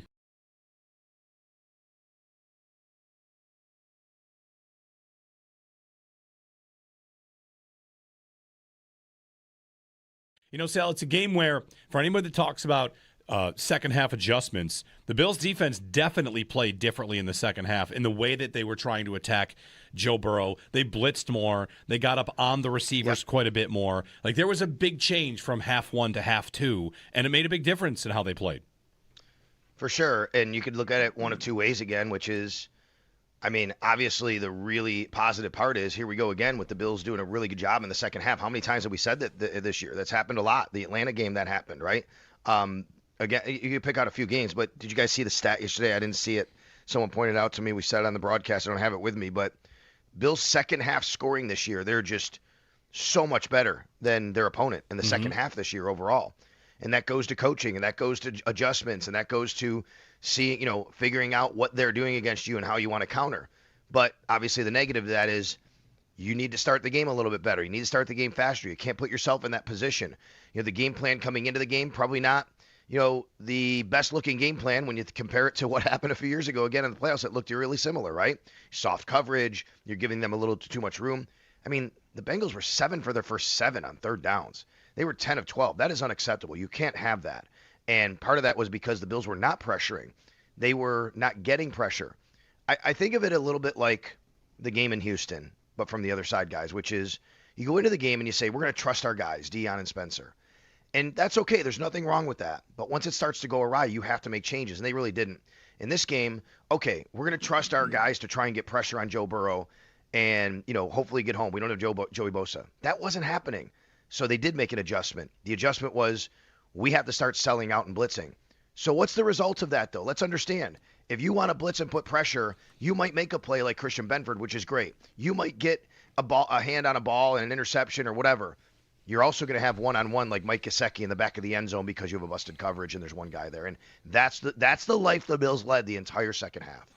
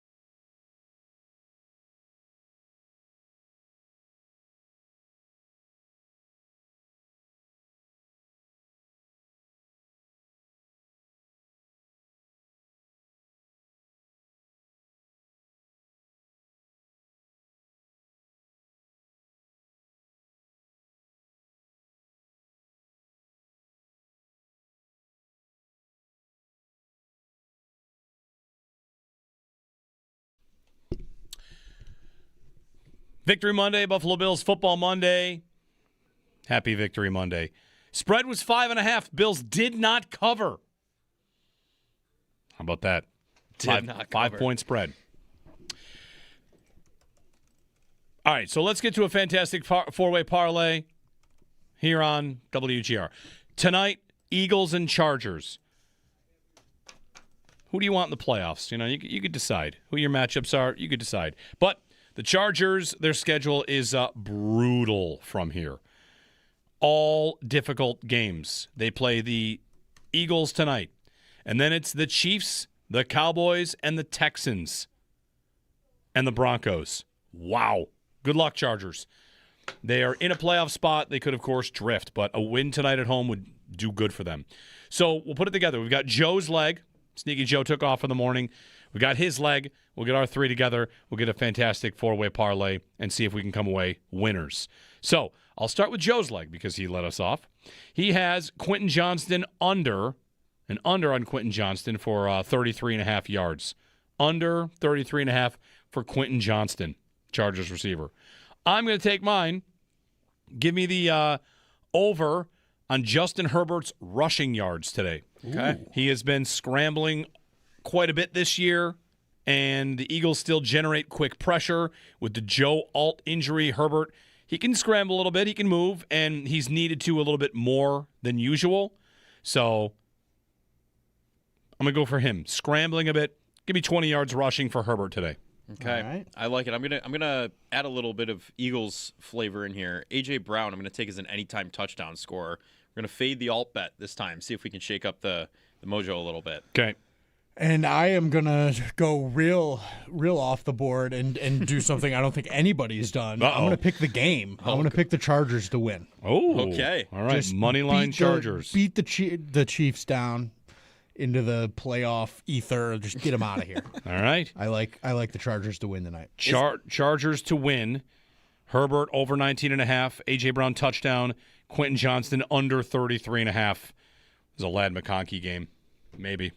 We'll see.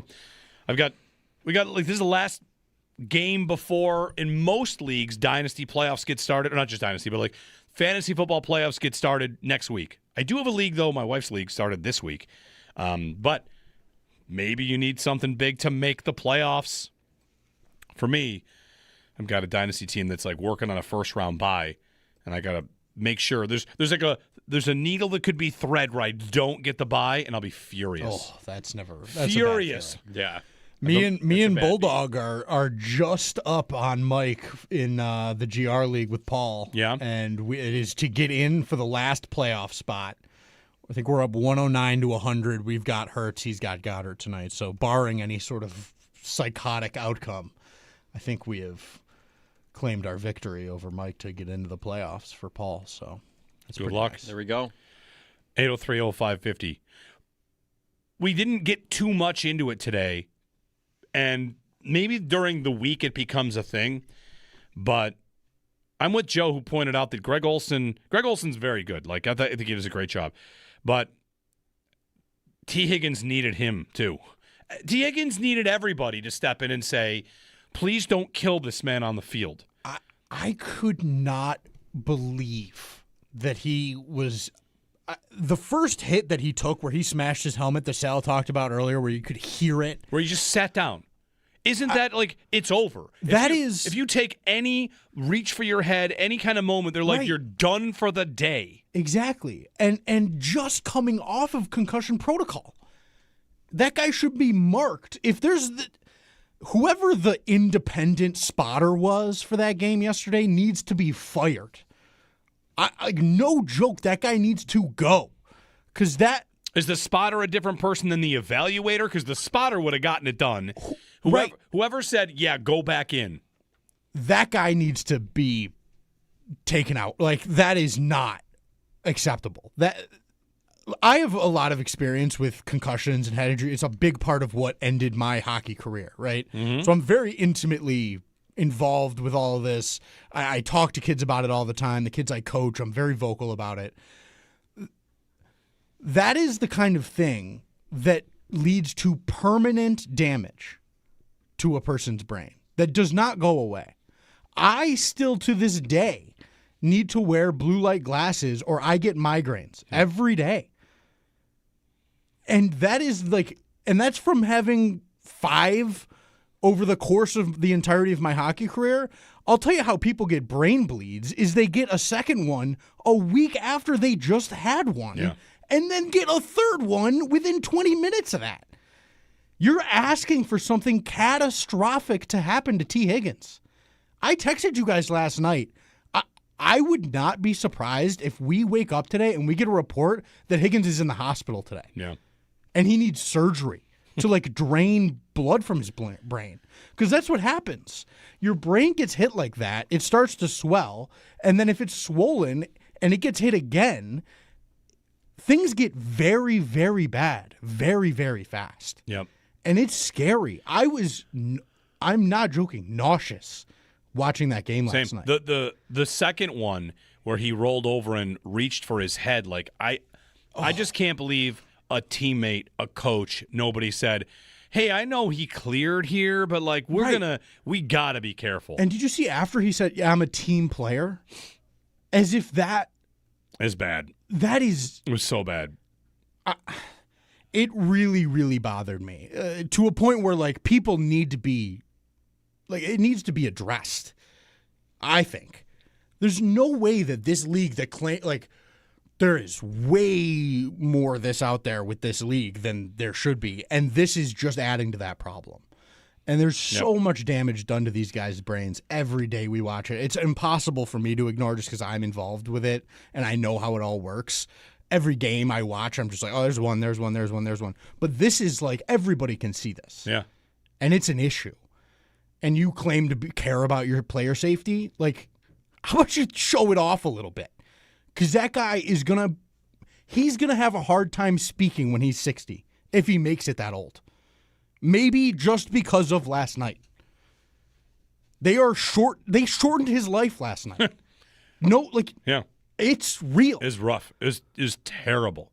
It's horrible to watch. It was a terrible sequence of events. I just once the first one happens, which is a play he tries to make an incredible catch. You sit down on the sideline and what are you doing, bud? I'm just sitting here. Right.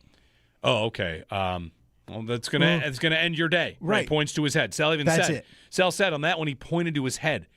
Exactly. What did he say? I got my bell rung. Okay, let's go take a look and see what happened. Watch the video. Dude. The helmet, like half the helmet was flat. He hit his head so hard on the ground. Right. And let me ask you this: like, would I be wrong? Like, people will see something like that and say CTE. CTE is different. CTE is long term. CTE is that. CTE. You often see. I don't want to get like a blanket statement here, but from what I understand about it is CTE happens more often with linemen and boxers, like repeated. It's not necessarily concussions, but subconcussions. Sure, right. Like it's a very different definition. Lower severity, but an abundance of those leads to conditions and leads to problems. Over time, sort of. It's a different thing. Like a concussion is an immediate brain injury.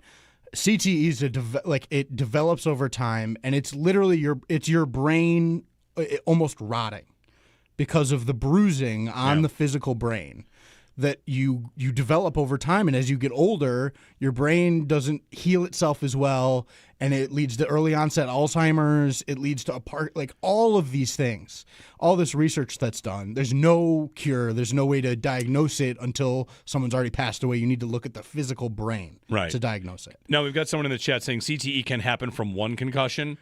I think it's yes. But all I'm trying to get at is when people see a concussion on the field and they say like CTE, like they're still studying. Right. It doesn't have to come from one severe diagnosed concussion. It's often it's a lot of exposure to head hits. Right. Whatever. Over time. It might be all of it. It is. It all plays a part. Sure. Everything plays a role.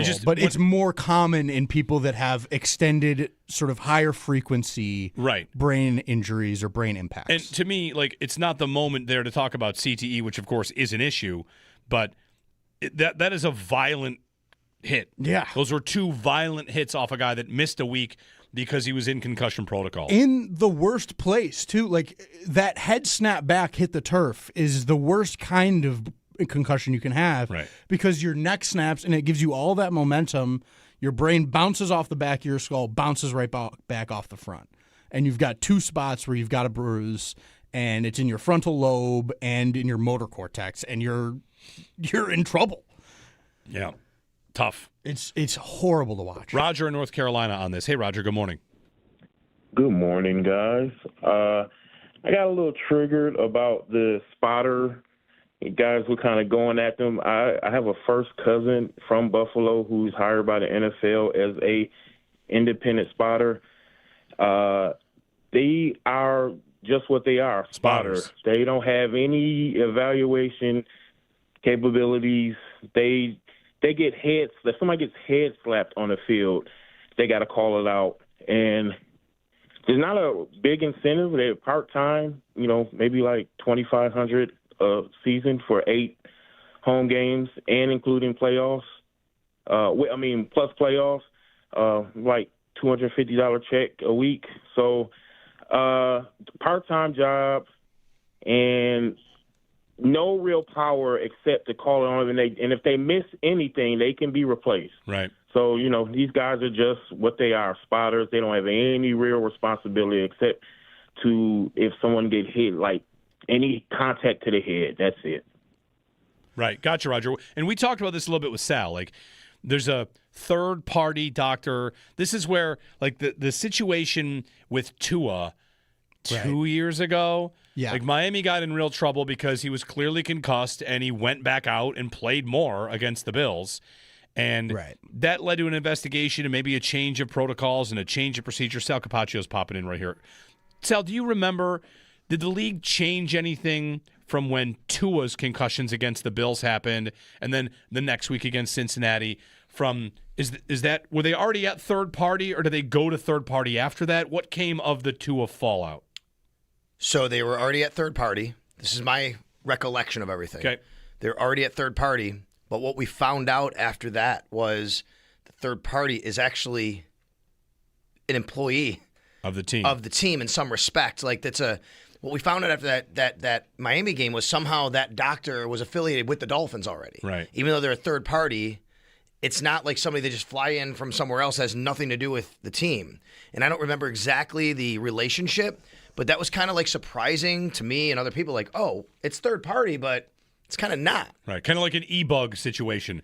The emergency backup goalie is works for the team. Yeah, for sure. So I don't know who would have been here. And And again, it's a home game, away game, like who the person is, that the affiliated, independent neurologist is there. But obviously, I think people are going to be questioning what happened yesterday. And I'm really interested to see today if he is, again, in concussion protocol. Mm-hmm. And again, I'll go back to this happened with Deion Dawkins against the Texans. Deion was cleared, and then he went back in the game. And then after the game, Sean McDermott said Deion's in concussion protocol, like the next day. Yeah. Did Dawkins talk about that at all this week? He talked just about how tough going through the protocol was. Like the stringent rules. The stringent rules tough, meaning like, yeah, he said it was tough. He was glad it was tough. And he really was glad that he has the medical staff and the trainers that did that. And he had never really gone through anything like that. Right. So that was the only thing he really talked about. The thing I wonder about is like getting the evaluation and passing. Like, how many people could pass with a concussion? Like it's all about baseline testing, and that's the one thing. Like I think so, every player gets baseline tested before the season or at to certain establish points. their own baselines. Correct, because everybody's different, right? And I'm sure there's some also general stuff that these neurologists look for as well. Right. It was a rough scene. Like hopefully he's okay. And I mean what have we heard about? I didn't see anything with the CeeDee Lamb situation the other night too. He was like fencing. Yeah. Right, he got hit. The fencer's response. Yep. Yeah, and I don't know. I haven't seen anything on that. Really, I haven't paid attention to. But obviously, it's something that they try. We are told they take seriously. But in that moment, and Jeremy, the thing for me was I'm standing there the whole time. I mean, he sat up, he pointed to his head. They came over and they were talking to him for quite a while. And you're thinking, okay, like he's probably out for this game. Yeah, he got up and he didn't. To me, he kind of just looked like a normal person getting up from an injury, and he went off the field. But after that, you're just surprised that he had the helmet on and he came back in. Yeah, I was surprised every time it happened. After halftime, I was relieved. Like, okay, he's done. And then there he is on the field again. Like, what? How? And then he made an incredible one-handed catch. I was on with you this morning, and we talked about this. After I was on with you, I got tweets and texts from people who were in the stadium who said, Sal, I heard it from where I was sitting on that side. Yeah. Wild. Anyway, all right, thank you. You got it. Extra Point Show's coming up. Sal's got that top of the hour. Arrow up, arrow down, all the good stuff you get to as it's a Victory Monday, Buffalo Bills Victory Monday, brought to you by Northwest Bank. For what's next, get started at northwest.com.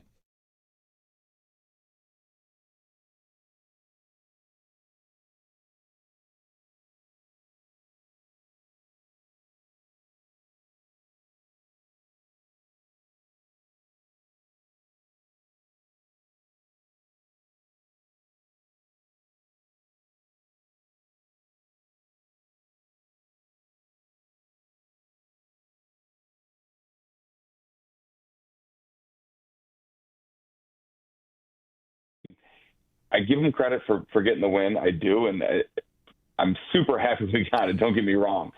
But if we don't do it this year without Burrow in the playoffs, without Mahomes in the playoffs, probably, without Lamar in the playoffs, Josh Allen and probably Drake May are your two best quarterbacks in the AFC. And if your defense, Sean McDermott, your defense, regardless of who's out there. No. You cannot do regardless of who's out there.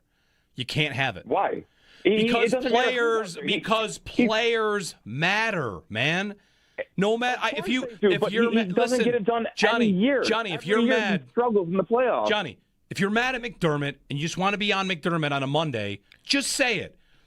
Don't try to pass off no matter who's out there. In what world could anyone agree that no matter who's out there is a reasonable standard to hold for literally any coach? Look, go ahead. I get what you're saying. I do.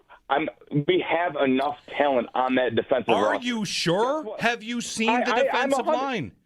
Oh, come on. Is Greg Rousseau that ineffective? Is A.J. Epinesa that ineffective? Our corners look great. I don't know, man. They got like 5 sacks combined for the year. How good are they supposed to be? I understand guys, I understand. And we're going to get Bosa back. Oliver could come back in the playoffs. We're going to get some reinforcements. And we've seen this defense make some good plays against some good quarterbacks. And you're right. It does matter who's out there. It 100% does. I was wrong in saying it doesn't matter who's out there. But with this defense, the talent that we have out there, yes, we are less talented than other rosters. Most other teams right now, they are less talented on defense than a lot of teams. They've got Benford, Bishop, Hairston, Shaq Thompson has been great for them. Terrell Bernard, if he's out there. Like you do not have a cohesive, put together defense. Your defensive line has been Jordan Phillips. Your defense, I mean, he makes a play for you. Sal Capaccio with us. Sal, on the offensive side of the ball in this game, I mean, it's Allen, right? It's an Allen game. They ran the ball well, too, not to take credit away from them. And we can get to the tight ends because they were unstoppable in this game. But we have talked about this, haven't we, that Allen has had his best games when the other team's got a star quarterback, and that happened again yesterday.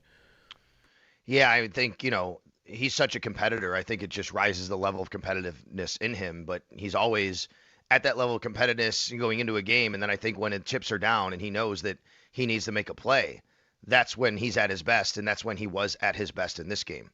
Josh Allen played like the MVP of the league yesterday, guys. I mean, he, going unnoticed was his efficiency in passing. Yeah, he made these big plays. He was close to 79% completion percentage in the snow on 28 attempts, right? I mean, 251 yards. He accounted for, he had 78 yards rushing, right? I mean, what's that? 340 yards, basically, 330 yards of offense. The running, having those decisions to run when he did, making great decisions. And, there were a couple of plays where, he just had to kind of put the cape on, and he did it. And you're right. He was absolutely awesome in this game. And I think that he should at least be creeping back into the MVP conversation after that performance, because that's what MVPs do in games like that.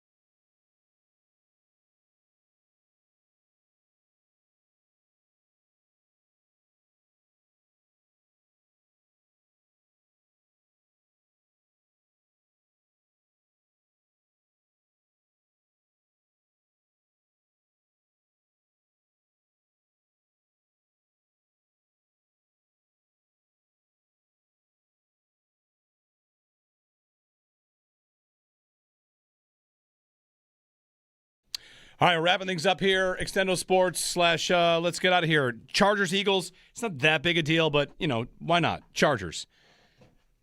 You can root for the Eagles if you want to. Who knows what to make of the Chargers? Anyway, they're what to make of the Eagles? Who knows what to make of the Eagles? True, very true. Anyway, it's in L.A., and the NFC playoffs are shaping up interestingly.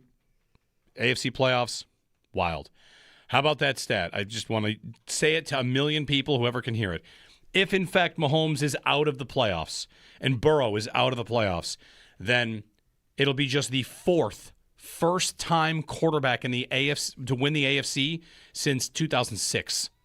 That's amazing. 3 quarterbacks have been first-timers in the Super Bowl since 2006. If indeed the Chiefs are out of the playoffs, the Bills' record of 4 straight Super Bowls is safe for at least 2 more years, because we don't know about Philly this year. They could get to a second. I guess that's true. Right? That's true. In a row. They could have a chance at 4 in a row, but it's at least safe for a couple more years, it would seem like. And I'm safe in the Guillotine League, by the way. Oh, good. I think. We're getting down to crunch time here. Also, Sal, the Bills could always make it 4 times in a row, and you can't get to 4 without making it to 1 first. That's exactly right. How about making it this year, Love it. All right. Sal's coming up, the Northtown Automotive Extra Point Show here on WGR.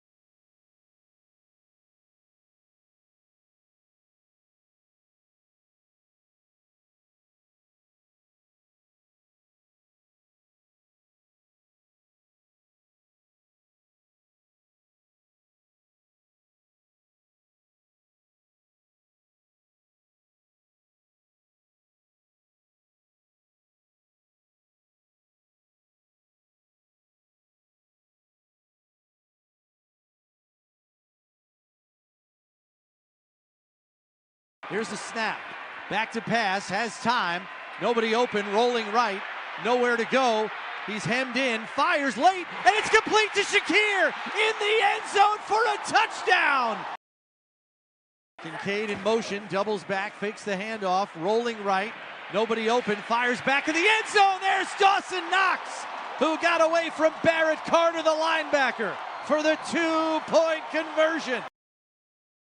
Here's the snap, back to pass, blitz coming off the corner, and they've got him! Christian Benford came screaming off the edge. Joe Burrow never saw him. Allen back to pass, fires, Kincaid, touchdown Buffalo! A 6-yard touchdown reception. Welcome back, Dalton Kincaid. Back to pass, blitz coming, Allen steps up in the pocket, 40, 30, down to the 20. Allen looking for the end zone, and he's in for a 40-yard touchdown rip. The beast has been released. Brown the lone setback, receiver to each side. And it's intercepted. Jumping up in the air is Benford. Gets away from Burrow. 30, 20, 10, 5. Your AFC Defensive Player of the Week has done it again. Christian Benford with a go-ahead touchdown. Here's the snap. Back to pass. Pressure coming. Pass is batted out of the air. Intercepted by Epinesa. Dropped at the 29-yard line. Here's the snap. Back to pass. Nobody open. Pumps. Looking right. Fires. And wide open in the end zone is Jackson Hawes. Here's the snap. Back to pass. Pumps. Blitz coming. Steps up in the pocket. Allen going to run. Looking for the first down marker. Gets away from the defender, and he's got it. And slides down to the 43-yard line. How is he not your MVP? Oh, some of the sounds amidst the incredible sights of the Bills' thrilling comeback victory yesterday inside Highmark Stadium, 39-34 over the Cincinnati Bengals. Chris Brown on the Buffalo Bills radio network right there. You had a whole bunch of highlights, and there were a lot of highlights yesterday and a lot to get to today on a Buffalo football victory Monday here on WGR on the Northtown Automotive Extra Point Show, presented by Catholic Health, the right way to care, and brought to you by Northwest Bank. For what's next, get started at northwest.com, and by Northtown Hyundai, Western New York's premier Hyundai dealership. Shop online at northtownhyundai.com. Sal Capaccio with you today. Welcome in, as always, on a Buffalo Football Monday, win or lose, but especially on a Victory Monday. Of course, we welcome your phone calls here at 803-0550. Get in now. We'll take your calls for the next 2 hours. We'll get to the Barnes Firm injury report. We'll get to our view from the sidelines. We will get to sit up, stand down, and hey, buddy a little bit later. I got a really good hey, buddy for you today, by the way. My hey, buddy is related to something that, I don't know, I kind of did something a little risque over the weekend. Maybe even illegal. Wasn't illegal, actually. But maybe unethical. I don't know. But I'll get to it a little bit later. It relates to my hey, buddy. Had a good time, but you be the judge. We'll do that. But before we get to all that, we got to get to what happened yesterday on the field and welcome you in, whether that's listening on WGR Sports Radio 550 on the Odyssey app or watching on our YouTube stream and on Twitch. And anytime we have us on and have this show on the YouTube stream and on Twitch, want to welcome in the bullpen. What's up, AC Man? What's up, Bill? We got Go Buffalo Bills. We got Steve in there. Who else? Black Cloud, Dylan, thank you very much. Just running through some of the names here. Billy the Buffalo. Is that really the Billy the Buffalo? Is the Billy the Buffalo mascot in there? Not really sure. We got IDL 716, thank you. Chop Shop. So thank you all for coming in. Hot Dirt, what's up? J Bud. New Dave. As always, like to say hi to you. And then you guys keep the chat rolling in there. Every once in a while, maybe during a break, I pop in, but I need to do the show here today. So the chat is for you. The chat is for you to comment along with each other and listen to the radio show, and I appreciate that. So thanks a lot for everybody for coming in, whether it's the bullpen, Grubinator, Mike Clark, thank you so much, Robert as well, and all of you. 803-0550. Where to start on this one? We could really start a lot of different ways, and I understand that there's going to be some things that you didn't like about this game. There's going to be some things that concern you about this game, but the bottom line is the Bills did what they had to do in this game to win. And they won it in a way that many people have questioned, can they win a game like this? Can they win a game where they have to get into a shootout with an elite offense, elite quarterback, Joe Burrow on the other side? There's no doubt about it. And they did. They won it, and nobody's going to confuse the Cincinnati Bengals defense with the 85 Bears, that's for sure, right? But when you go against a defense that gives you opportunity, you have to take advantage of those opportunities. And that's what the Bills did yesterday with their MVP quarterback. And Josh Allen played like an MVP yesterday. And we get a lot of times, people call in, national talking heads will say, boy, they're just asking Josh to do too much. They can't do anything unless he puts the cape on. And I'm not telling you that's not true. But folks, let me explain something to you. That's the difference in professional sports. You know, when you're in Pee Wee in high school, if you have somebody who's just really head and shoulders above everybody, you just dominate. You go out there and you win a basketball game by 45 because you got the super tall kid and no one else can defend him. You just get him the ball in the paint and he shoots and he scores or whatever. You get a running back that's super fast and nobody can catch him. You run toss sweep. He's running over kids. He's running around kids. Looks like one of those mascot little kid football games, right? That's what happens.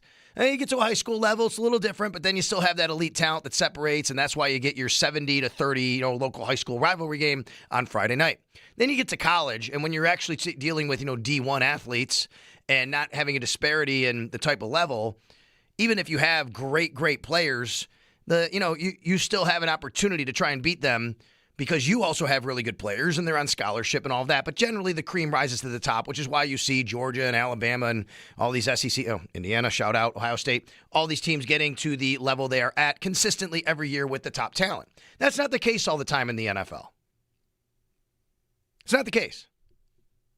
I want to remind everybody all the time, because I think we lose sight in this when we talk about the Bills. And I say all the time, we see the Bills fans see the Bills through their own lens, through their own prism. This completely tunnel vision you have. And if you're just watching the Bills and only watching highlights of other teams, you think, why can't my team do all these other great things these teams do and my team makes all these mistakes? That's just not true, right? It's just not true. You have to be able to understand how other teams operate and how sports work. They're having these conversations that we have about the Bills' struggles in every market, almost every week. Even the teams like Denver, New England, the Eagles, right? The Chiefs, look what's going on there. But the point I'm making is this. When I hear, boy, they're nothing, they got to have Josh Allen put on the cape. Sure, that might be the case. But in professional sports, when everybody is so great, and everybody gets paid a lot of money, and you have the best of the best talent in the world. That is the difference. Having maybe that one elite player who can make a difference in the most critical of moments. Pick your sport. Michael Jordan, LeBron James, whatever NBA player you want to put at the top of the pedestal and say, when that guy was at his best, that was the difference in the game. There were games where that player could be shut down. There were times they didn't win championships or even get there. But when that guy's at his best, that's the difference in the game because the margin, not for error, the margin between talent from a top to a bottom of a roster on every team in the league is not much.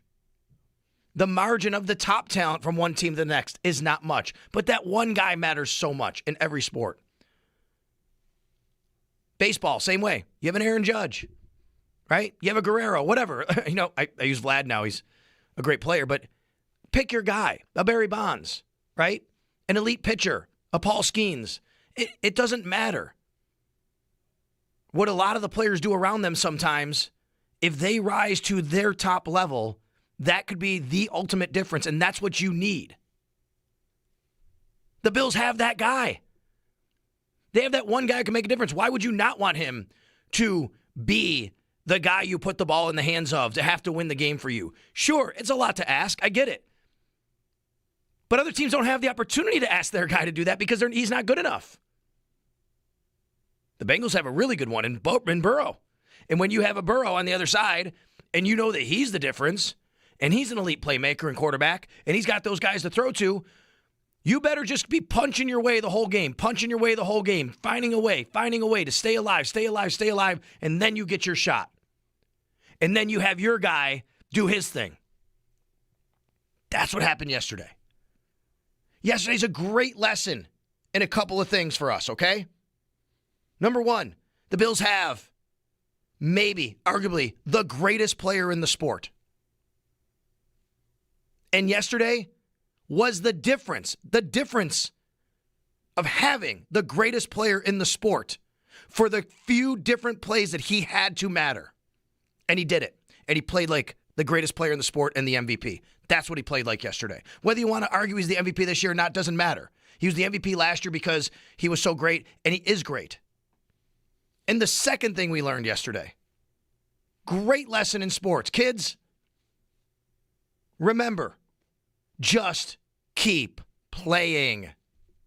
Just keep playing until you get your shot. You know, years ago, I used to, before the Chiefs run now, before they got Mahomes, that's what always actually impressed me about Andy Reid's teams.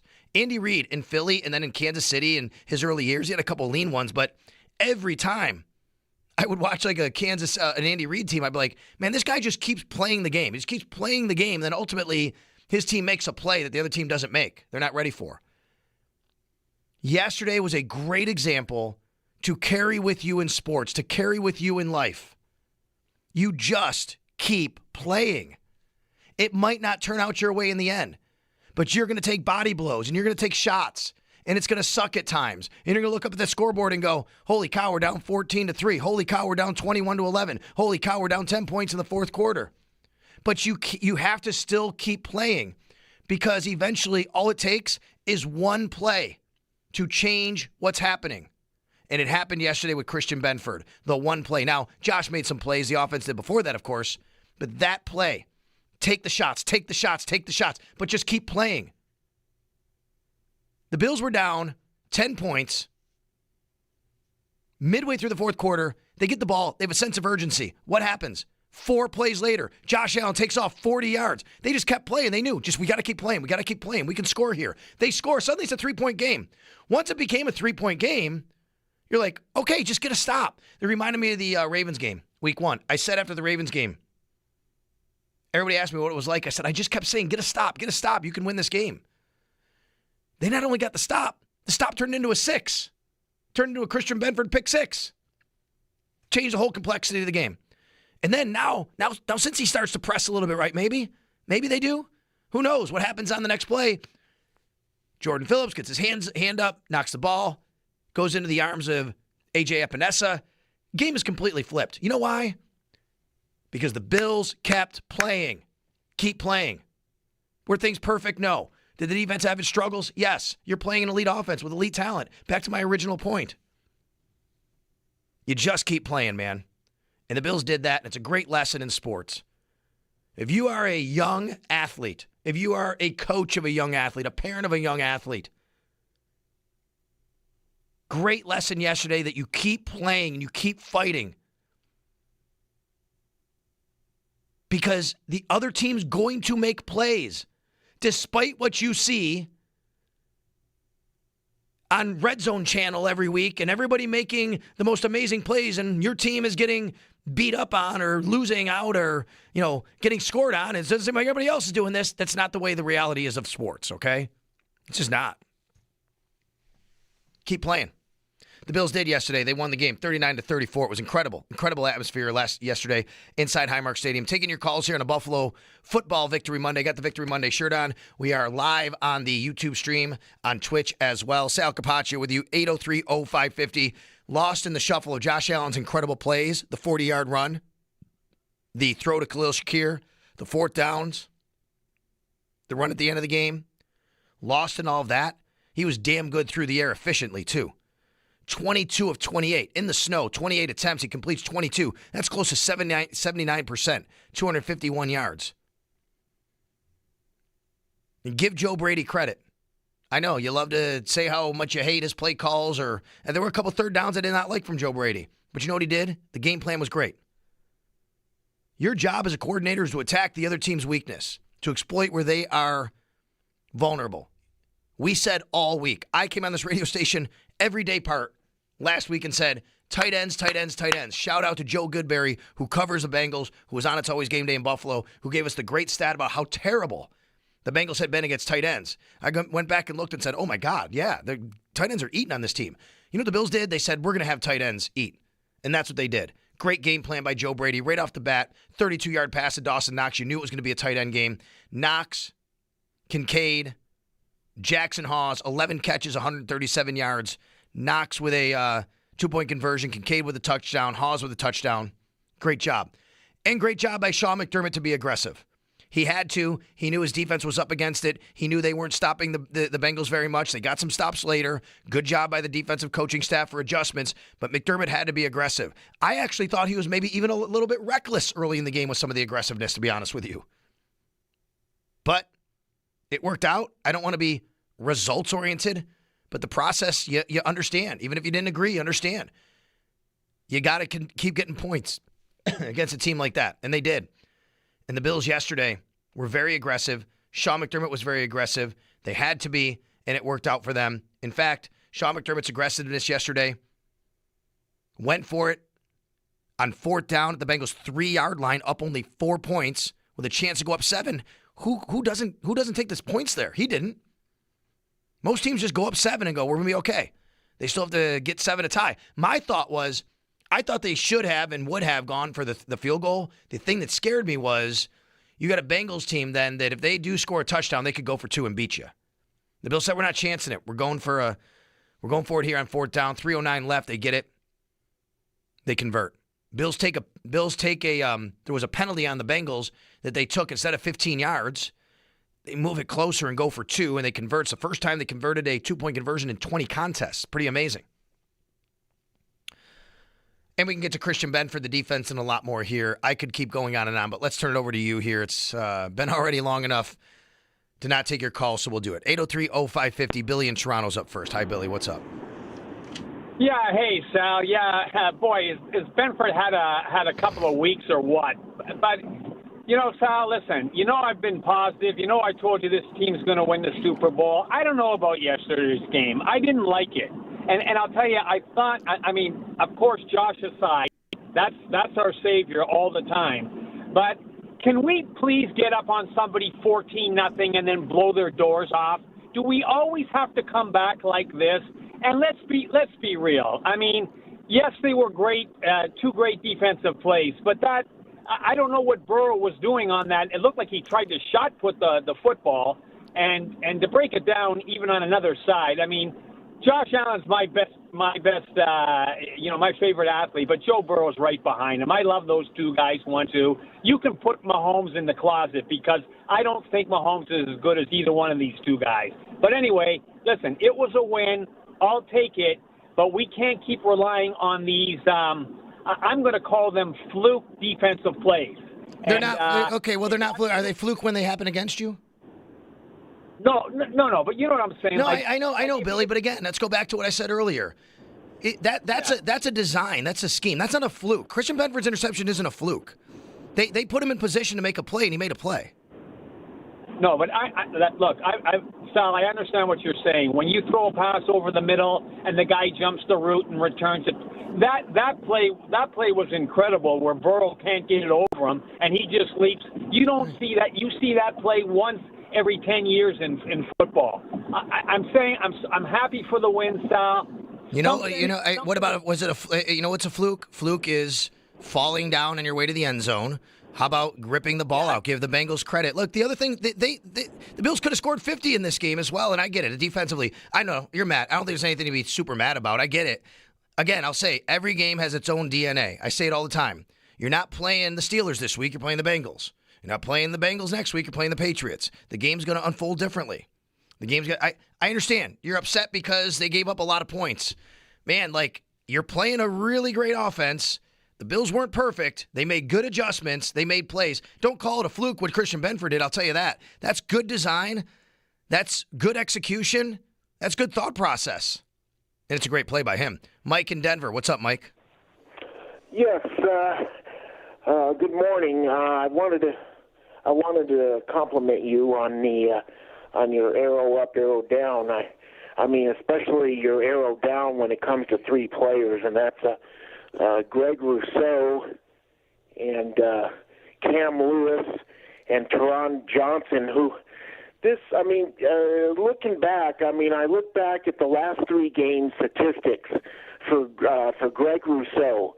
He's had 3 solo tackles in the last 3 games, 0 sacks, and he doesn't make any real spectacular plays. And I know you don't need players to always be spectacular as long as they're doing their job. But I don't even know if he's doing his job that well when it's all said and done. It's getting pretty close to putting him on a milk carton. He's definitely been MIA this year, and I think for his salary, for what he makes, he needs to do more. And Johnson, that guy, I think he's living off his past, reputation or what have you. I know he made that big play in the Baltimore game, but he really hasn't done too much that I can think of lately. He always seems to be a step or 2 behind, and Cam Lewis is a little bit undersized, so I realize they're going to be going after him. But I did want to comment on the offense, and I got to give McDermott credit for these last 2 games. He's done him and his staff have done an excellent coaching job considering the injuries and considering who they've played.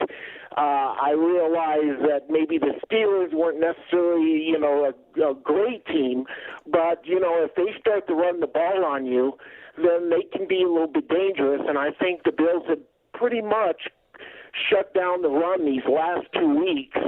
And one other thing that I didn't want to be overlooked was that 2-point conversion, because that was an important play when it all comes down to analyzing this game, because Cincinnati, when they scored that last touchdown there, they had to go for 2 points to make it only a field goal game if they had a chance to get the ball back.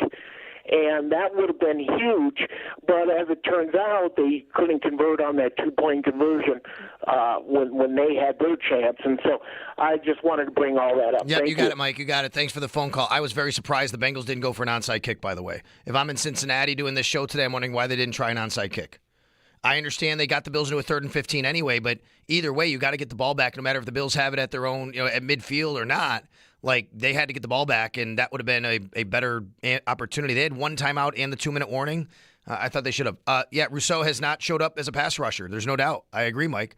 Taron Johnson has definitely not had the same impact this year as we've been used to seeing him. I think that's a very big product of teams getting bigger on the offensive side and Taron getting older. And Cam Lewis, they just took advantage of his size yesterday. That was a tough matchup for him, and no excuse. He didn't have a very good game, but it was a very tough matchup for him, putting big tight ends and Samaje Perine on him, so no doubt. Anthony in New York City. Hi, Anthony. What's up? How you doing, Sal? Good, thanks. Sal, who's the tight end? Cincinnati tight end was killed up in the first half. What? I'm sorry, what? The Bengals tight end, he was killed up in the first half. Gesicki? Yes. Okay. He kind of killed up in the first half, too. Okay. Yep. Well, they've done a great job against tight ends this year, and then that game they didn't. They've done a really great job. The Bills are actually one of the best teams in the NFL this year against tight ends.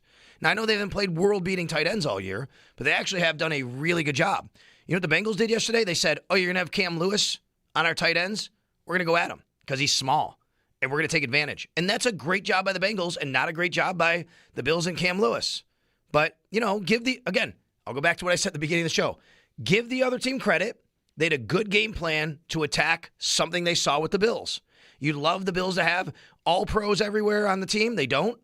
Cam Lewis is a very small player. He's tough, but he's like the smallest guy on the defense. And when he's out there in dime, the Bengals took advantage of him. Okay.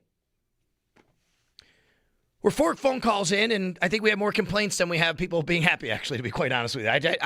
That's okay. That's what this show is for. But we'll take a time out here, and we'll come back on the Northtown Automotive Extra Point Show.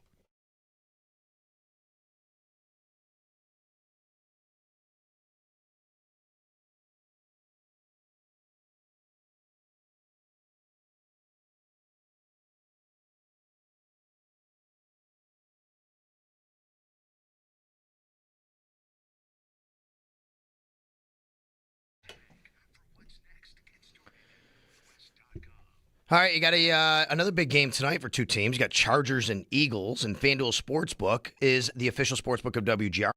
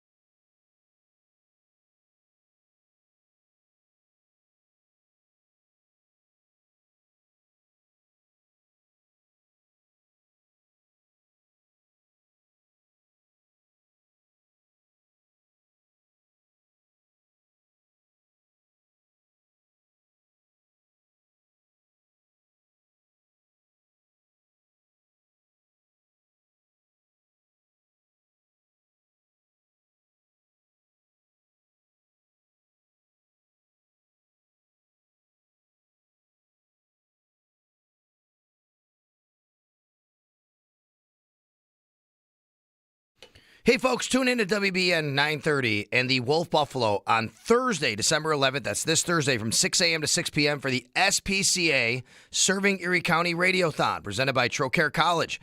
Do your part to help raise money for over 12,000 animals being served by the SPCA each year and give them a chance at a healthy, happy life.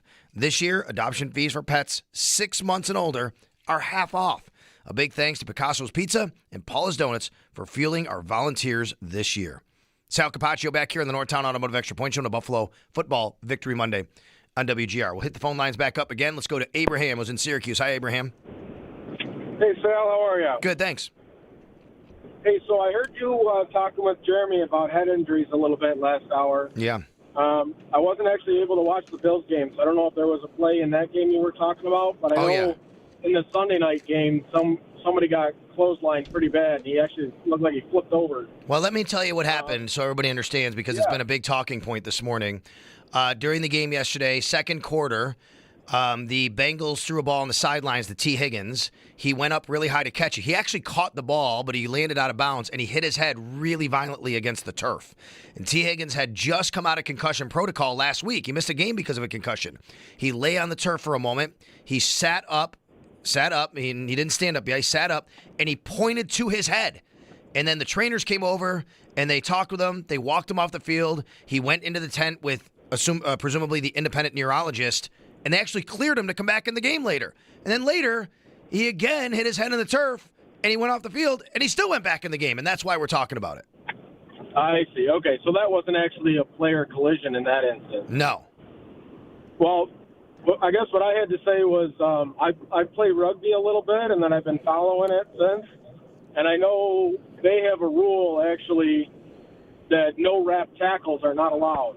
It's actually a yellow or a red card for no wrap tackle. And I didn't know the whole T. Higgins story from last night, but as far as, the big hits on punt returns or when a receiver's catching the ball and getting blindsided or something like that, I think football taking a no-wrap tackles out of the game would go a long way for head injuries.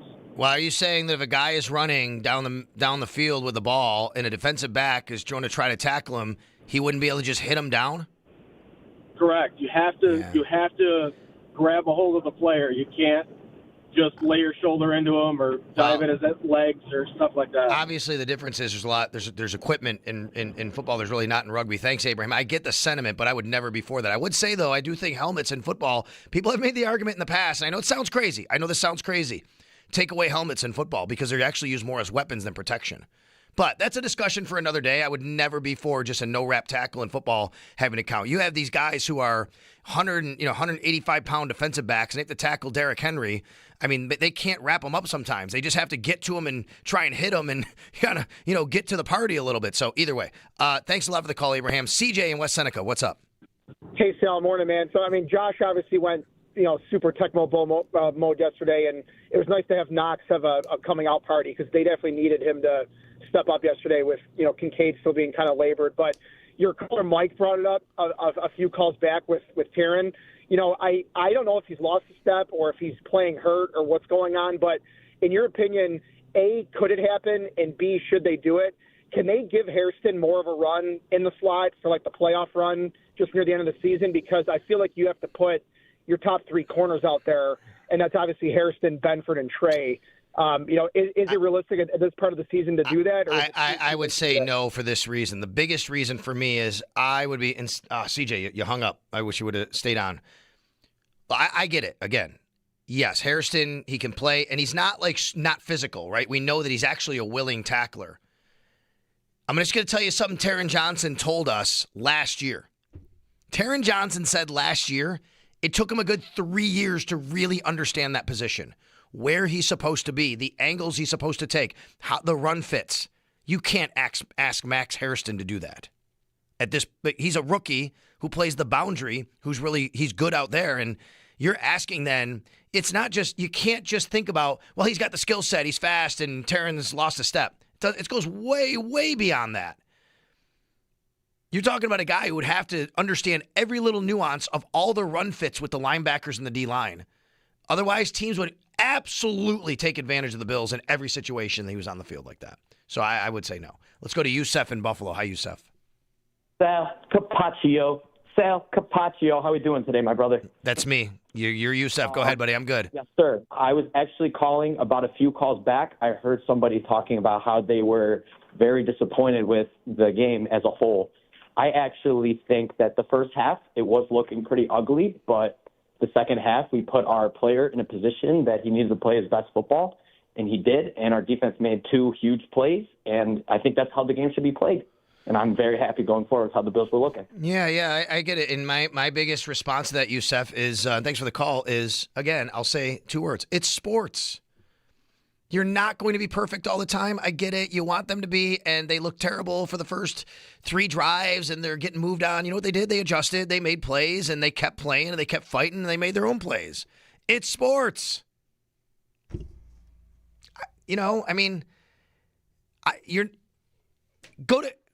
I get this all the time. You never criticize the team, you homer. Listen, I just wrote arrow up, arrow down. I did. Greg Rousseau got an arrow down. Cam Lewis got an arrow down. Taron Johnson got an arrow down. The first 3 drives of the game got an arrow down. There's a lot about this game that was negative. I counted 11 arrow downs that I wrote. I criticized too. But you take the whole body of work when it comes to a sporting event. You take the ebb and flow of the game, and you take how the game is played on each side of the ball affecting what you do. The Bills were getting kind of worked in their soft zone defense again against Cincinnati, and that was frustrating to see. I didn't like to see it. It was terrible. So you know what they did? 2 things. Number 1, they made an adjustment later, and it wound up helping them on defense. But the head coach recognized that and said, I got to be aggressive and score points here. And that was a direct result of them not having a great day on defense to start the game. And then they made their own plays. It's okay to not like what you saw. It's okay to say they got to be better here or there. They also made more plays than they didn't and beat a really good offense against a quarterback who had not lost in 8 starts with elite talent around them and scored 39 points. So I think there's a lot to be happy about today.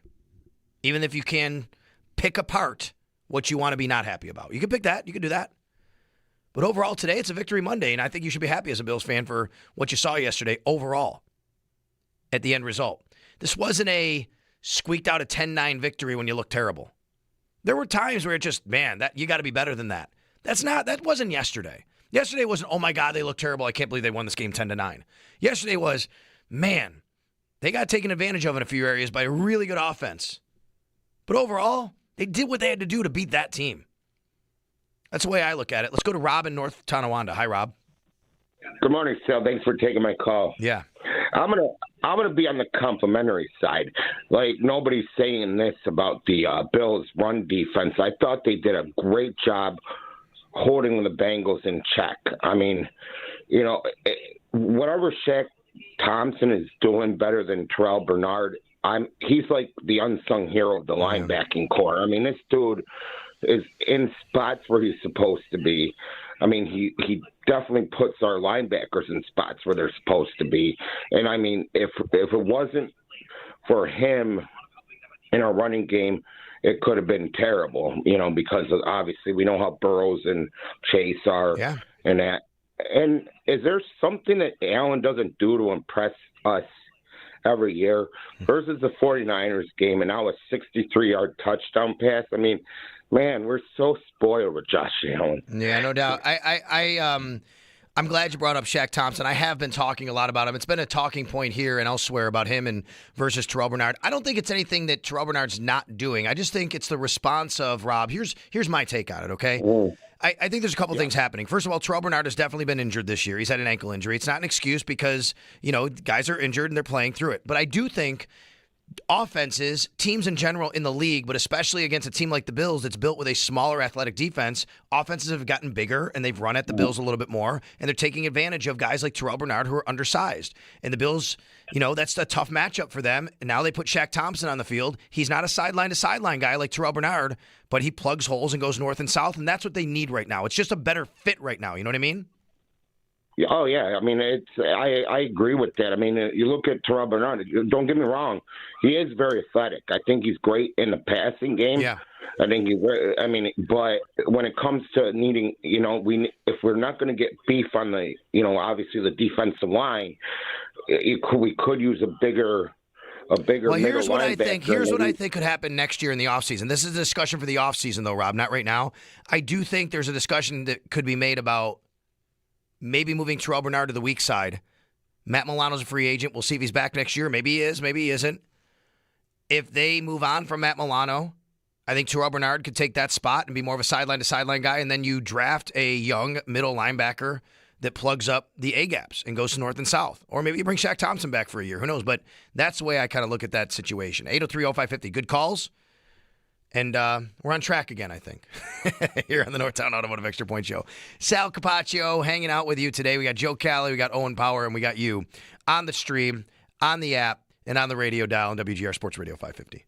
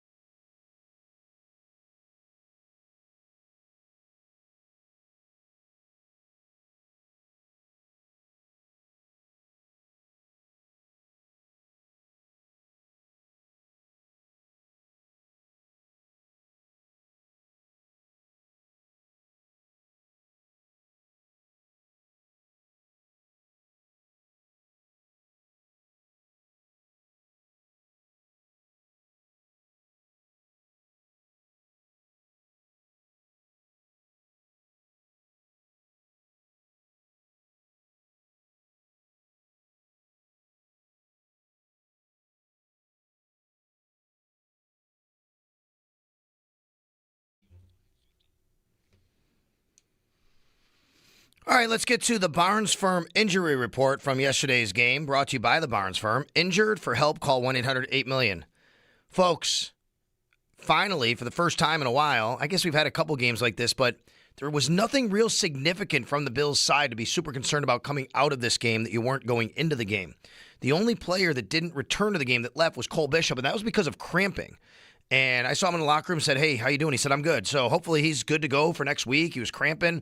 Obviously, it's not an injury, so that's great that they came out of this game with no new significant injuries. It doesn't mean when we hear from Sean McDermott later at 4 p.m. that he won't tell us, yeah, this guy's got this or this guy's got that coming out of the game. That can always happen.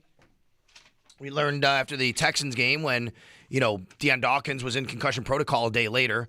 I would say there was a point in the game I thought Khalil Shakir was hobbling a little bit on his ankle, so we'll see where that goes. Dalton Kincaid came into the game with knee and hamstring injuries. He didn't play a ton. He was effective when he did. He was wearing the knee brace. Hopefully he got through the game okay. We'll find out, but there was nothing during the game that happened, so that was good news. And then the 3 players that didn't play that we'll be monitoring as the week goes on. Joey Bosa, of course, with his hamstring. I mean, you're talking about a hamstring. You're talking about an older player with an injury history. I don't know. Might seem a little too ambitious to think he'd play against the Patriots this week. Spencer Brown, I think he was close to playing, but they felt comfortable with Ryan Vandermark at right tackle against this particular defense in a home environment with less crowd noise. So Spencer Brown, to me, looks like maybe we could see him get back on track to play this week. We'll find out later. And then Joshua Palmer's a big one because his body, as Sean McDermott said, just isn't quite right now to be able to play, or it wasn't. But he didn't practice at all during the week, but he was still listed as only doubtful. Maybe this is the week he comes back. My question is, when he does, what happens at wide receiver? The lowest snap count wide receiver guy yesterday was Keon Coleman. Does Josh Palmer just take Keon Coleman's spot? And is Keon Coleman a healthy scratch, or do you keep them all active and you figure it out? It's going to be interesting when Joshua Palmer does come back, and hopefully he does next week. That is the Barnes Firm injury report. Injured? For help, call 1-800-8-million. Steven in PA. Hi, Steven. Hey, how are you doing today, Sal? Good, thank you. Good. Hey, just wanted to bring up, I don't know how many people are talking, not talking, about the impact play Jordan Phillips had. And from my perspective, my wife is probably sick of hearing me rip on Bean, and I've been all over Bean. I think Bean probably's taking the brunt of my frustration just based on the roster construction, but got to give a guy flowers where flowers is due. And, Bean bringing a guy back like Jordan Phillips, that was probably not as big a play as the Benford play, obviously, but nonetheless, anytime you get the ball out of Joe Burrow's hands when their offense is doing what they're doing, just kudos to Phillips on, making an impact, and just wanted to bring that to the forefront today. Yeah, you got it. It was a monster play. It really was. I mean, you get the pick six to go up. It's still a one-score game, and the very next play, he puts his hand in the air, he bats it down, and then A.J. Epinesa comes up with the interception. That's a monster play right there, no doubt about it.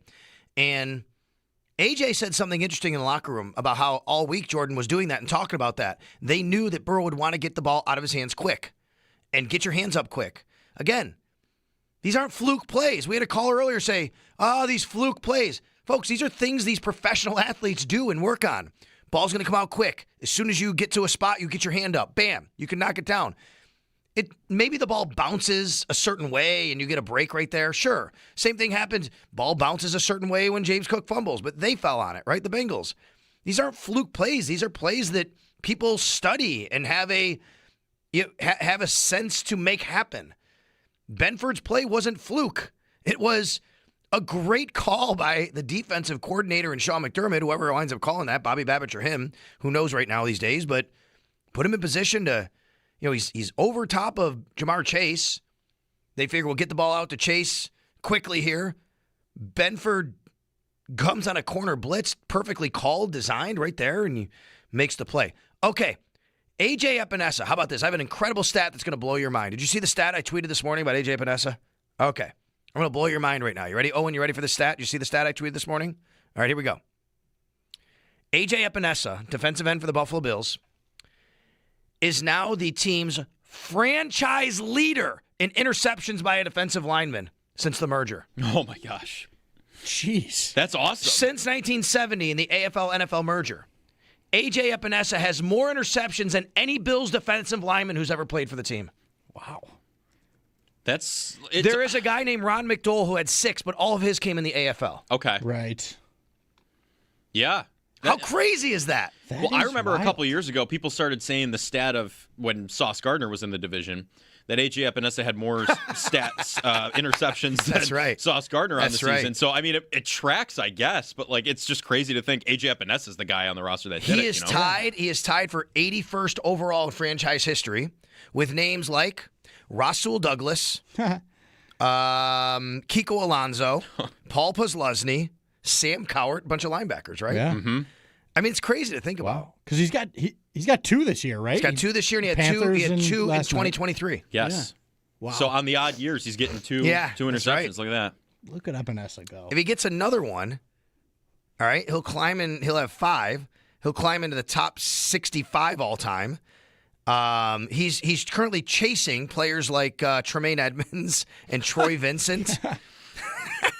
That's awesome. Marty Schottenheimer, the old coach and Brian's dad, 5 interceptions. That was AFL days, by the way. London Fletcher with 5. Crazy, right, to think about. It's amazing. A.J. Epinesa, your stat of the day. Go stun your friends today. I just gave you a great stat to win some money with your buddies. And go, I bet you a couple dollars you don't know the answer to this. And tell them, who's the Bills' all-time defensive lineman leader in interceptions since the merger? The answer? A.J. Epinesa. We'll take a timeout. We'll come back right here on the Northtown Automotive Extra Point Show on the Buffalo Football Friday.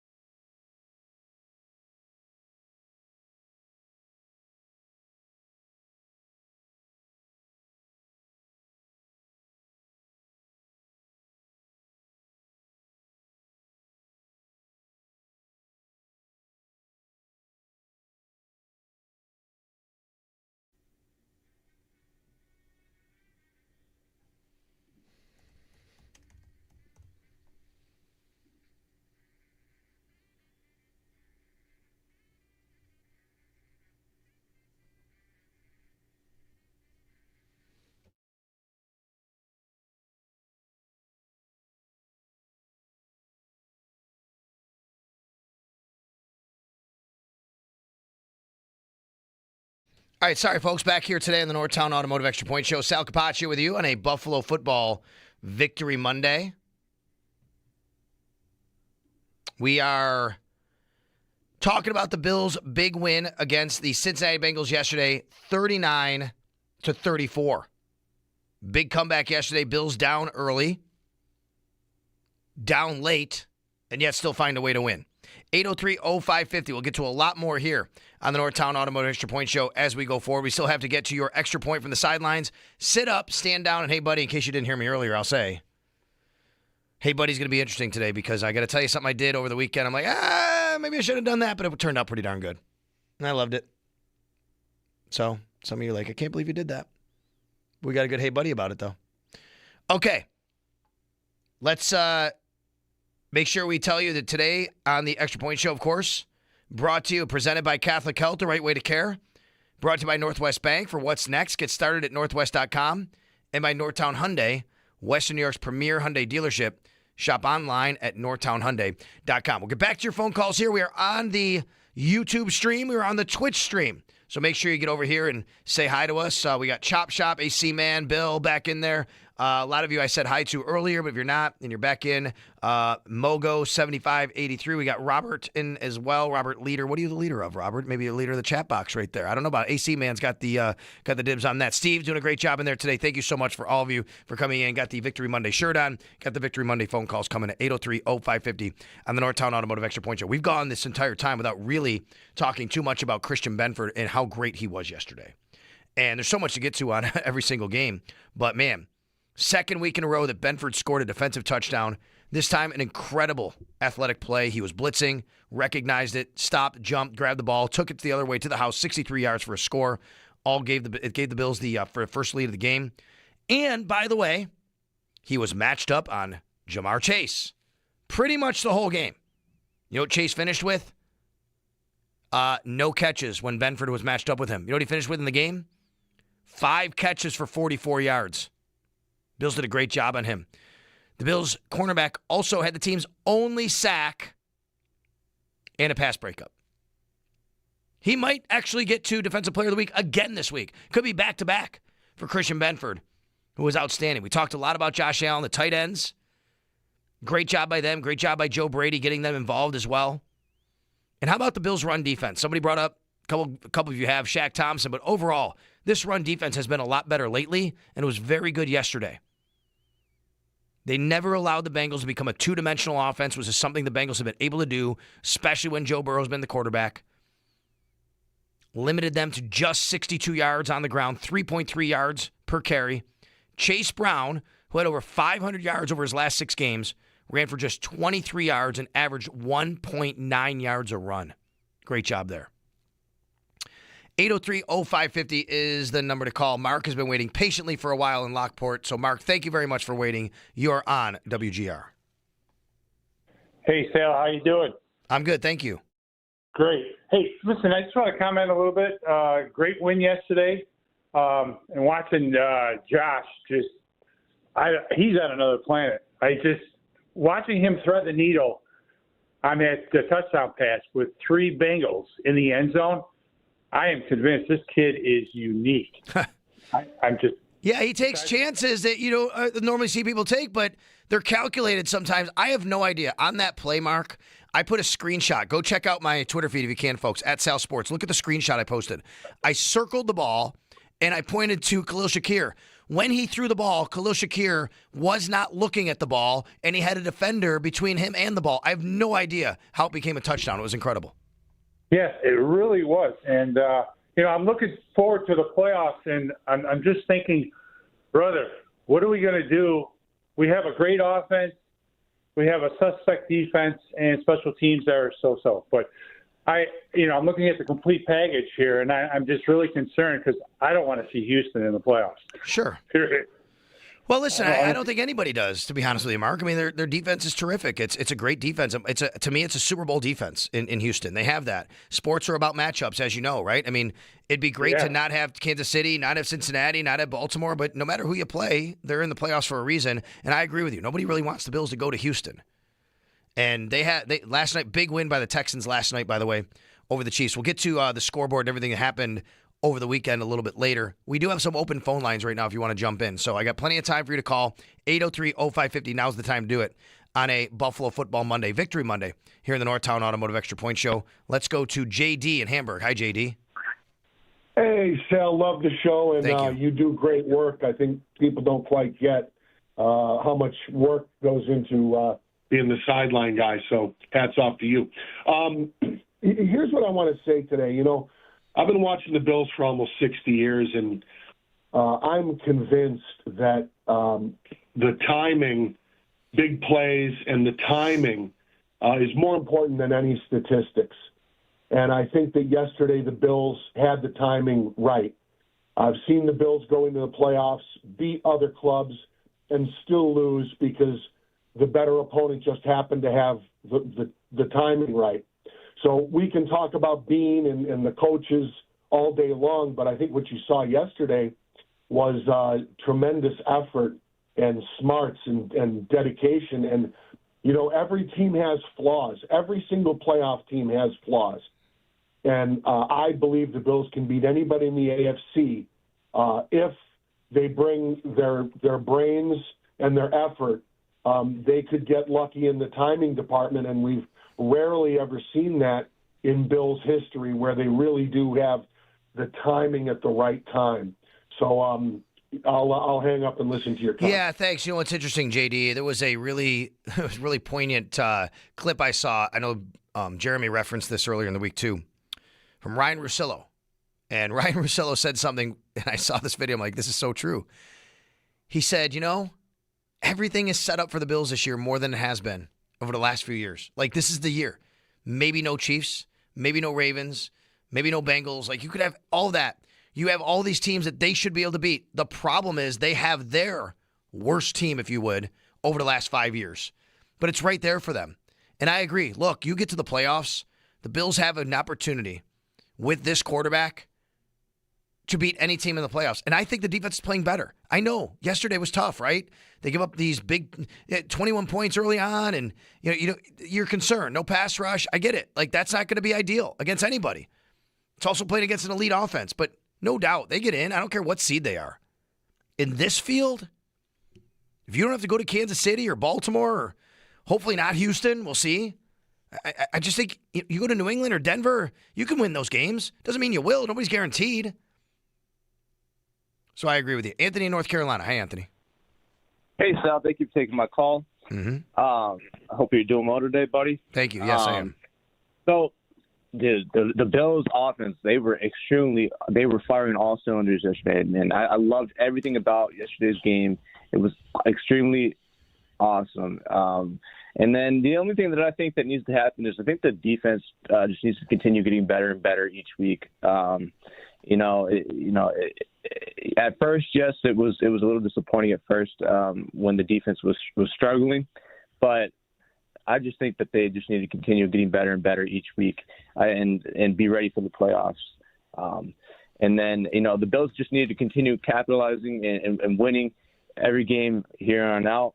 And they just need to, capitalize on the fact that the Chiefs and the Bengals may not even, be in the playoffs this season and go make a run for the Super Bowl. All right, man. Thanks a lot. Appreciate it. Yeah, thanks a lot. No problem. Yeah, for sure. They yesterday was a great game for the offense, great game for Josh Allen, and I think it was a game in the defense that it's kind of hold on for dear life until you make a couple plays. Punch back.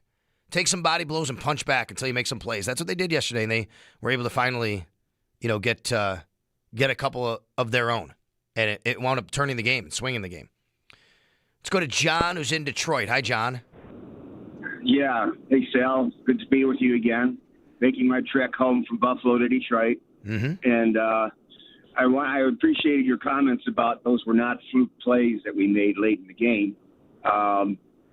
Flukes are when before the ball was snapped on the 2-yard line and I yelled out, protect the ball. And we saw a fumble. We lost a touchdown. Later on, I just yelled out, and I got my camera ready on my phone from the 40-yard line. I said, well, they're going to come down and score. I want to get the touchdown. And I said, time for to put the cape on, Josh. And he ran so fast, I didn't even get him getting all the way into the end zone. He outran my camera. And then I finally said, well, there's not a lot of time left. We need a takeaway. And that's when Christian Benford intercepted and went for a pick six. So I'm suggesting that I need to be at the rest of the games, maybe in the away games. But I brought yesterday a helmet I bought in 1992 for my then 4-year-old son. It was the Red Bills helmet during the Super 90s. And instead of high-fiving fans around me, I had them high-five the Super Red helmet. And by the fourth quarter, everybody was coming down from 2 or 3 rows to high-five the helmet. So we had a blast with that. Love it. I was only going to bring it for the Jets game because we're going to wear the red helmets in the final game, but I'll be bringing it from Philadelphia. And yesterday was a blast. There's nothing to be negative today about this team.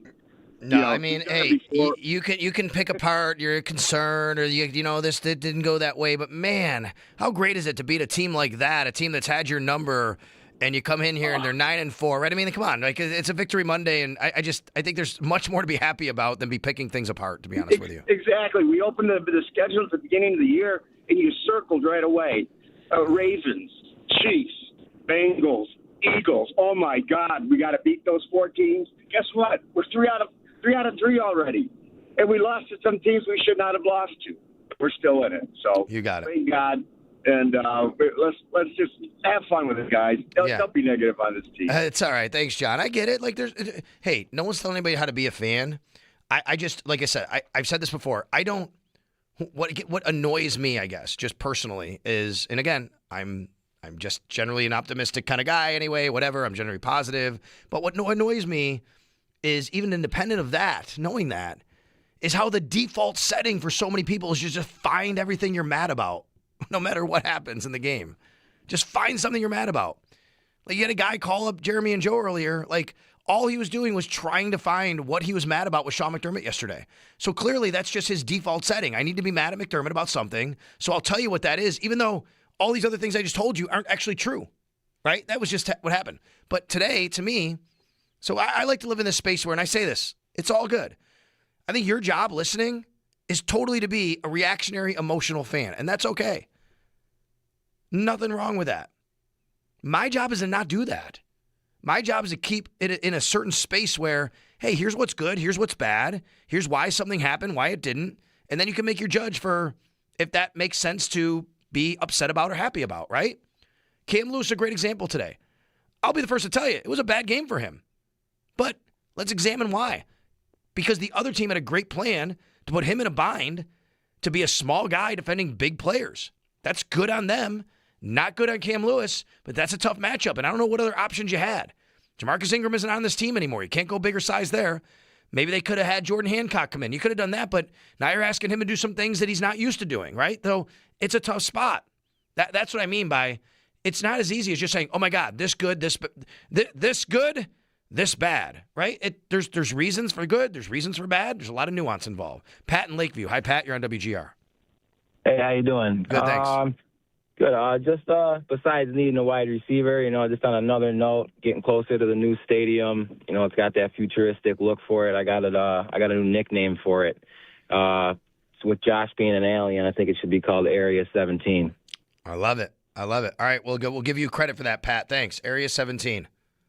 If that sticks, we're gonna go with Pat in Lakeview, who came up with it. Mike in Allegheny. Hi, Mike. Hi, Sal. Nice to talk to you. You too. Thank you. You're doing a great job up there. Long-time listener, first-time caller. Thank you. I don't have any complaints about the game yesterday, believe it or not. But my only question was, and I thought of this during the game, with the snow cover that was on the field yesterday, if we had played that game, if it was next year and we were playing in the new Highmark, how much of a difference would the heated turf have made in the amount of, first of all, in the amount of snow that was actually on the field, and second of all, in the traction or whatever. Well, I'm going to be super honest with you when I say this, Mike, and I appreciate the question.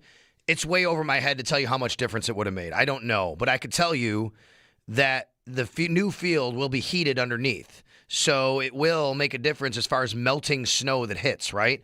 I just can't tell you what the difference would be, like literally aesthetically what it would look like.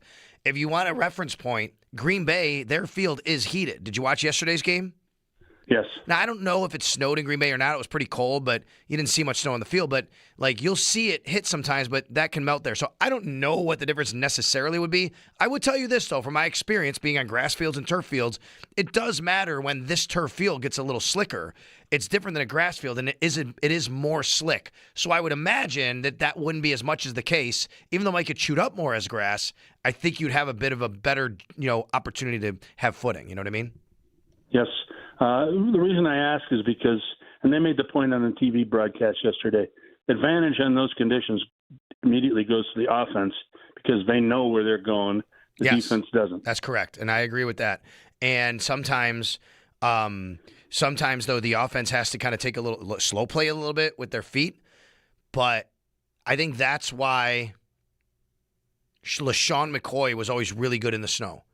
Lower body, lower center of gravity, great balance, and he knew where he was going to set it up, and you didn't, so you had to kind of stop and wait, and it was just really tough. So, interesting game yesterday to watch aesthetically, for sure. Phil in Williamsville. Hi, Phil. Hey, how you doing? Good, thanks. I just wanted to touch on the field goal situation with Prater. I think he's doing a really nice job and everything, but remember way back when, and Scott Norwood and all that, any predictions on how that's going to impact things? I'm sorry, no, what do you mean? What prediction on what? I'm sorry, say it one more time. I'm just wondering if you guys said a little while ago every team has its weaknesses, and I wonder if with Prater, he's had a fairly good year, a few exceptions.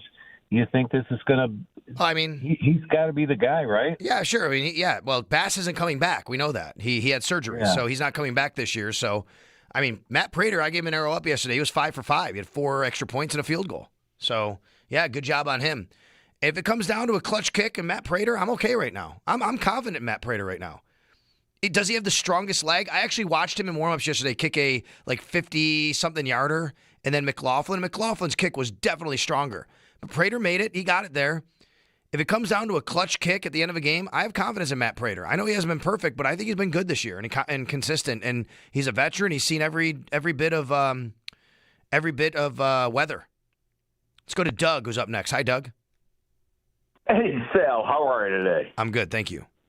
Excellent. Listen, I'm calling in as a Bills fan from 1960, and I got to say one thing that's really kind of bothering me. It's the fans. I just don't understand how they can't be happy with what we have. We have probably the most amazing quarterback that's ever been on a field in the NFL that can do it all. And we have a team that since Sean McDermott showed up has gotten to the playoffs just about every year. But still, they find reasons to complain. Now, I understand there are things that aren't perfect, and there never will be. That's life. But, it's people like you that I listen to always because you're positive. You think of the good points, and then at the same time, if there's something that isn't good, you'll point it out, but you won't, be down on the organization, down on the team. Well, I'm going to go back to, and I appreciate the sentiment, Tom. Doug, I'm sorry. My role here is to not be overly emotional and overly reactionary. And that might work for some sports radio hosts. That's not me. I try to put you in a space where I'm going to give you what's happening, and you can decide whether that's good or bad. I'm not going to sit here and defend everything they do or, also tell everybody to be fired or everybody's in the Hall of Fame. That's not my job. And I appreciate what you're saying. I will offer this as an explanation, though, Doug, okay? To the defense of the people you're talking about. I think people are generally happy having this organization as good as they are and Josh Allen. But I think people are scared. They're scared that they see this great quarterback, this once-in-a-lifetime generational talent, and they've had opportunities to get to the Super Bowl, and it hasn't happened. And you've been a fan for a long time. And you've seen some lean years and you've seen some great years. And you're still waiting for one, just like I am. And I think people just get frustrated. And I think there's a lot of scar tissue that comes out with people. And then, of course, Doug, we just kind of live in that society where the default setting for a lot of people is just be mad about things. You know what I mean? That's just kind of what people do. You know what I'm saying, buddy? Yeah, it's a very sad thing, but there's a reason, and I want to pat you on the back. There's a reason you won the award you won last year. and no, seriously. So, feel good about that. Well, thank you. You're excellent at what you do. Thank you, Doug. I appreciate that. And thank you. I'm going to get to another caller. I want to move on and just I thank you for that. I appreciate it. It's the Buffalo Sports Broadcaster of the Year, and I got that award about a month ago for this past year, and it does mean a lot to me. I appreciate that, and it's not because, as Doug says, like go on the radio and be positive or whatever. It's again for me being authentic. I think to you. You can say whatever you want about me. Call me a homer, a defender, whatever. I don't know. I've heard it all before. I don't care. What annoys me is when people just are unintelligent about understanding what I'm trying to bring to the table to you, which is a thorough, thoughtful, intelligent analysis, which doesn't have to go overboard either way. I think that's what you deserve. You could turn on any single talking head. We got ESPN. I got Stephen A. Smith on my TV right now inside the room where Joe Cali is. You could turn on First Take and all that. And I watch some of those shows. And these people, their job is to oftentimes just give you the hottest take and opinion. That's not my approach. My approach is to give you, I think, the analysis that you deserve to make informed decisions on your own, not take mine. Let's go to Tom in Wheatfield. Hi, Tom. Hey, Sal. How you doing? Good, thanks. Hey, happy Victory Monday. I echo the last guy, but what I want to ask you, I'm 62. I think I got you by a decade.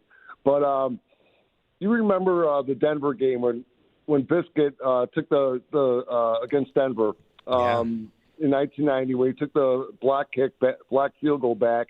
We scored like 21 points in a couple minutes. Yeah, that's right. That was I do remember that. That's right, yeah. Yeah, Sal Mariana wrote about that in Rochester DNC this morning, and I said to my brother yesterday, I said, that's what this reminds me of. Yeah. It was so helter-skelter and so boom, boom, boom, it all happened at once. And that game really brought back memories, and kudos to our last year, I guess, right? And another thing I want to mention was Jeremy mentioned this morning that he was at the game yesterday, but he looked at the other our new stadium and said that the grass was totally green the whole game. That's amazing. Meaning that he was mentioning that the heater was on. Okay, well, I said I didn't know that. I'll have to talk to Jeremy about that. I didn't know that. So that's a reference to the caller a little bit earlier. So I appreciate that, Tom. Thanks for bringing that to our attention. And obviously, a snow game inside the new stadium might look a lot different than a snow game inside this stadium. But this snow game looked like a Bills win, 39-34. We'll take a timeout, sit up, stand down. Hey, buddy, a look around the NFL. Maybe a phone call or two as well on the Northtown Automotive Extra Point Show on a Buffalo Football Victory Monday.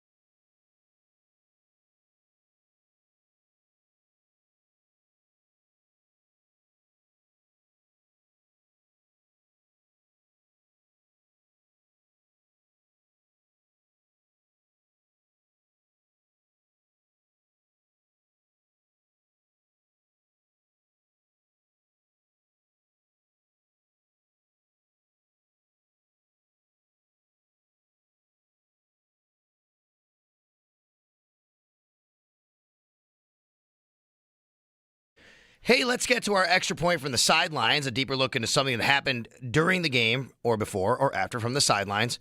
It is brought to you by Catholic Health, the right way to care. You know, I have always said the most memorable kind of scene for me, play, I should say, inside this particular stadium was Taron Johnson's pick 6 against the Baltimore Ravens in the 2020 playoffs. And the reason I say that is I know it's a weird thing I've always said I've never believed that people see things in quote-unquote slow motion. I actually did that day. Like that night, I'm in the moat. I was in the stands because it was the COVID year. We couldn't be on the field. And he catches the ball right at the goal line. And as I'm watching him run the other way with the ball and the pick 6, I'm seeing the fans bounce up and down. It was like in slow motion. It was crazy. This game, this play, wasn't like that with Christian Benford, but it was a pretty close. Pretty close to that because I was on the Bills sideline, but on the opposite side. So the Bengals were coming at me. I was closer to the tunnel. I see Benford jump up, and when I see him up in the air, I think he's going to bat this down. Great play. Great play to bat it down. Like, that's really cool play. And then when the ball stuck in his hands, it was like you could hear the crowd get really silent for a minute, like, what has happened? And then it just erupted. That crowd just erupted when he was on his way back into the end zone. Super cool. Super cool. Great moment. Swung the game. 2 games, 2 weeks in a row. Christian Benford scores on defense. Does he have a chance at another Defensive Player of the Week? We'll see about that later in the week on Wednesday. That will get announced. So really, really cool. All right, that's our extra point for the sidelines. Like I said, brought to you by Catholic Health, the right way to care. Let's go to Jarrett in Cheektowaga. Hi, Jarrett. Hey, Sal. How you doing? Good. Yeah, I totally want to agree with you with that exact play you just said. I got to my one game I get to go to a year. I'm glad I went to this one. The only thought in my head the whole game was I just truly hope that, like, the new stadium has the same electricity, snow coming down. Like, that was just amazing. Yeah, and I think, Jared, the new stadium's going to be even better in a lot of ways. Now, we'll see, right? I don't know, because I'll say this. The way it's designed, it's going to be pitched. The fans are going to actually be closer to the field. Like, the third level, the upper deck will actually be, like, more 60 feet closer to the field than it is now. That's great. Yeah. You're right. So that's cool. So and I also called in because, to be honest with you, I probably disagree with you more than I do agree with you. I still love you. But I totally agree with you. It compelled me to call in today because, what else do you need to do to get, the fans calling in to, like, say what a game it was? Like, not every game is going to be, 44-0. And for Josh Allen and McDermott's defense, who I'm also very critical of, to pull that out yesterday, like, what else could you ask for? I totally agree with you, man. Just like, your first, like, 3 or 4 calls were all negative. Like, I'm just driving, like, how are you negative right now? Yeah. But, hopefully you agree with me a little bit more in the future, Jared. So I appreciate it. All right, buddy? All right. You have a happy holidays. All right. Listen, man. I don't know. What more could you ask for? Perfection, I guess, right? I mean, honestly, what more could you ask for? Perfection. I know you want stops all the time. Give me 5 stops, not 2. Okay. You play a game, man. It's sports. Sometimes I just wonder if people listening or calling, not to be condescending at all, ever played sports in their life. I really do wonder if you've ever been around sports. Like, you just think that you just go out there and, just design the play. Guy this morning's like, I don't care who's out there. He's got to be better on defense. How do you not care? Like, the players matter. Like, the players, as Jeremy said, he used that word, that term. The players matter. It does matter who's out there. Like, do you say that when the Bills play a quarterback or a backup? The play doesn't matter who's out there. Certainly it matters if it's Joe Burrow or Joe Flacco, right? And it's going to matter if it's Joey Bosa or not Joey Bosa. It's going to matter. All right. What happened this weekend in the National Football League? Let's take a look at the scoreboard from yesterday. We'll start it with the Lions, 44-30 victory Thursday night against the Cowboys, basically kind of burying the Cowboys, keeping the Lions alive not only in the NFC North, but especially for a playoff spot. Boy, the NFC is very, very interesting. We focus so much on the AFC. Go look at the NFC standings. Holy cow. Chicago and San Fran at 9-4, tied for the last spot. Man. Then you got Detroit at 8-5, Carolina at 7-6. I mean, technically, Dallas is still alive, but wow. All right, then you get to yesterday. Seahawks with a 37-9 drubbing of the Atlanta Falcons. And honestly, in this game, it was tied at halftime 6-6. From there, it was 31 points in the second half by the Seattle Seahawks, sparked by Jackson Smith and Jigba's touchdown. Another touchdown later, he had Rashid Shaheed, a 100-yard kickoff return for the Seattle Seahawks, who moved, by the way, to 10-3 on the season. Falcons dropped at 4-9. I'll keep saying I have no idea how the Bills lost to the Falcons.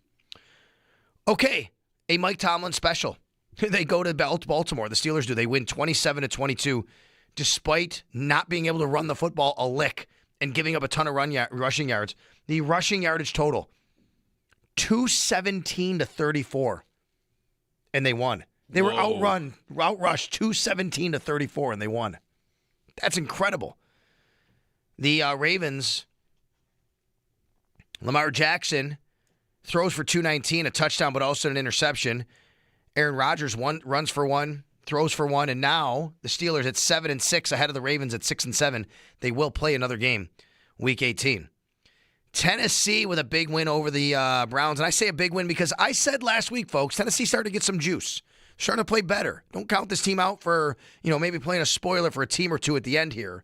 And it's not a spoiler for the Browns, but the fact is that Cam Ward's starting to play better. He only threw for 117, but a pair of touchdowns. I have not seen the highlights, but Shedeur Sanders' numbers were good. 364. Did he play well?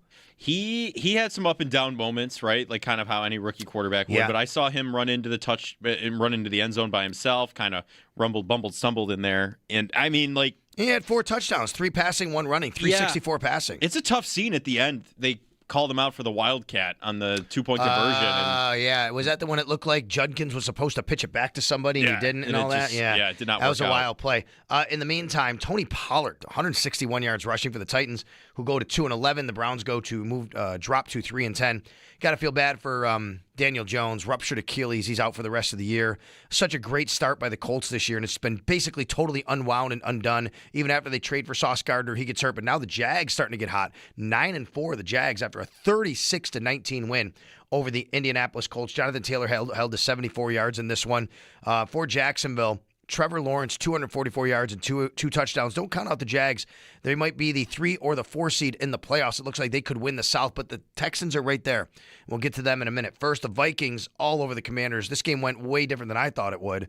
Vikings shut out the Commanders 31-0. Jaden Daniels, only 9 of 20 for 78 yards. On the other side, J.J. McCarthy, 16-23, 163, and 3 touchdown passes. How about the Miami Dolphins, folks?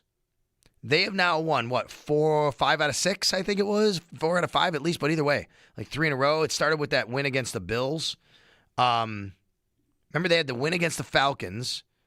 Then they lost to Baltimore, and then they've won the next 4. Bills, Commanders, Saints, Jets, not world beaters, but the Bills. They beat the Bills 30-16, but lately they're beating up on some bad teams, but now they're kind of back in the playoff picture a bit, to be honest with you. The Dolphins sit at 6-7. They're currently occupying the 11th seed, but 2 games behind the 7th seed.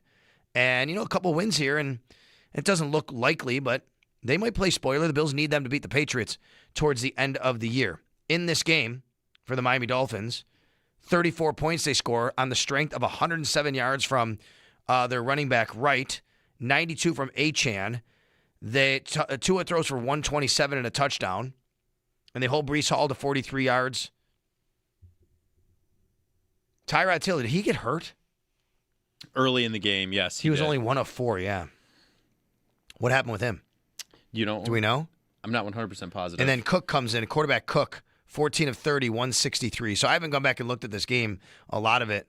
But now the Dolphins, by the way, play Monday night at Pittsburgh coming up. And it's supposed to be 25 degrees and maybe rain and snow. That's kind of been when they're at their worst. Yeah. So I don't know what to expect there. What happens in that game. How about the Saints? The Saints go marching into Tampa and come away with a win, 3-10. Tampa now 7-6. Awful loss for the Buccaneers. Give the Saints some credit, though, man. It's a team that's been fighting all year. I said earlier in the year when they came to Buffalo, they're better than people think. Did you see Shuck had a big rushing touchdown? He did? No, I did not. How long? I'm 34 yards. Positive on the yardage. 34 yards. Looking at it right now. And Tyrod Taylor had a groin injury, by the way. Figure that out. Okay, thank you. Baker Mayfield was not at his best yesterday, 14 of 30, 122. This Saints defense can get after you a little bit. We saw that a little bit with the Bills. That's when Josh threw his first interception of the year. Bucky Irving runs for 53. Rashad White runs for 53. Not enough for the Bucs, though, who dropped to 7-6. Big loss for them. What's the NFC South look like right now? Let's see. Oh, Tampa's still atop of it, but it's tied with Carolina. Tampa and Carolina are tied 7-6, and they play in 2 weeks. Mm-hmm. They played 2 out of the last 3 weeks. Yeah. They have 2 games against each other. All right. That's like how I like that. Bills Patriots. I don't know if I like that though, where the divisional you don't play a team until December. I know. Yeah, I totally get that. Broncos win 24-17. And they're a good team, folks. They're a good team. I mean, is this sustainable for them in the playoffs? A lot of the same things we talk about with the Bills and some concerns. You're beating some bad teams. That happens in Denver, but you take these wins if you're Denver. 11-2, really great season they're having. Bo Nix throws for 212. Not a ton there. No touchdowns, but no interceptions. But they do it on the strength of a good defense. They've had good defense all year. Geno Smith only a $118. Ashton Genty 30 yards rushing. Raiders fall to 2-11. Broncos go to 11-2. They currently occupy the number 1 seed in the AFC. The New England Patriots, the number 2 seed at 11-2. Bills Patriots next week, of course. Then you have the Rams all over the Cardinals yesterday afternoon, 45-17. Puka Nacua with a big day. When does he not have a big day? 7 for 167 and 2 touchdowns. Matthew Stafford, he should be your league MVP at this point, I think, the way he's been playing this year. 281, 3 touchdowns. Cardinals fall to 3-10.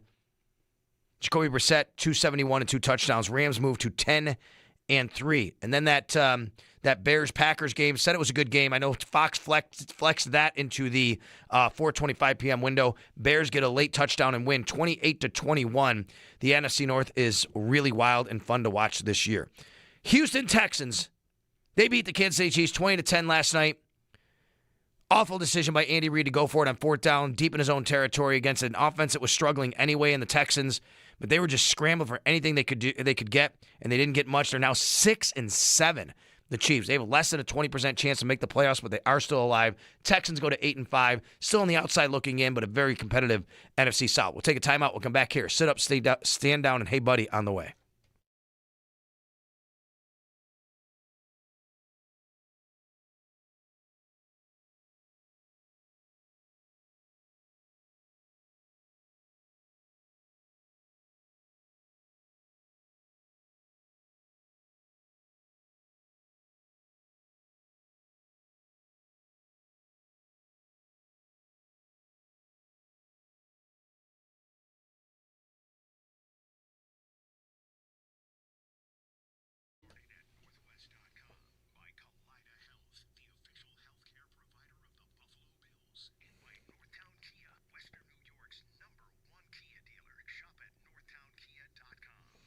Hey, folks, Sal Capaccio here, and you can really feel it now. The temps are dropping. If your house isn't properly insulated, that warm air you're paying for is slipping right out of the wall. So pay attention, New York homeowners. You might qualify for up to 80% off installation costs through state and federal programs. But the federal tax credit expires December 31st. So call now to maximize your savings. That's why you can't wait if you've been thinking about your home insulation. Do what I did. Call USA Insulation. They filled my walls with premium foam insulation. The difference was instant. My home stays warmer longer. It's noticeably quieter inside, including inside Studio Capaccio. I wouldn't recommend USA Insulation if I didn't truly believe in them. I've used them myself. I've recommended them to family and friends. All report great experiences. You will too. Demand is already heating up. The December 31st deadline approaches. Call USA Insulation 716-431-4500 or go online to usainsulation.net.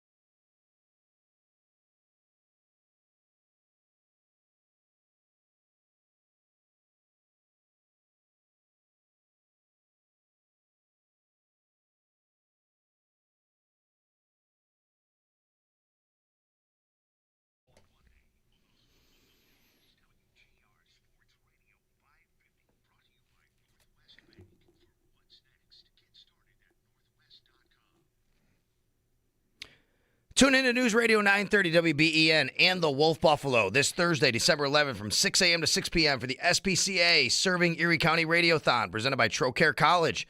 Do your part to help raise money for over 12,000 animals being served by the SPCA each year and give them a chance at a happy, healthy life. This year, adoption fees for pets 6 months and older are half off. Big thanks to Picasso's Pizza and Paula's Donuts for fueling our volunteers this year. All right, let's sit up and stand down. Let's sit up on what could be a very, very interesting decision for the NFL on Week 18. Some of the games, the way they're shaping up. You know, last few years, it's like, you got a couple games you might want to put Week 18, that flex Sunday night game. How about these games Week 18 that could be flexed into the Sunday night game? Lions-Bears, Chargers-Broncos could be very meaningful. Maybe Colts-Texans is looking like it. But how about the Ravens-Steelers, Seahawks-49ers? Oh, there's a lot. Wow. Panthers-Buccaneers? That Week 18, you're going to be glued to the TV no matter when they play. Yeah, but all those games, one of them is going to be the Sunday night game. And finally, this year, we have some really good options. Yeah. Not like the last few years where we haven't had that. Well, it's nice to have competition. Oh, no doubt. All right. Folks, I'm going off the beaten path from the NFL, my stand down. I'm going to college football. Let's stand down on Notre Dame's whining, okay? Because they didn't make the college football playoff, and I'm not here to say they should or shouldn't. Maybe they have a great case against it or for it or whatever, okay? It's not like they decline. They're not going to go to a bowl game at all. They're not going to go to a bowl game at all. And it's not like they made this decision because the season's been long. They have guys going in the portal. It's the new era. I could understand that. Bowl games outside of the playoff now are like, whatever. Who's even available these days? No. They would have gone to a bowl game otherwise. The reason they're not going to a bowl game, because they feel like they got screwed. We didn't get our way, so we're not going to go to any bowl game. Take our ball and go home. Sorry. Doesn't work like that. Terrible, terrible message. And as Reed Ferguson of the Bills pointed out on Twitter, who made this call? Were the players involved? Was it just the university? And I really like Marcus Freeman. I got nothing against Notre Dame. But it's a terrible look. And I'm not even telling you they didn't deserve to be in the playoff. Maybe they did. That's up to you to decide, whatever. I get it. It's a broken system. They decided not to go to a bowl game because they're whining. Not because of any other reason. So there's my stand down. And it's not because they put 70 on Syracuse that I said that, by the way. All right, let's get to Hey Buddy. I got a good Hey Buddy story for you today. WGR Sports Radio 550 presents. Hey, buddy. Dudes, you know this dude? What's up, dude? Hey, buddy. Buddy, sit down. Who's my buddy this week? I'm your buddy, guy. He's your guy, friend. I'm your friend, buddy. On WGR. Blue, you're my boy. Sports Radio 550. All right, I did something this weekend that maybe some of you think is unethical and terrible, but I did it. I crashed a wedding. I actually did. I was at Thurman and Patty Thomas's Holidays Foundation fundraiser, the Holidays Soul Train, they called it this year. We're at the 500 Pearl, Aloft downtown. And my buddy who was there, Anthony from Poncho's Army, a lot of you know Anthony, he says to me, he goes, Sal, I was just downstairs. I walked out because it said exit, but I walked into a room where there was a wedding. He's like, and these people it's late at night. And he goes, it was kind of cool. I met some people. He goes, you want to go crash it? I said, let's go crash the wedding. So we went downstairs, walk into this big ballroom, see the groom and his buddies, see the bride. I'm like, hey, how you doing? They looked and they're like, oh my God, Sal Capacio's here crashing our wedding. This is super cool. And I'm like, yeah, what's up, guys? How you doing? They're like, good. And then I said, do you want to meet Thurman Thomas and Daryl Talley? They're like, no way.